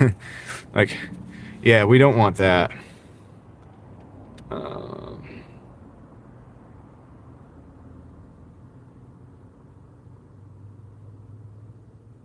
Yeah, I think they are. Dan, I think they are going to take a lot of the jobs. It's like they used to say that technology was going to take the labor jobs and all this, and then that we would be doing the higher thinking, but it's the exact opposite. The technology's doing like the higher thinking and all the college degree jobs, and the people that like actually build like the carpentry and all that stuff are still going to probably have jobs for a long time. Now the car manufacturers, they're putting these like, well, there's only one so far, I think, but they're working with humanoid robots to try to work on their. I don't think it's anything. It's like maybe one plant that they're doing that at, but they're trying to figure out how to use humanoid robots, because you can buy one of those things for like between $50,000 and $100,000 that would do what you want it to do, especially if it's a repetitive task, just over and over. They just got to get it right once, and then just do it over and over and over again. And so that would knock people out of factory jobs as well. And then they'll just use the AI to update the mechanics of it, the movements of it. I gotta get over here at some point. Okay, I got stopped at this light.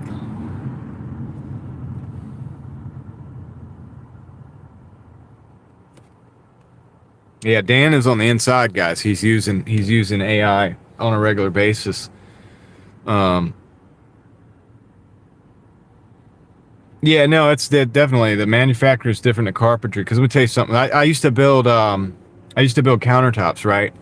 It's kind of like the easy job in construction, right? It's like one of the I liked it. It was fun and it wasn't too hard or whatever, you know what I mean? And but the thing about it is, it's like building and construction is not perfect. Like you would think that all the angles or all the walls are like 90 degrees from one another perfectly, right?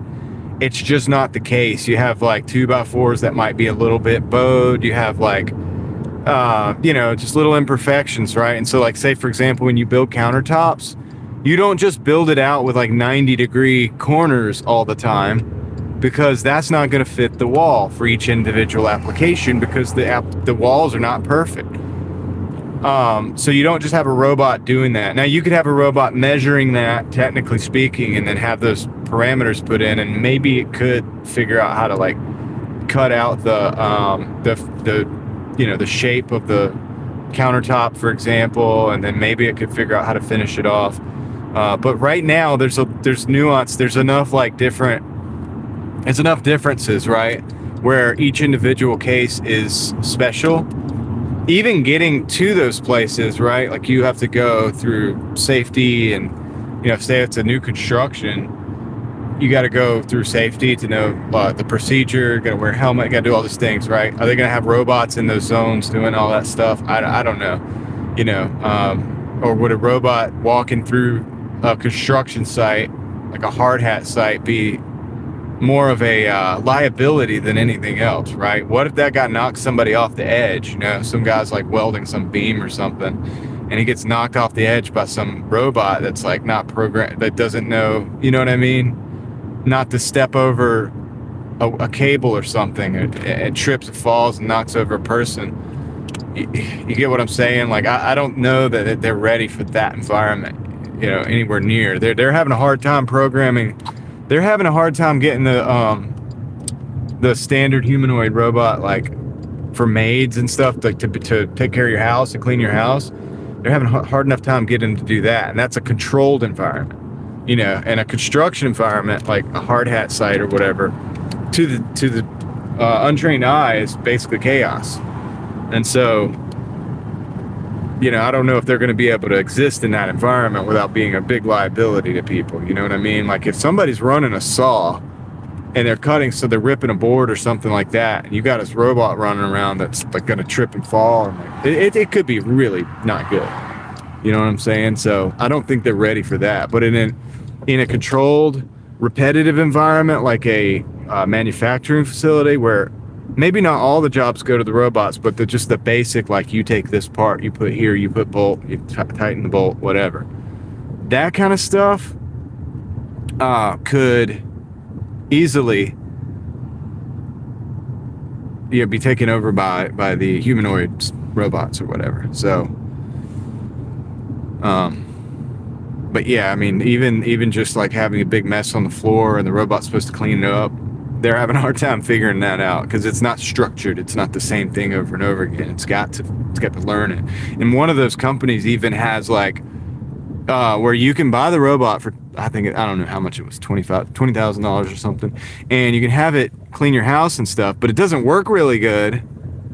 So if you want it to actually work, you need to pay like, I think it's like $400 a month. I don't know, some monthly fee.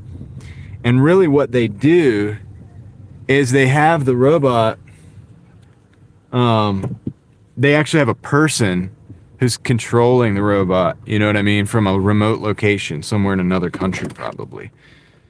And for that, all right, I'll be right back. And so that's kind of misleading, but also it's supposed to be training the robot as well. So they're probably training it. It's learning on those activities and actions. But still, at the end of the day, it's like you might as well just have a person in your house doing it. That's kind of what's happening. All right, be right back.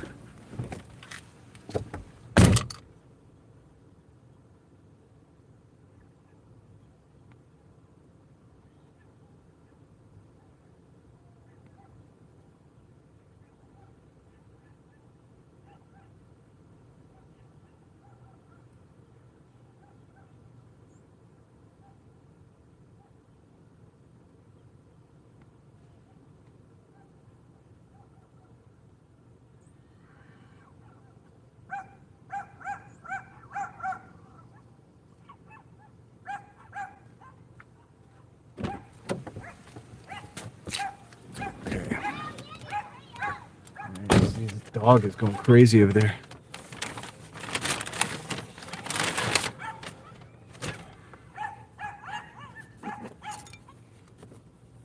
They can clean up asbestos and black mold with no mask. Actually, I'm all for sending the droid in to do that.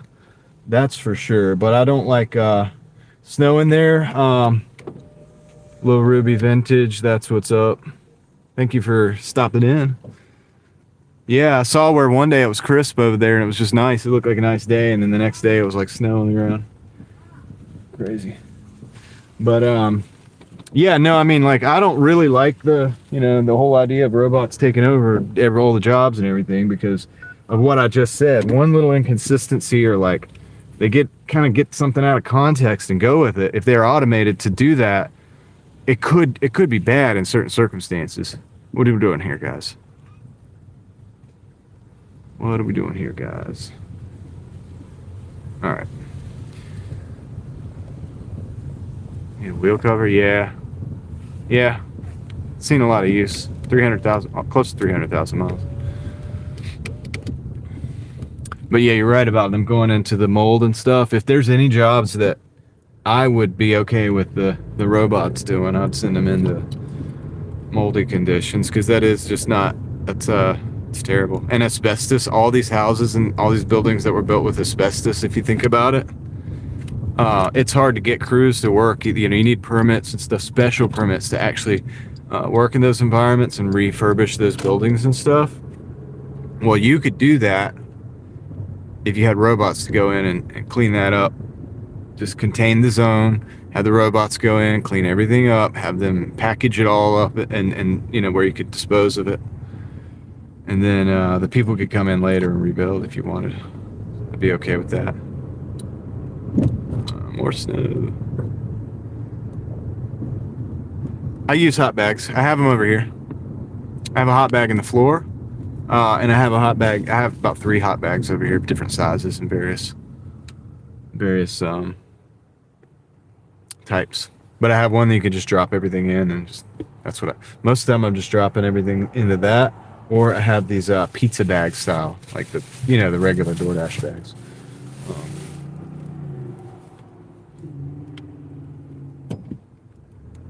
Just keep snowing, huh? Well, we don't have snow here, but they said it might snow a little bit this weekend. All right, we almost got this drop off done, and then we're gonna be rolling.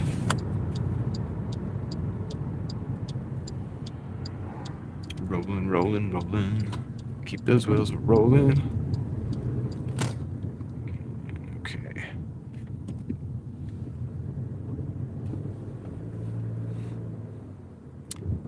All right. Yeah, dude, you need to have a hot bag for pizza, even if you're just using it for your personal use, because pizza, of all things, gets cold really fast. And I know this because I used to work at the pizza shop, right? And I've seen where, like, if things get behind and you have like maybe 4 deliveries, that last delivery is nowhere near as hot as the ones, even if it's just something about that cardboard. It's really thin, Yeah.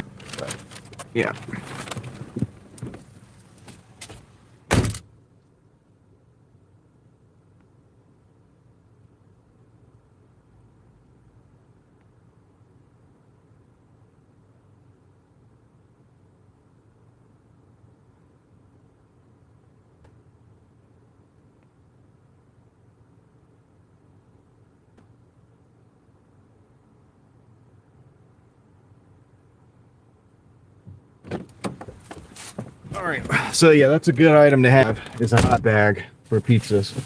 But yeah, I got bags. I got multiple bags here of different types, and I think that's it. But I have them also in different cars because I use different cars. People think I'm a DoorDash when I come to pick up pizza. Like, no, bro.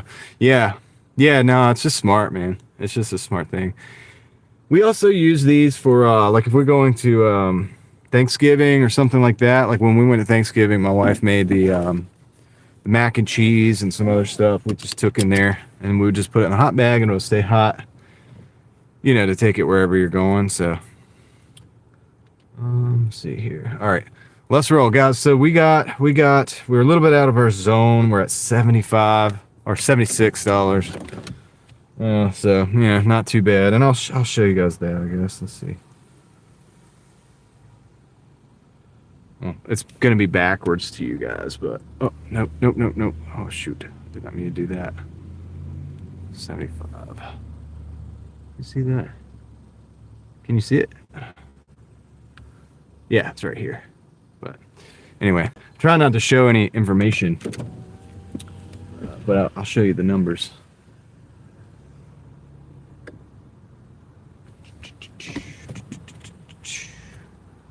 Yep. I don't want to do that anymore, guys. You can just trust me. It's 70. We're at 76. I'll show you at the end, like whatever we get at, and then we'll do the calculations and stuff like that. But I guess we could go to 100. If you guys want to go to 100, let me know. It's 4:20, so we're going to be getting some traffic here pretty soon, unfortunately. So, yeah. Gotta kind of go back to the zone.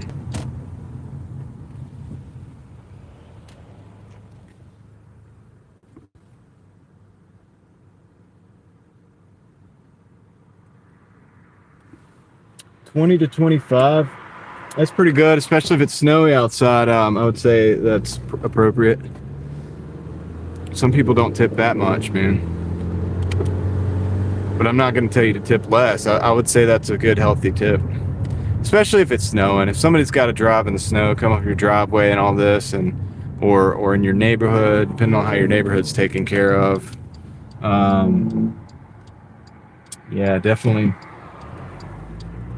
They're doing a job doing that, running a risk for sure. All right, let's see what we got. Okay, it's the first good one, $15.75 plus Panera Bread, and it's also going back to the side of town that I want to be on, which is amazing. So let's do that. $15.75 plus could be anywhere from $15.75, could be $16, or it could be like way more or whatever. So, but I only count on what I see. But even that, it's not too bad. So we're going to take that to the other side of town. That's going to bump us up pretty good. 76, 15, what was that? 80, 90, up to 90. So we'll be close to our 100 for the live stream. And then once I get done with the live stream, I'll probably work another 4 or 5 hours, right? See if we could do the same thing again, pretty much. Which would be easier in the dinner rush or the dinner shift. But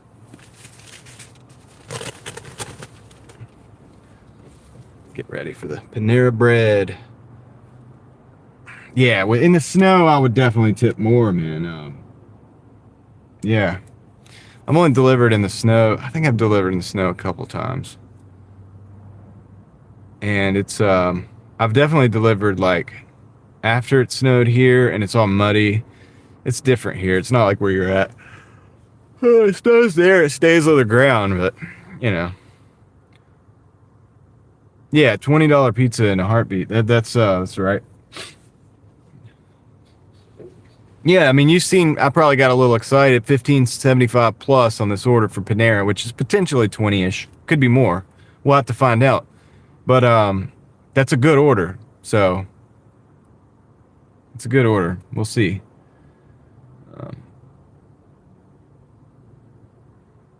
We'll see what it ends up turning out to be, but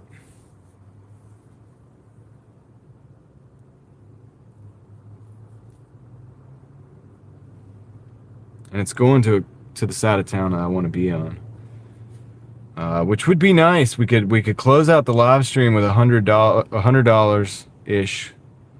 1 or 2 more deliveries would get us there potentially. This delivery could potentially get us there, but I wouldn't count on it.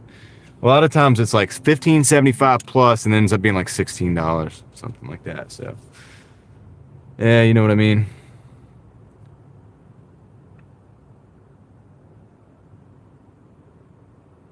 Yeah, yeah, you're right, Dan. People's time is cheap on these apps. You know,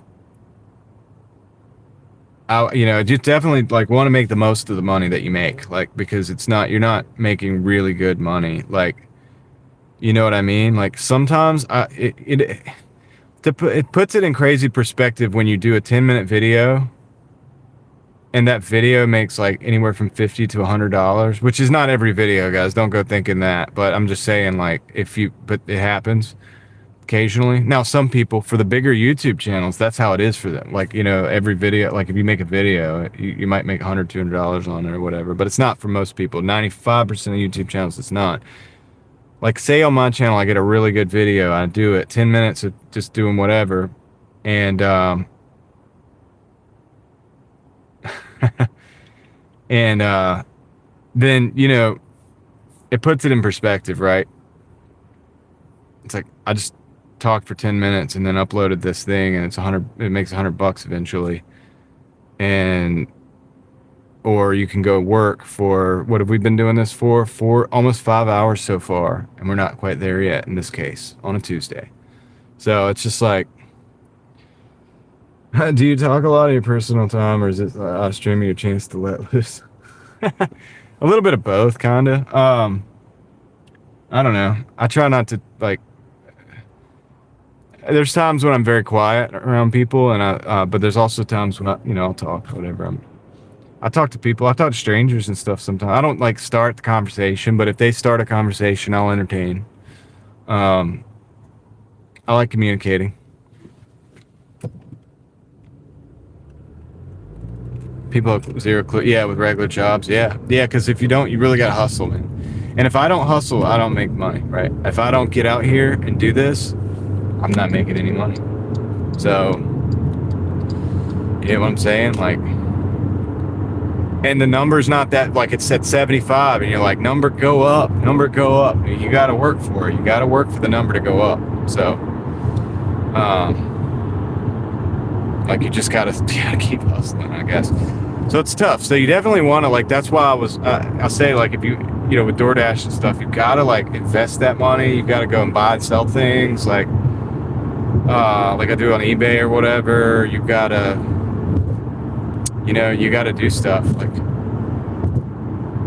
with that. Like, you gotta create something else and create some other, I call it like a life raft or whatever. Like, if you can't drown, you gotta create a life raft to get out. Start a YouTube channel, do whatever you got to do.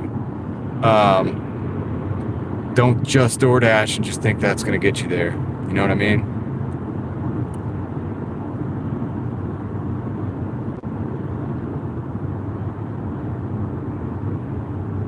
We're going back to that same parking lot we were just at with the Chipotle, because Panera Bread's in that same place.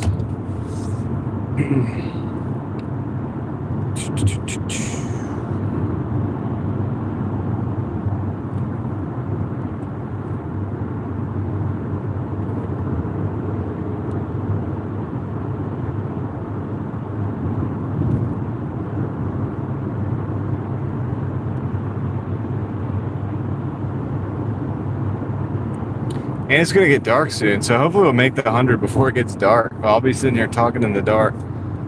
But we're really not far off, guys. We've got, yeah, it's a slow day.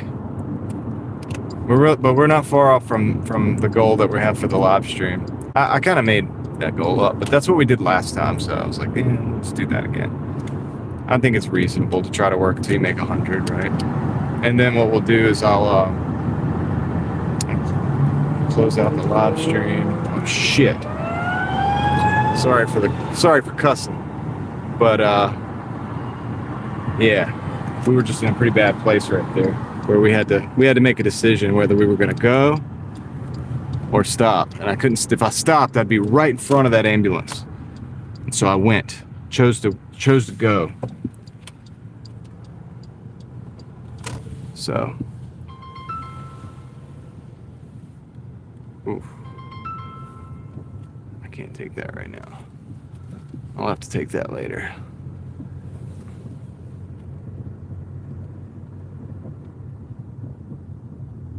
Yeah, that was wild, man. That ambulance was trying to, but he was like, I couldn't see him until we got into the intersection.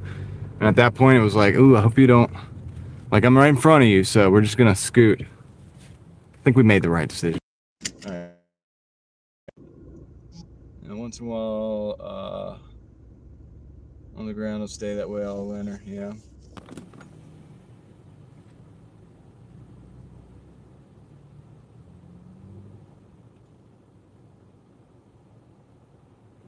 Good. You're almost at $100 for the day. That's good. I mean, hey, look, if you're like me, I'm gonna work the night shift too. So you do the 100, and then that's like the warm up or whatever. Hopefully, right? So hopefully you have time to work more. But it sucks. You know, it sucks to work like a whole day or whatever and just get. Yeah, it's like that. So not every day is the same. I'll be right back.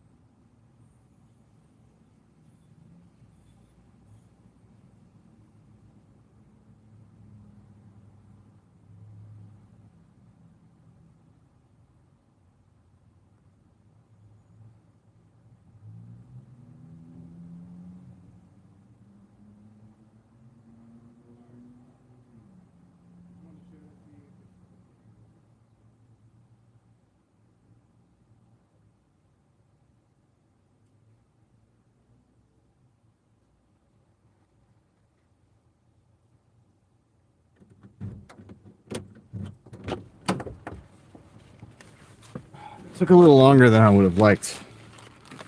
So, sorry about that, guys. Let's see.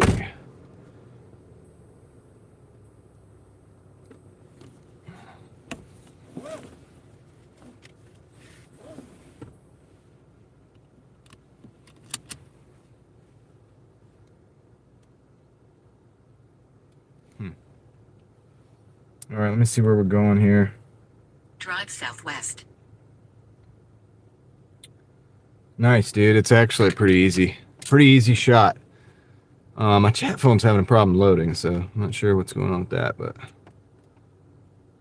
there we go. Maybe we'll get it going. There we go.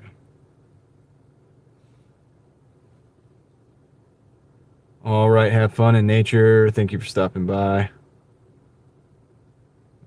Part of the gig roller coaster, yep.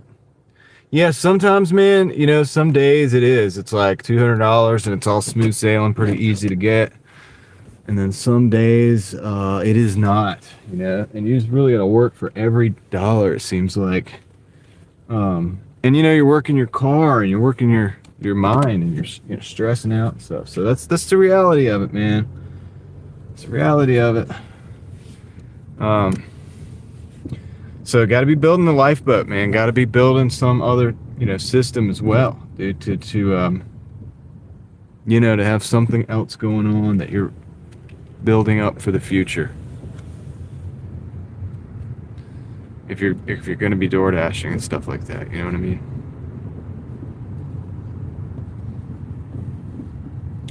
But this can work really good alongside whatever else you're doing. And like, you know, like the other week, like I said, we did $1,000 for the week, which is not terrible. And if you could do that a bit more consistently, of course it would be good, but it's not always going to be that way. And then like the other day, you're going to have times like I did. I had to stop and I had to work on my car. I had to take the front end off, you know, I had to take all of the stuff out from underneath my car and replace it. And then I had to go get tires and sit in the tire shop while I got an alignment. That was a half a day, basically, gone. So 2 half a days gone there. It's a whole day. Yeah. And then, of course, there's the stress of that. It's like, man, I could be working or I should be working. So, but I can't. It's just the reality of it. And a lot of people are out here and they don't have a lifeboat or life raft. They're not working on one. You need to be working on one. I don't want to rely on this stuff forever and for everything. But it's okay to milk it for all it's worth. It's okay to go in there and do it. You know, do a good job. And while you're here, while you're doing the DoorDash, you might as well do a good job of it and everything. Get to know your town, because you will get to know the surroundings and stuff. Like, you'll definitely know your city really well. I know like multiple places really well, not necessarily because of this though. I was always a driver, so I was always driving and exploring places anyway, regardless of whether I was doing it for you know, for money or like when I was younger. I'd just get in the car and drive. And I would like to, you know, I've always liked to know where I'm at and all the different side roads and the shortcuts and things like that. So that helps a lot when you get into, you know, if you're already like that in your city or your place and you get into DoorDash, and that'll help you a lot because the GPS is wrong a lot of times. So yeah, this is a pretty easy little route. We got 9 minutes of driving, it says. Just depends on the lights, but 9 minutes of driving, 15, 17 plus. Yeah, I'm interested to see if this is going to be a bigger order, or if it's just going to be like, you know, 25 cents more than what it says. It can be tricky.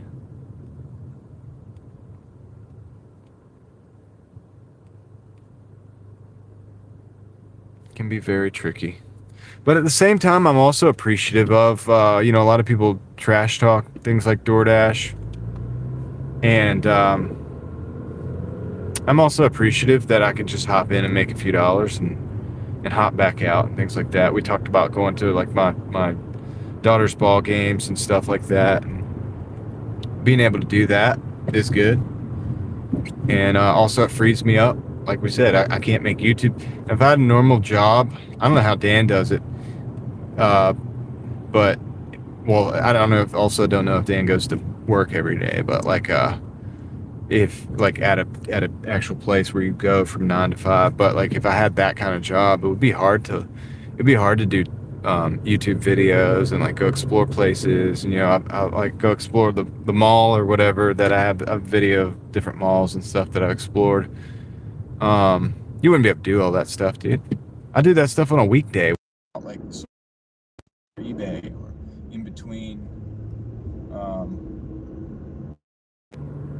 in between DoorDashes. That was a wreck. Somebody crashed into one another. They're trying to figure it out. You know, so I'm doing all of that stuff during the week. So anyway.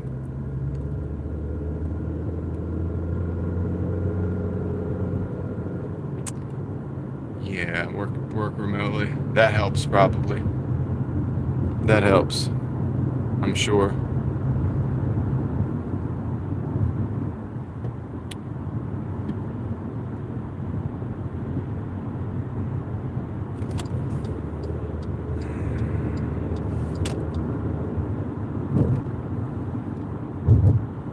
Can we get to 100 before dark? That's the question.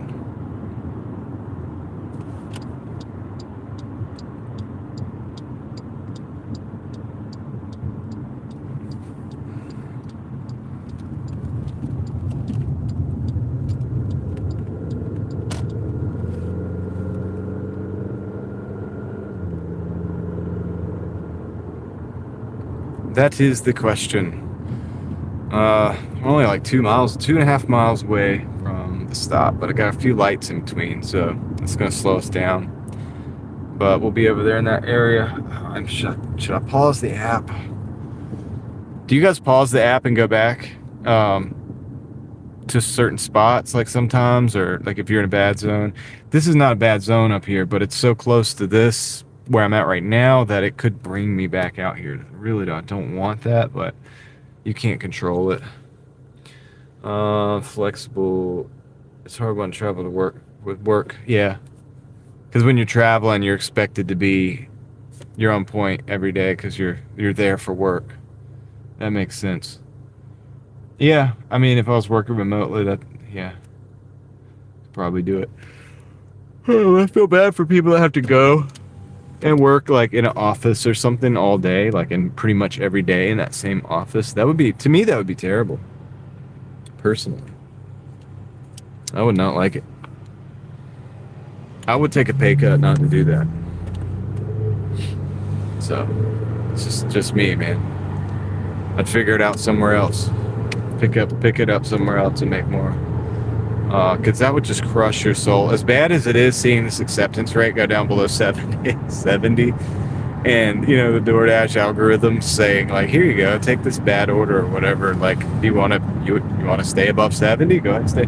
Yeah, I mean, I get it. Like, it's tough, but it's like, dude, staying in an office all day, that's tougher. That sucks. And then by the time you get out, it's dark, especially in the wintertime.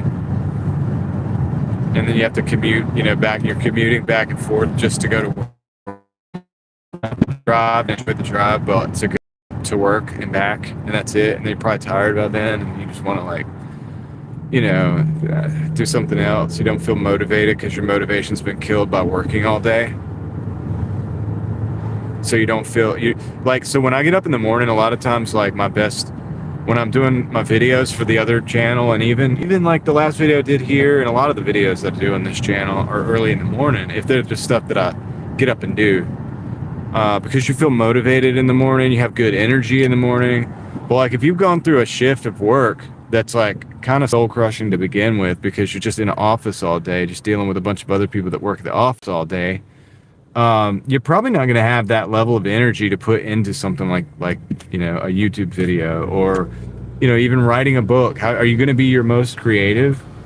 Because you just had like 8 hours of straight, like, not creative stuff, probably, you know what I mean, work related, unless you're writing about life in the office, which you could probably get a lot of good ideas by being in the office. You get what I'm saying, guys. But I think that I don't know I'll do very well in that environment.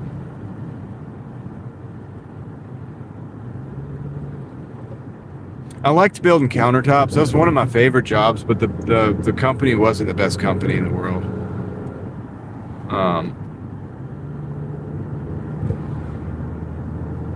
Like the people were cool. Everybody was kind of cool or whatever, and I liked the work. I liked doing it. It's like carpentry basically, but it's like a very simple version of carpentry.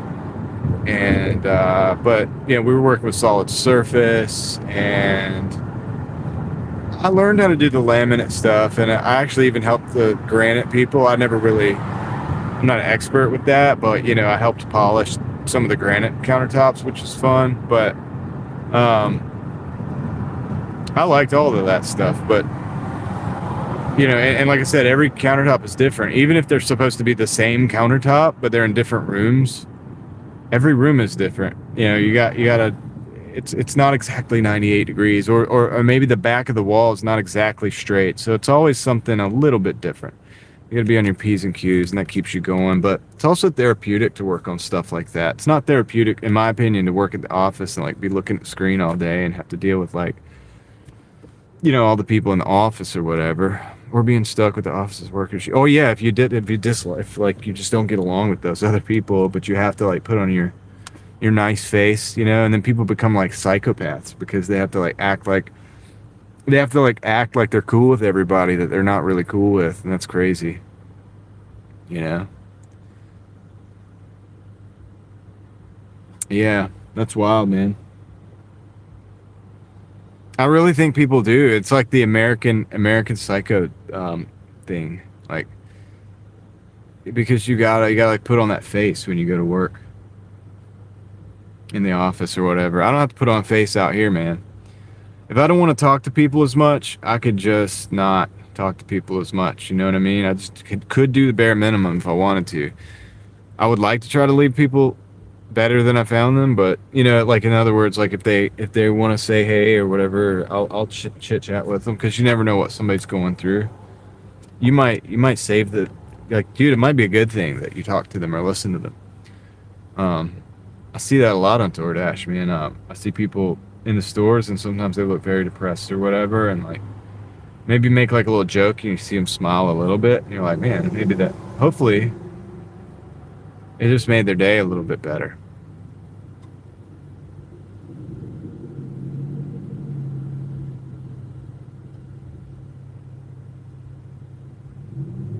Yeah, that's true, Dan.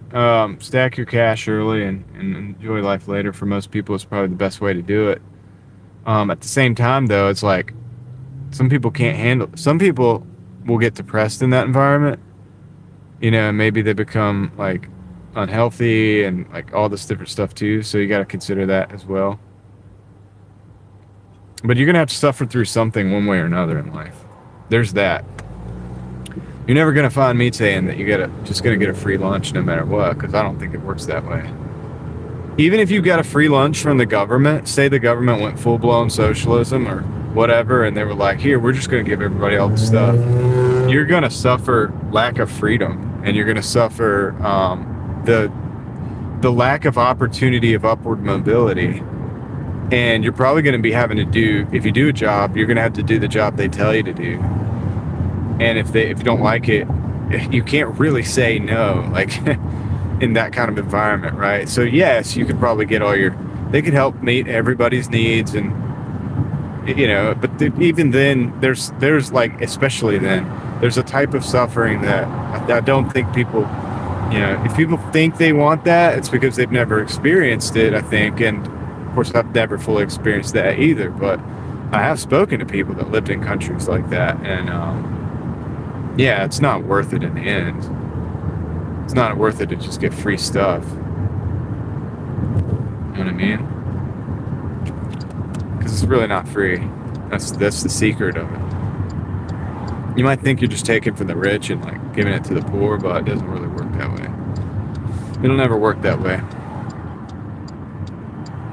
Once you take out the rich people, guess what? Like, it's like Doordashing, right? Where do you think this? Do you like a $30 tip? Where do you think that comes from, man? I mean, I'll say a lot of times it comes from people who also DoorDash and they just want to help somebody else out. But a lot of times it comes from rich people, right? Somebody who's doing well and they want to help somebody out too, or just like show appreciation. It's like, here's a $30 tip. Well, dude, if you do the communist thing, you take out the rich people, you're not going to get that. Like, you're not going to even have the opportunity to do well at all, because everybody's going to have to be on the same playing field and you have to do what you're told. All right, drop this off, check the chat, see where we're at, see if we get another order.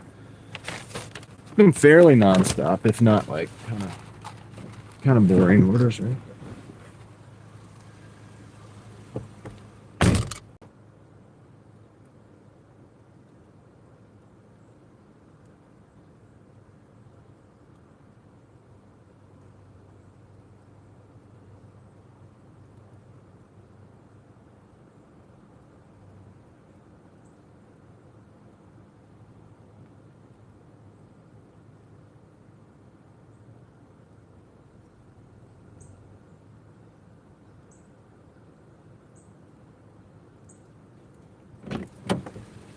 So that ended up being $17. So yeah, I'll take it. It's pretty good. It's a pretty good overall order. So, yeah, that is no good if you can't handle it.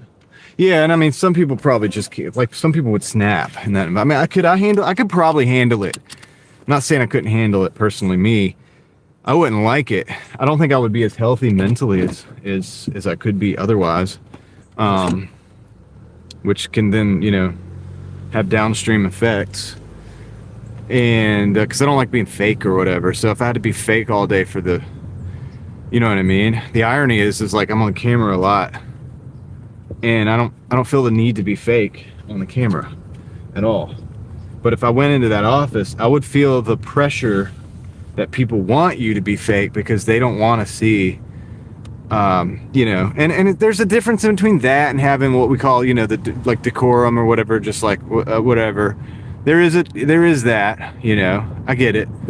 I mean, I'm gonna act differently if I'm in like a bar from when I'm in church. Like, that's not being fake. That's just a different environment. So I get that. And there's a little bit of nuance, when we talk about, I guess, if you're having to act to be at work or whatever.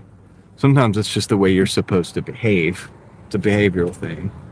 But I don't know, dude. Just being in the office and being stuck is not cool. Not cool with me, man. I prefer it. If I could be going and like exploring, I would rather. You're out, you get to go outside and stuff, and people say that too, but then they don't realize. I do realize this. Working outside in construction means a lot of things. Hold on. We got to turn around. We're taking this order, so it's 675 for 4. What we're going to do, we're going to turn around right here, actually. It's going to work perfect.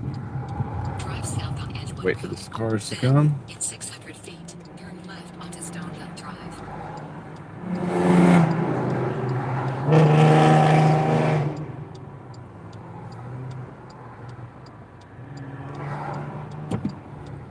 I don't think that's going to get us to the 100, though.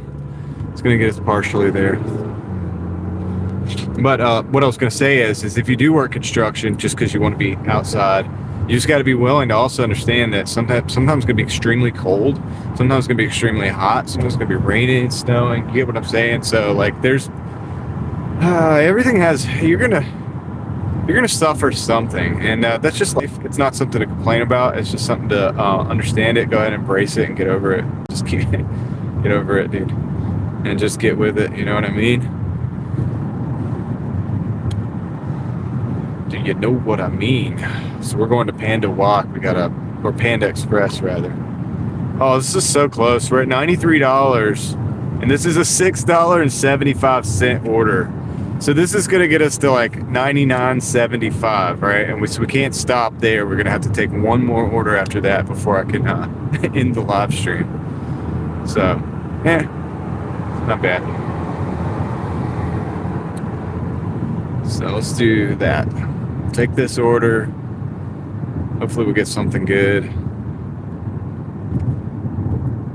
Appreciate y'all being here and hanging out, man. A lot of you guys have been hanging out all day, and it's awesome.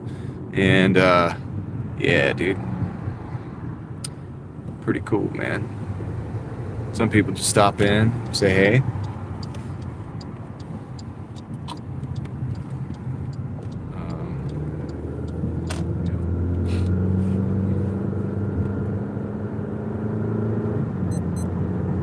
It's a bumpy road. Sorry about that, guys. Oh man. Should go like look at some Christmas stuff later when it's dark. So I'm out here. That could be another live stream or another video. I could do a video. I like taking the GoPro out and exploring, like getting on foot, and like walking in places and exploring like that. Those of you who know, you know. And I like doing that, but I want to get some time to do some of that. It's just hard to find time. At least with this, I'm like working. I can work at the same time while I'm hanging out.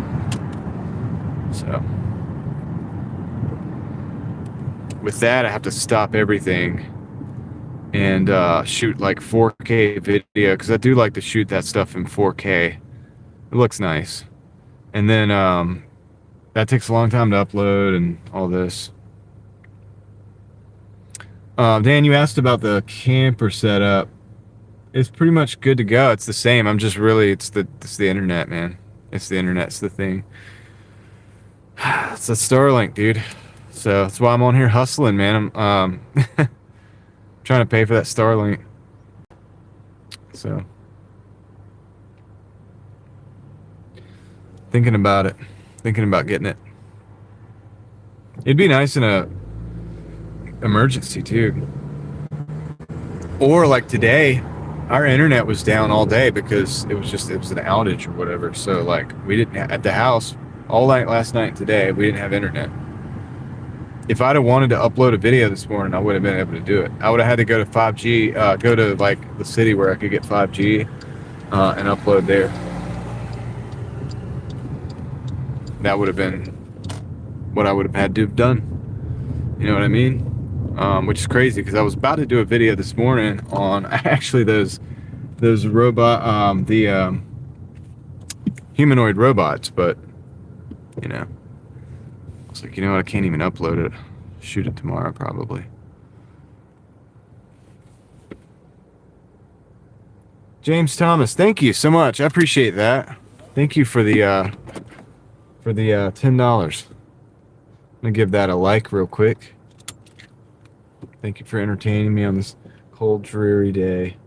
See what I can do with this. Nope. Okay. I was trying to figure out how to put it on the screen, but I don't know how to do that yet. Forgive me. But thank you so much. I appreciate that.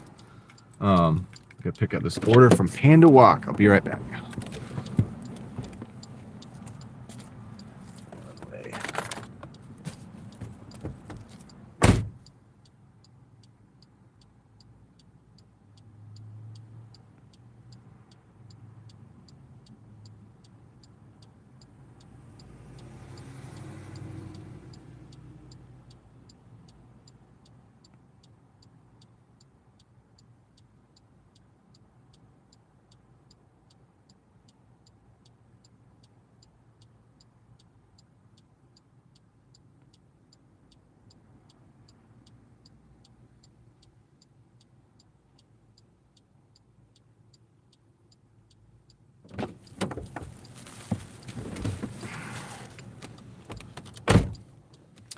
Yeah, you guys are awesome. I appreciate it. I'm glad. I'm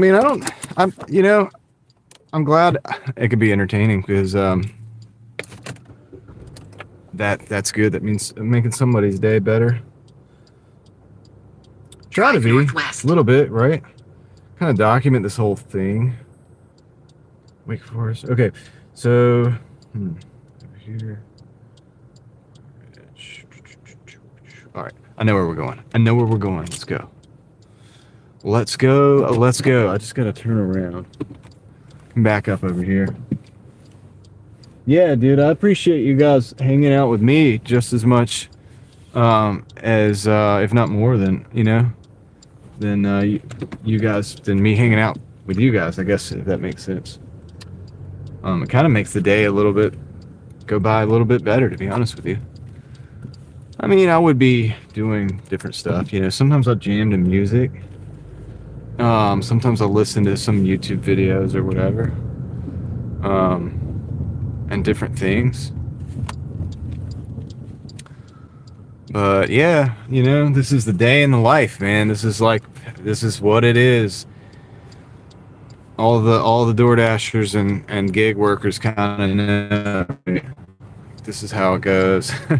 You got good days, you got bad days, but you got out and get in traffic and anyway, so thankfully I like driving. Thank God for that. So yeah, we're just gonna go down here, take a right, take a left, take a left. Okay, this isn't too bad. Hey, we got 37 likes on the video. That's pretty cool. Appreciate you guys.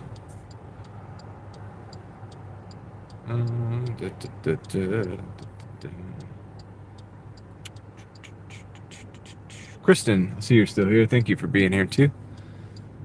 Yeah, man. I may do more of these streams. These have been kind of like, this is the second time I did a long one like this. I did some a couple vertical ones like this, but it's always a risk because it's live. Things can happen, and I've tried to put in protocols where I'm not.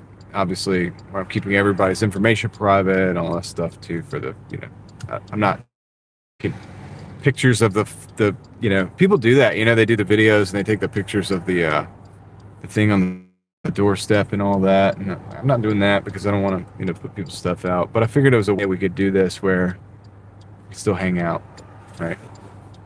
Still hang out a little bit. So if these do well, and if YouTube continues to allow me to do these videos, then I'll keep doing it as long as I keep my account on Doordash is healthy and everything. Then I will rock and roll. And we might do one every week, maybe two. I could do it every day, but that's a little bit overkill, right? Sometimes I like my own privacy too. You know what I mean? Like it's nice to just be in the car. And like I said, you're jamming to music and stuff, or maybe you're listening to some information from somebody else. I do like to produce, though. I like producing things. I like putting out into the world about as much as I put, receive back in. But then I've got to listen to other people, man, or I'll go crazy. You know what I mean? Because I'm not that smart. So if I was just to listen to myself all the time, then I would just be like, that would suck. Crave information and knowledge, like it's not that that's a good thing, but it is a thing. That's what it is. Oh man, the supermarket. It's a 3-lane road that people, and I'm in the middle lane, where people cross the lanes a lot. People don't pay attention over here. So you got to really drive defensively in this area. Like the person behind me, 2 cars back, is in my lane. I can see that. So hopefully they correct before they get up here. Try not to give them the chance.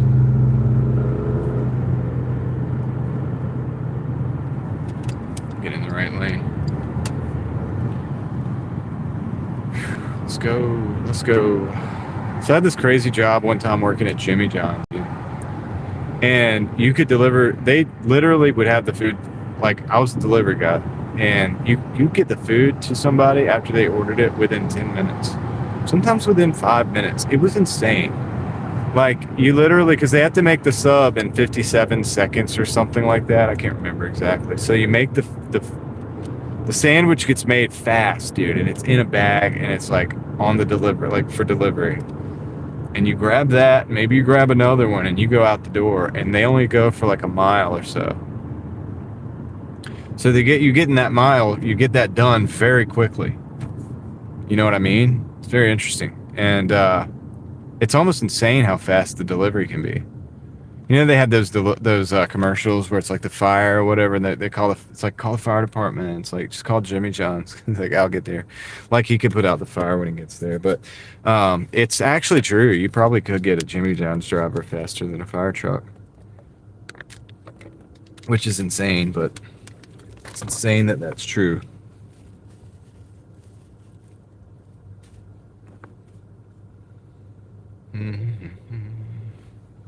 We're not far. We're 1 mile, but we're about 4 minutes because we got some turns to take. But I'd say we'd get there in about 3. Did this drop off, and then we got one. We can get one more delivery and reach the goal for $100 for the dash, at least on the live stream. And if my acceptance rate, I think it is still over, should still be over 70, so I could actually end the dash, and I should be able to schedule out no problem for the rest of the night. Might go get something to eat. I don't know. I don't like to buy food when I'm out because, dude, if you think about it, we were talking about this last time. Say you pull in $100. I was like, dude, you got to work the rest of the day, because say you do $100 and it costs $20 or $50, probably 15 in gas or less. But let's say 15 in gas, and then let's say $10 for food. If you have to pay for food out, it's 25. You're down to 75. Now you got to go work another shift. So this is how it works. This is how it works in the DoorDash world. That's why I call it the hamster wheel, but that's why I also say, man, build the life raft, dude. Start the channel, write the book, start writing the book, you know, sell your stuff on eBay or whatever, like start learning how to flip items or whatever. I keep saying those things because those are the same things I'm familiar with, but some other people will tell you all kinds of other stuff, you know what I mean? Like, get a massage therapist license, or like learn how to cut hair. I don't know, like whatever. The other people know different things than I do. You know what I mean? I can only speak from my experience, but I like to see us all build something new and build something that's good for us and good for the world over time. Doesn't have to be overnight. You know, even if you have a business that you can make more money, and then at that point you can go and help people do something else, right? Work with some charity or something, like whatever it is that you do, that you know, where you know it's legit. Because so many charities, right? It's like hard to trust them. So maybe you build a business, and then you also build a relationship with somebody that does something that's charitable, like, you know, that you know it's legit, you know it's something that people need, or something that you understand, and you can get involved in that, like, you know, make a difference in the world or something. But like, you know, it's crazy. I think there's this whole like idea of people being like kept down. I don't know if that's true or not, but the one thing is true. It's a whole lot harder to get out there and do a lot of those things that would, you know, when you have to be working all the time, right? So build the life raft, build the systems, the new business, or whatever it is, man. And then that way you can, you know, become a little bit more empowered, maybe help people. And that's what I'm trying to do. That's what I'm trying to work on. And that's why I got my YouTube channels, you know. The Real Thoughts channel is just all about thinking. It's all about like thinking for yourself. And it's real. It's not AI. It's a real person, me. And my subscribers as well. Although some people are bots, obviously, like some commenters and stuff like that you see. And that's a whole nother thing, and that's something that we do talk about over there as well. Like, think about Facebook. Like, wonder how many people argue with bots and don't know it. And you think you're arguing with a person, and you're like, I'll show them. I'm gonna make them feel so bad, but it's like a bot, and they're really just triggering you. It happens more than we think, I think. Drop this off, and then see if we can get one more order, guys, and we'll hit that goal.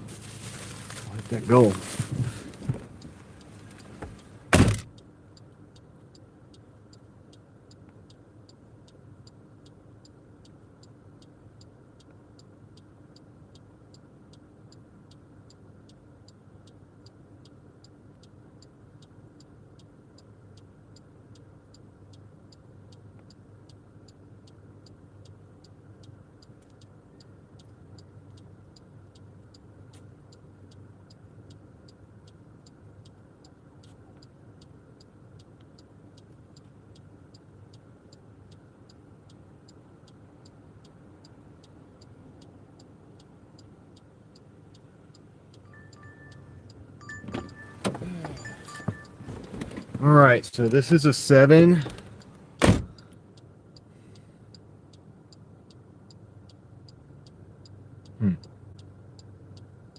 That's interesting. Really? Oh, okay. Huh.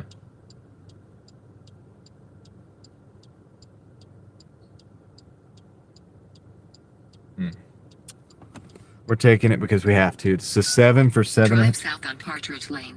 Excuse me. 7 for 7. And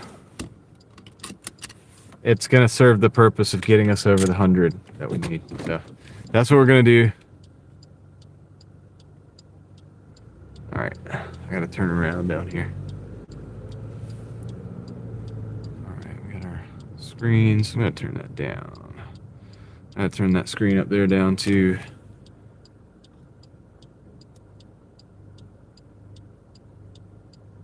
All right. Cool. That's better.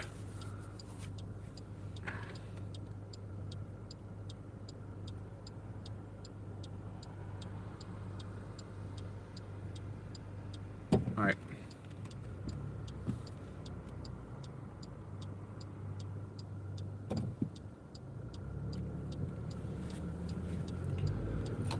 All right, let's turn around.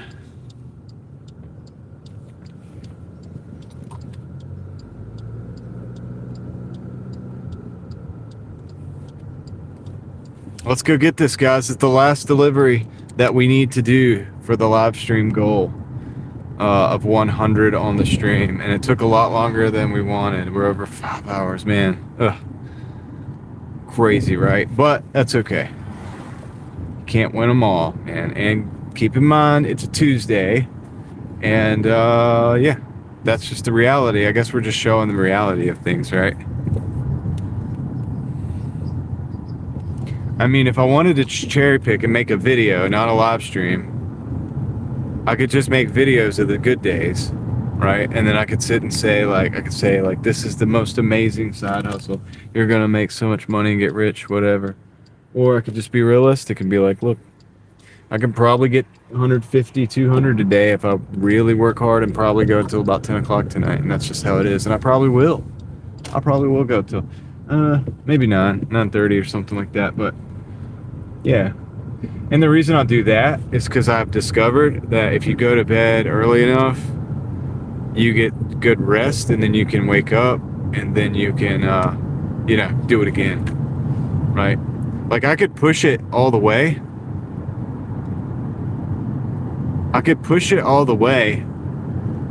And, make a bunch of money all at one time, and work like all the hours in the day and end in the night, and just keep going and going. But I would eventually get to a point where I'd be so tired that I would have to recharge, and then my circadian rhythm would be off, and that's not good. It's not good for anybody. I'm Doordashing for anybody that just stepped in. I'm Doordashing. We're trying to get to $100 for the live stream here. We're trying to do it before dark, but now it's dark, so here we are. That's what we're doing. But thank you for being here. And we've got one more delivery. We're at 99.75. Technically, you could call that 100, but it's really not. So we're taking one more delivery for $7, and that's gonna round us over 100. So. And it is 5:18, so we're not really avoiding the traffic too much, but having to kind of deal with it. I know where we're going. I know where the delivery is going. It's like a luxury apartment building on somewhat the other side of town, but it's not far from where I would like to be. But I might go eat after that. I don't know, and then get back into it. Just not on the live stream. What if I did? What if I just did another live stream? That'd be crazy. Some people live stream all the time. I don't know if I'm that guy, though. I don't think I want to do that. I hope this order's ready, though.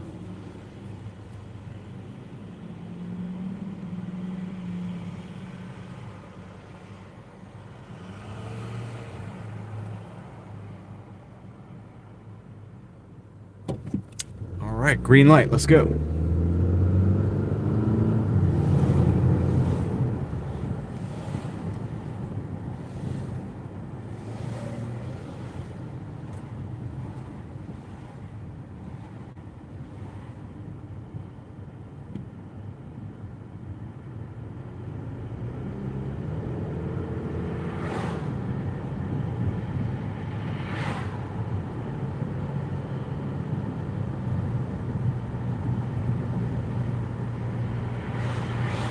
Yeah, it's taking way longer than it took last time. The last stream. The last $100 stream was, I think it was like 4 hours and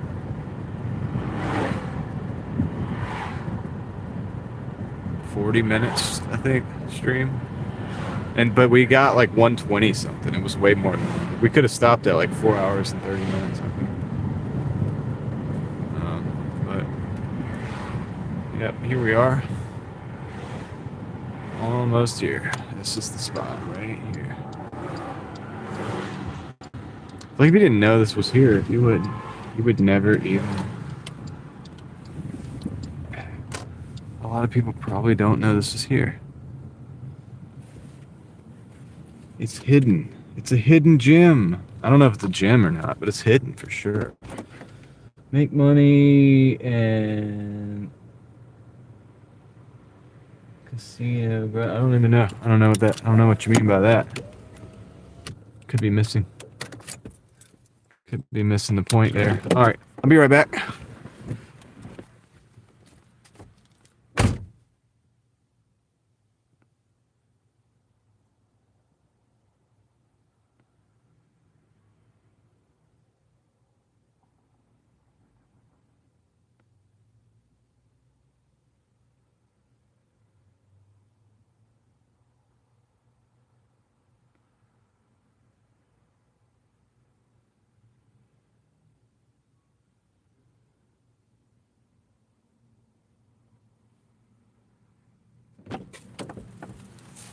All right, that was ready.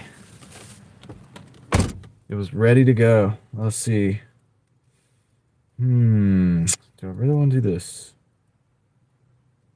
This highway thing. Drive north. Then Oh man, elevator. But you didn't give me a code to get in the building, man. This is another code. Okay, directions. drive north. I'm going not the highway. We're going to go the non-highway route. So this is another building that requires a code to get in, and they didn't give me a code. Car, there we go. So that's fun. Hey, that's cool. We like that, right? It'll just make things interesting. We'll probably have to call them. Probably have to call them when we get there. You know what I mean? All right.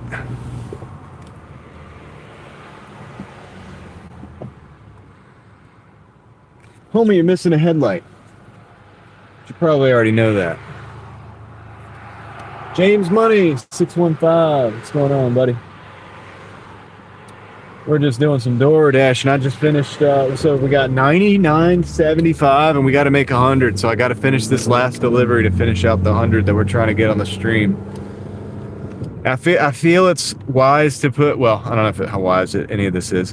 I feel it's smart to go ahead and have a goal so that we have like an end game, right? Like, so there's like a, like an end game. But for the stream, because it's hard to figure out when to end the stream sometimes, because I'm just going to be here DoorDashing all night anyway. But I don't want to keep the stream going necessarily all night, you know what I mean? But I hope you're doing well. Hope you're doing good wherever you are.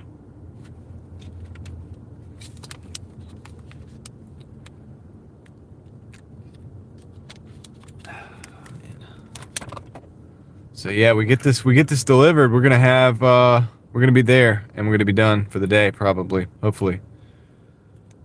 My longest stream, shoot, dude, maybe this one, 540. Probably this one, dude. Last stream I did was 4 hours and 40 minutes long. So this one's way more than that. And then the other stream that I did was like 4.5 hours at the racetrack. That's the next longest stream, I think. So probably this one, Dan. Probably this one, dude. Congratulations for being on the longest stream ever. I appreciate you guys being here, dude, by the way. Because, like, what's the point without y'all, right? But thank you. Thanks for hanging out. Yeah, hopefully YouTube won't have a problem with this, and like DoorDash won't have a problem with this. So, you know, I'm kind of juggling some risk here, but at the end of the day, I'm trying to do everything right. I'm trying to do everything safe and proper and everything. So, you know, hopefully we should be good to go, man. Should be good. I know personally that I'm not doing anything wrong or whatever. So if anybody has an issue, it's like some kind of technicality or something, but should be good, man. 5 hours is the longest stream. 5+ hours. I mean, if it wasn't dark, I would probably do it longer than this. But I just don't like the dark. I don't like streaming in the dark because I have too many phones and stuff going on, and I just don't like it. So I'll live through it right now. I have all the screens turned down, like, so everything is pretty dark, but I can't see anything. But I don't need to because I'm driving, so I'm not supposed to be looking at anything when I'm driving anyway, right? So, but yeah, I have it all turned down. I have to just like catch up with you guys in a little bit. But you get what I'm saying, right? When you got a phone out there and you could see it, like, it's distracting at night. Like, it's not distracting during the day because it's not bright. So I just don't like it. And also, really can't see me or anything else. I guess I could flip the screen around. So I did flip the screen around a little bit.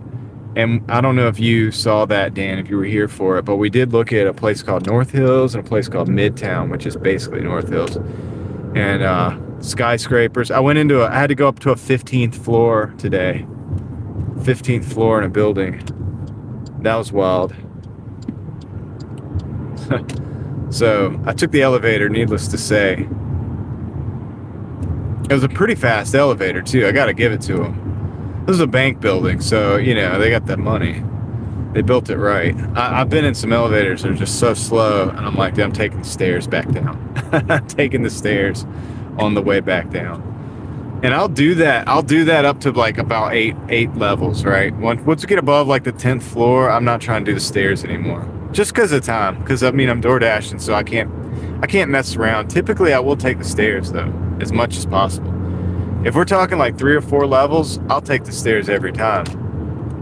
If it's an option. A, because I want to know where the stairs are in every building that I go in. Because if I'm ever there, I want to know where the stairs are. And B, it's exercise. Sitting in the car, I get in and out. That's you know, I just want to make sure if I can incorporate exercise into my day without me doing anything else, that's a win. You know what I mean? So that kind of thing, dude. That's why I take the stairs. But yeah, 15 floors, definitely not taking. That's a little much. That's a little much. Not that I wouldn't do it if I had the time. I'd like to see if I could do it and keep up the pace. Especially going up. I feel like going down is easier for me.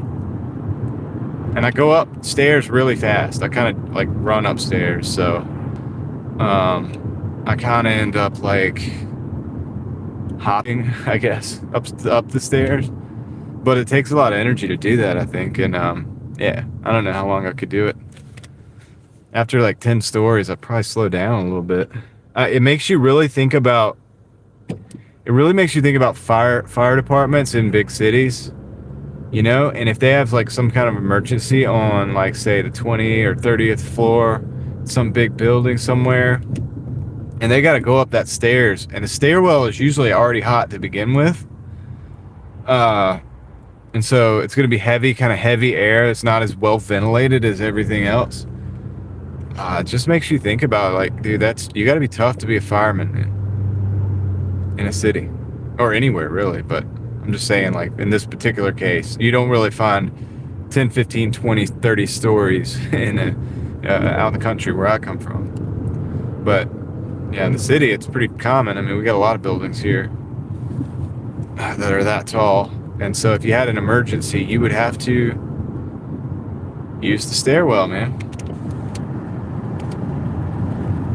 It's crazy.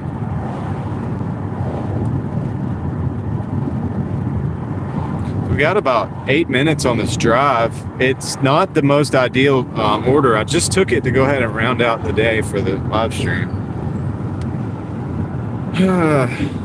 Probably go get some kind of food that's probably not the best food for me. And I don't know. I'm not close to that Mediterranean restaurant. That's my favorite place to go that we were talking about last time. And a lot of the stuff I get there is pretty much like a really glorified and good salad, like that, like with actual the good stuff in it. Not like a salad you get at a Wendy's or a Chick-fil-A or something. It's like actual, you know, either lots of spinach and lots of oils and garlic and what else? All the stuff I'm not thinking about right now. Little pieces of tomatoes. Some of it has like cucumbers in there mixed up. Like tabbouleh. Do you know what tabbouleh is? That's it's one of the things I get at this place. It's really good. You know, they use like good olive oil and stuff too for everything. And then even the chicken. I get the chicken sometimes, but it's a chicken salad. And it's a lot of good oils and good spices and stuff. And it's not you know, it's not fast food stuff. They make this stuff like right there, and then they put it together. It's really good. But I'm not on that side of town, so I'm probably gonna have to find something else. And I'm trying to do it quick because 5 o'clock traffic and everything's about to be over, and so I like to get back in here and start running some orders, man.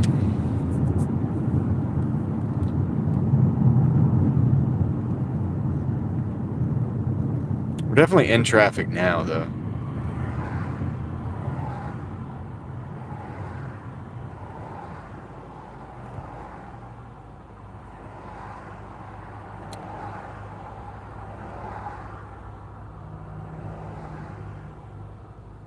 Oh, 3 deer in the video today?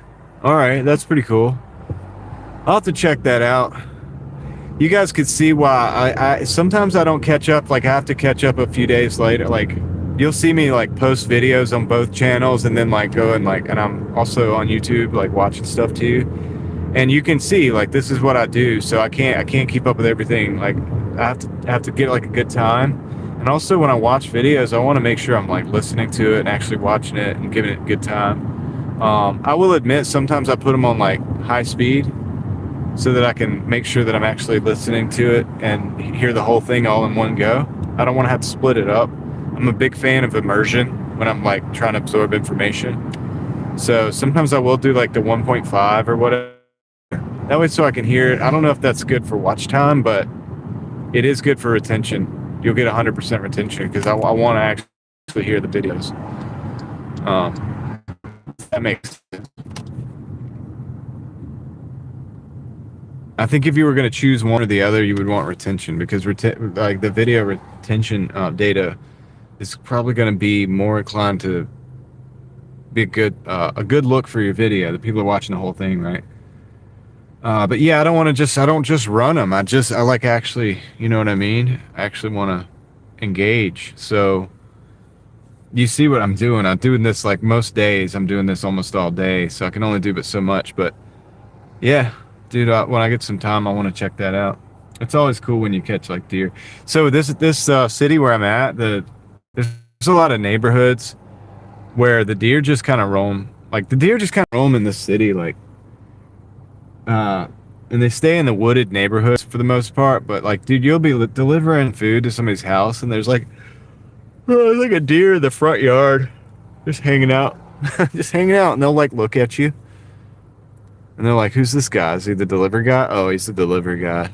And then they'll just like go back to eating. And then coming from the country, And growing up, like my dad is a hunter and stuff, and he hunts every year, and he like kills his six. Like you know, you can get six where I'm at. I think it's six right now.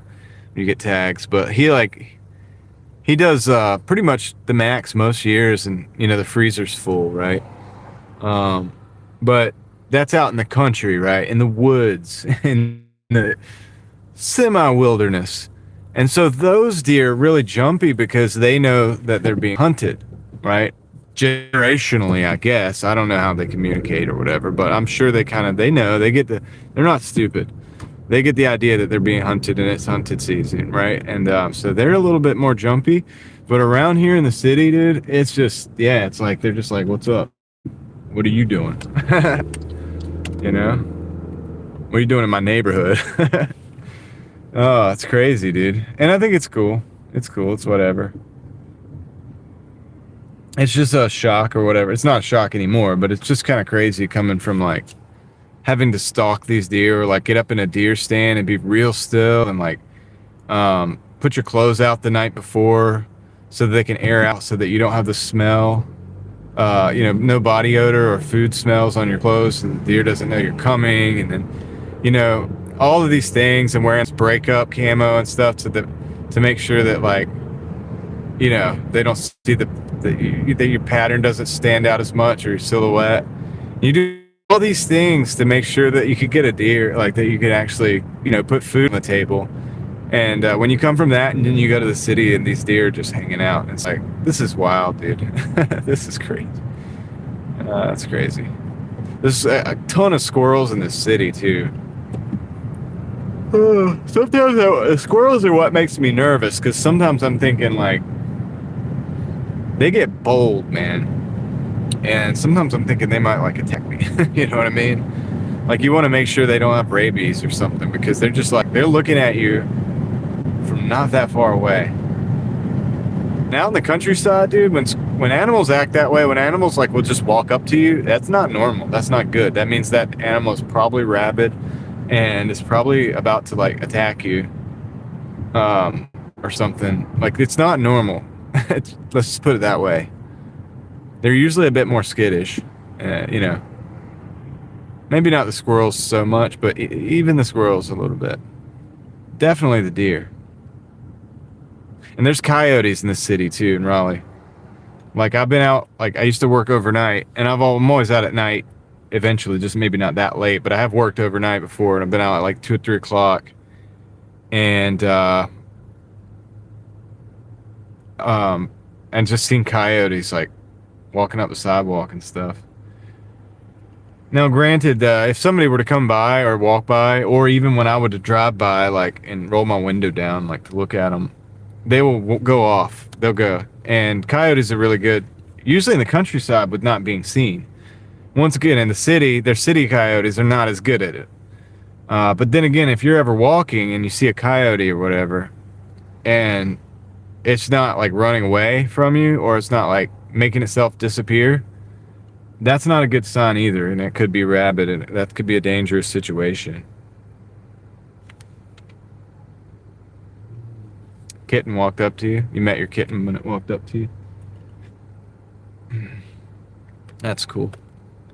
Like 6+ deer in my backyard woods some days. That's funny. Yeah, that's crazy, dude.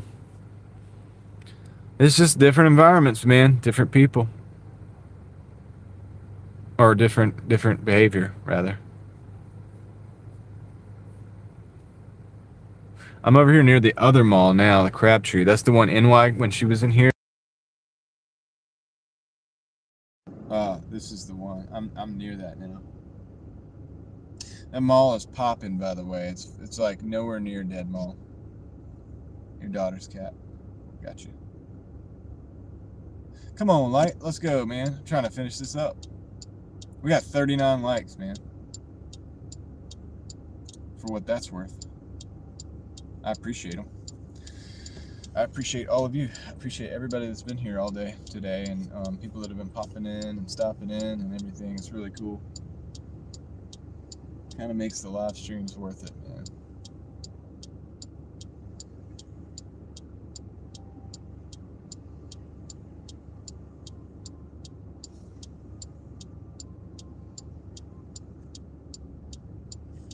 Oh, are you gonna keep posting daily, Dan, after that, or are you gonna slow it down a little bit? I kind of wonder about that.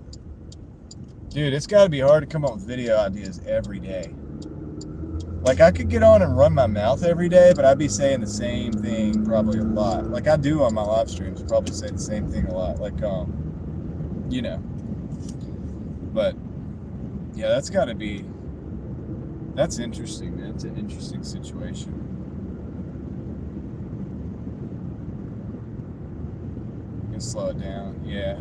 Dude, I'm serious, and I told you like the other day talking about it. I was like, I like to let the videos cook, and I swear to you, I could be wrong. On the video, another one and everything. A lot of times, dude, I do like to give them 2 or 3 days. On like day 2 and day 3, I've had videos that I got like 50 or 60 views on. Even on Real Thoughts, you can go back and look at my videos. You'll see like the EBT video did this. One of the vlog camera videos did this. And it would go a day or 2 and just have like maybe 60 views. And then at the end of day 2, or like beginning of day 3 or something, they go just start shooting up. And then it's 2,000 or like 1,400 views or something like that. You know, kind of goes, which is pretty good, right? For my small little channel to have a couple thousand views or 1,400 views or whatever on a video is good for a little small channel like that. So, sometimes waiting pays off, and I wonder if they would take off like that if I just put another video on, and that would have took the brunt of like, or the lion's share of the impressions. You know what I mean? Posting daily. That would be a good video name. I'll be right back, guys. I'll be right back. I'll check you with the chat because I got to go through this building, and this apartment complex is kind of big. I'll be right back.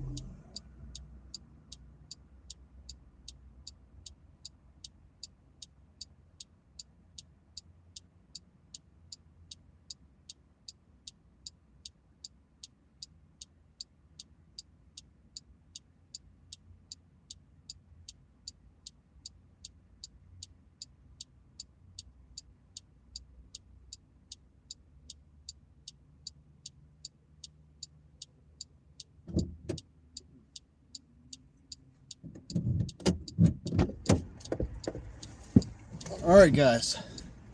So we got it. 106.75. So we made it. Okay, there's another order coming in. Chick-fil-A, $7.50 for 2.5 miles. I'm taking this order, guys, but I am going to go ahead and Then turn left onto Tribute Center Drive. we're going to close out the live stream here. I appreciate everybody here. And looks like we got 41 likes. Hold on a second. What is going on here? Let me see here. Oh, turn that down here real quick.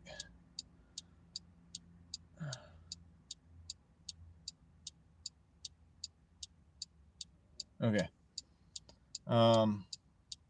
But yeah, anyway, so I know I was gone for a while.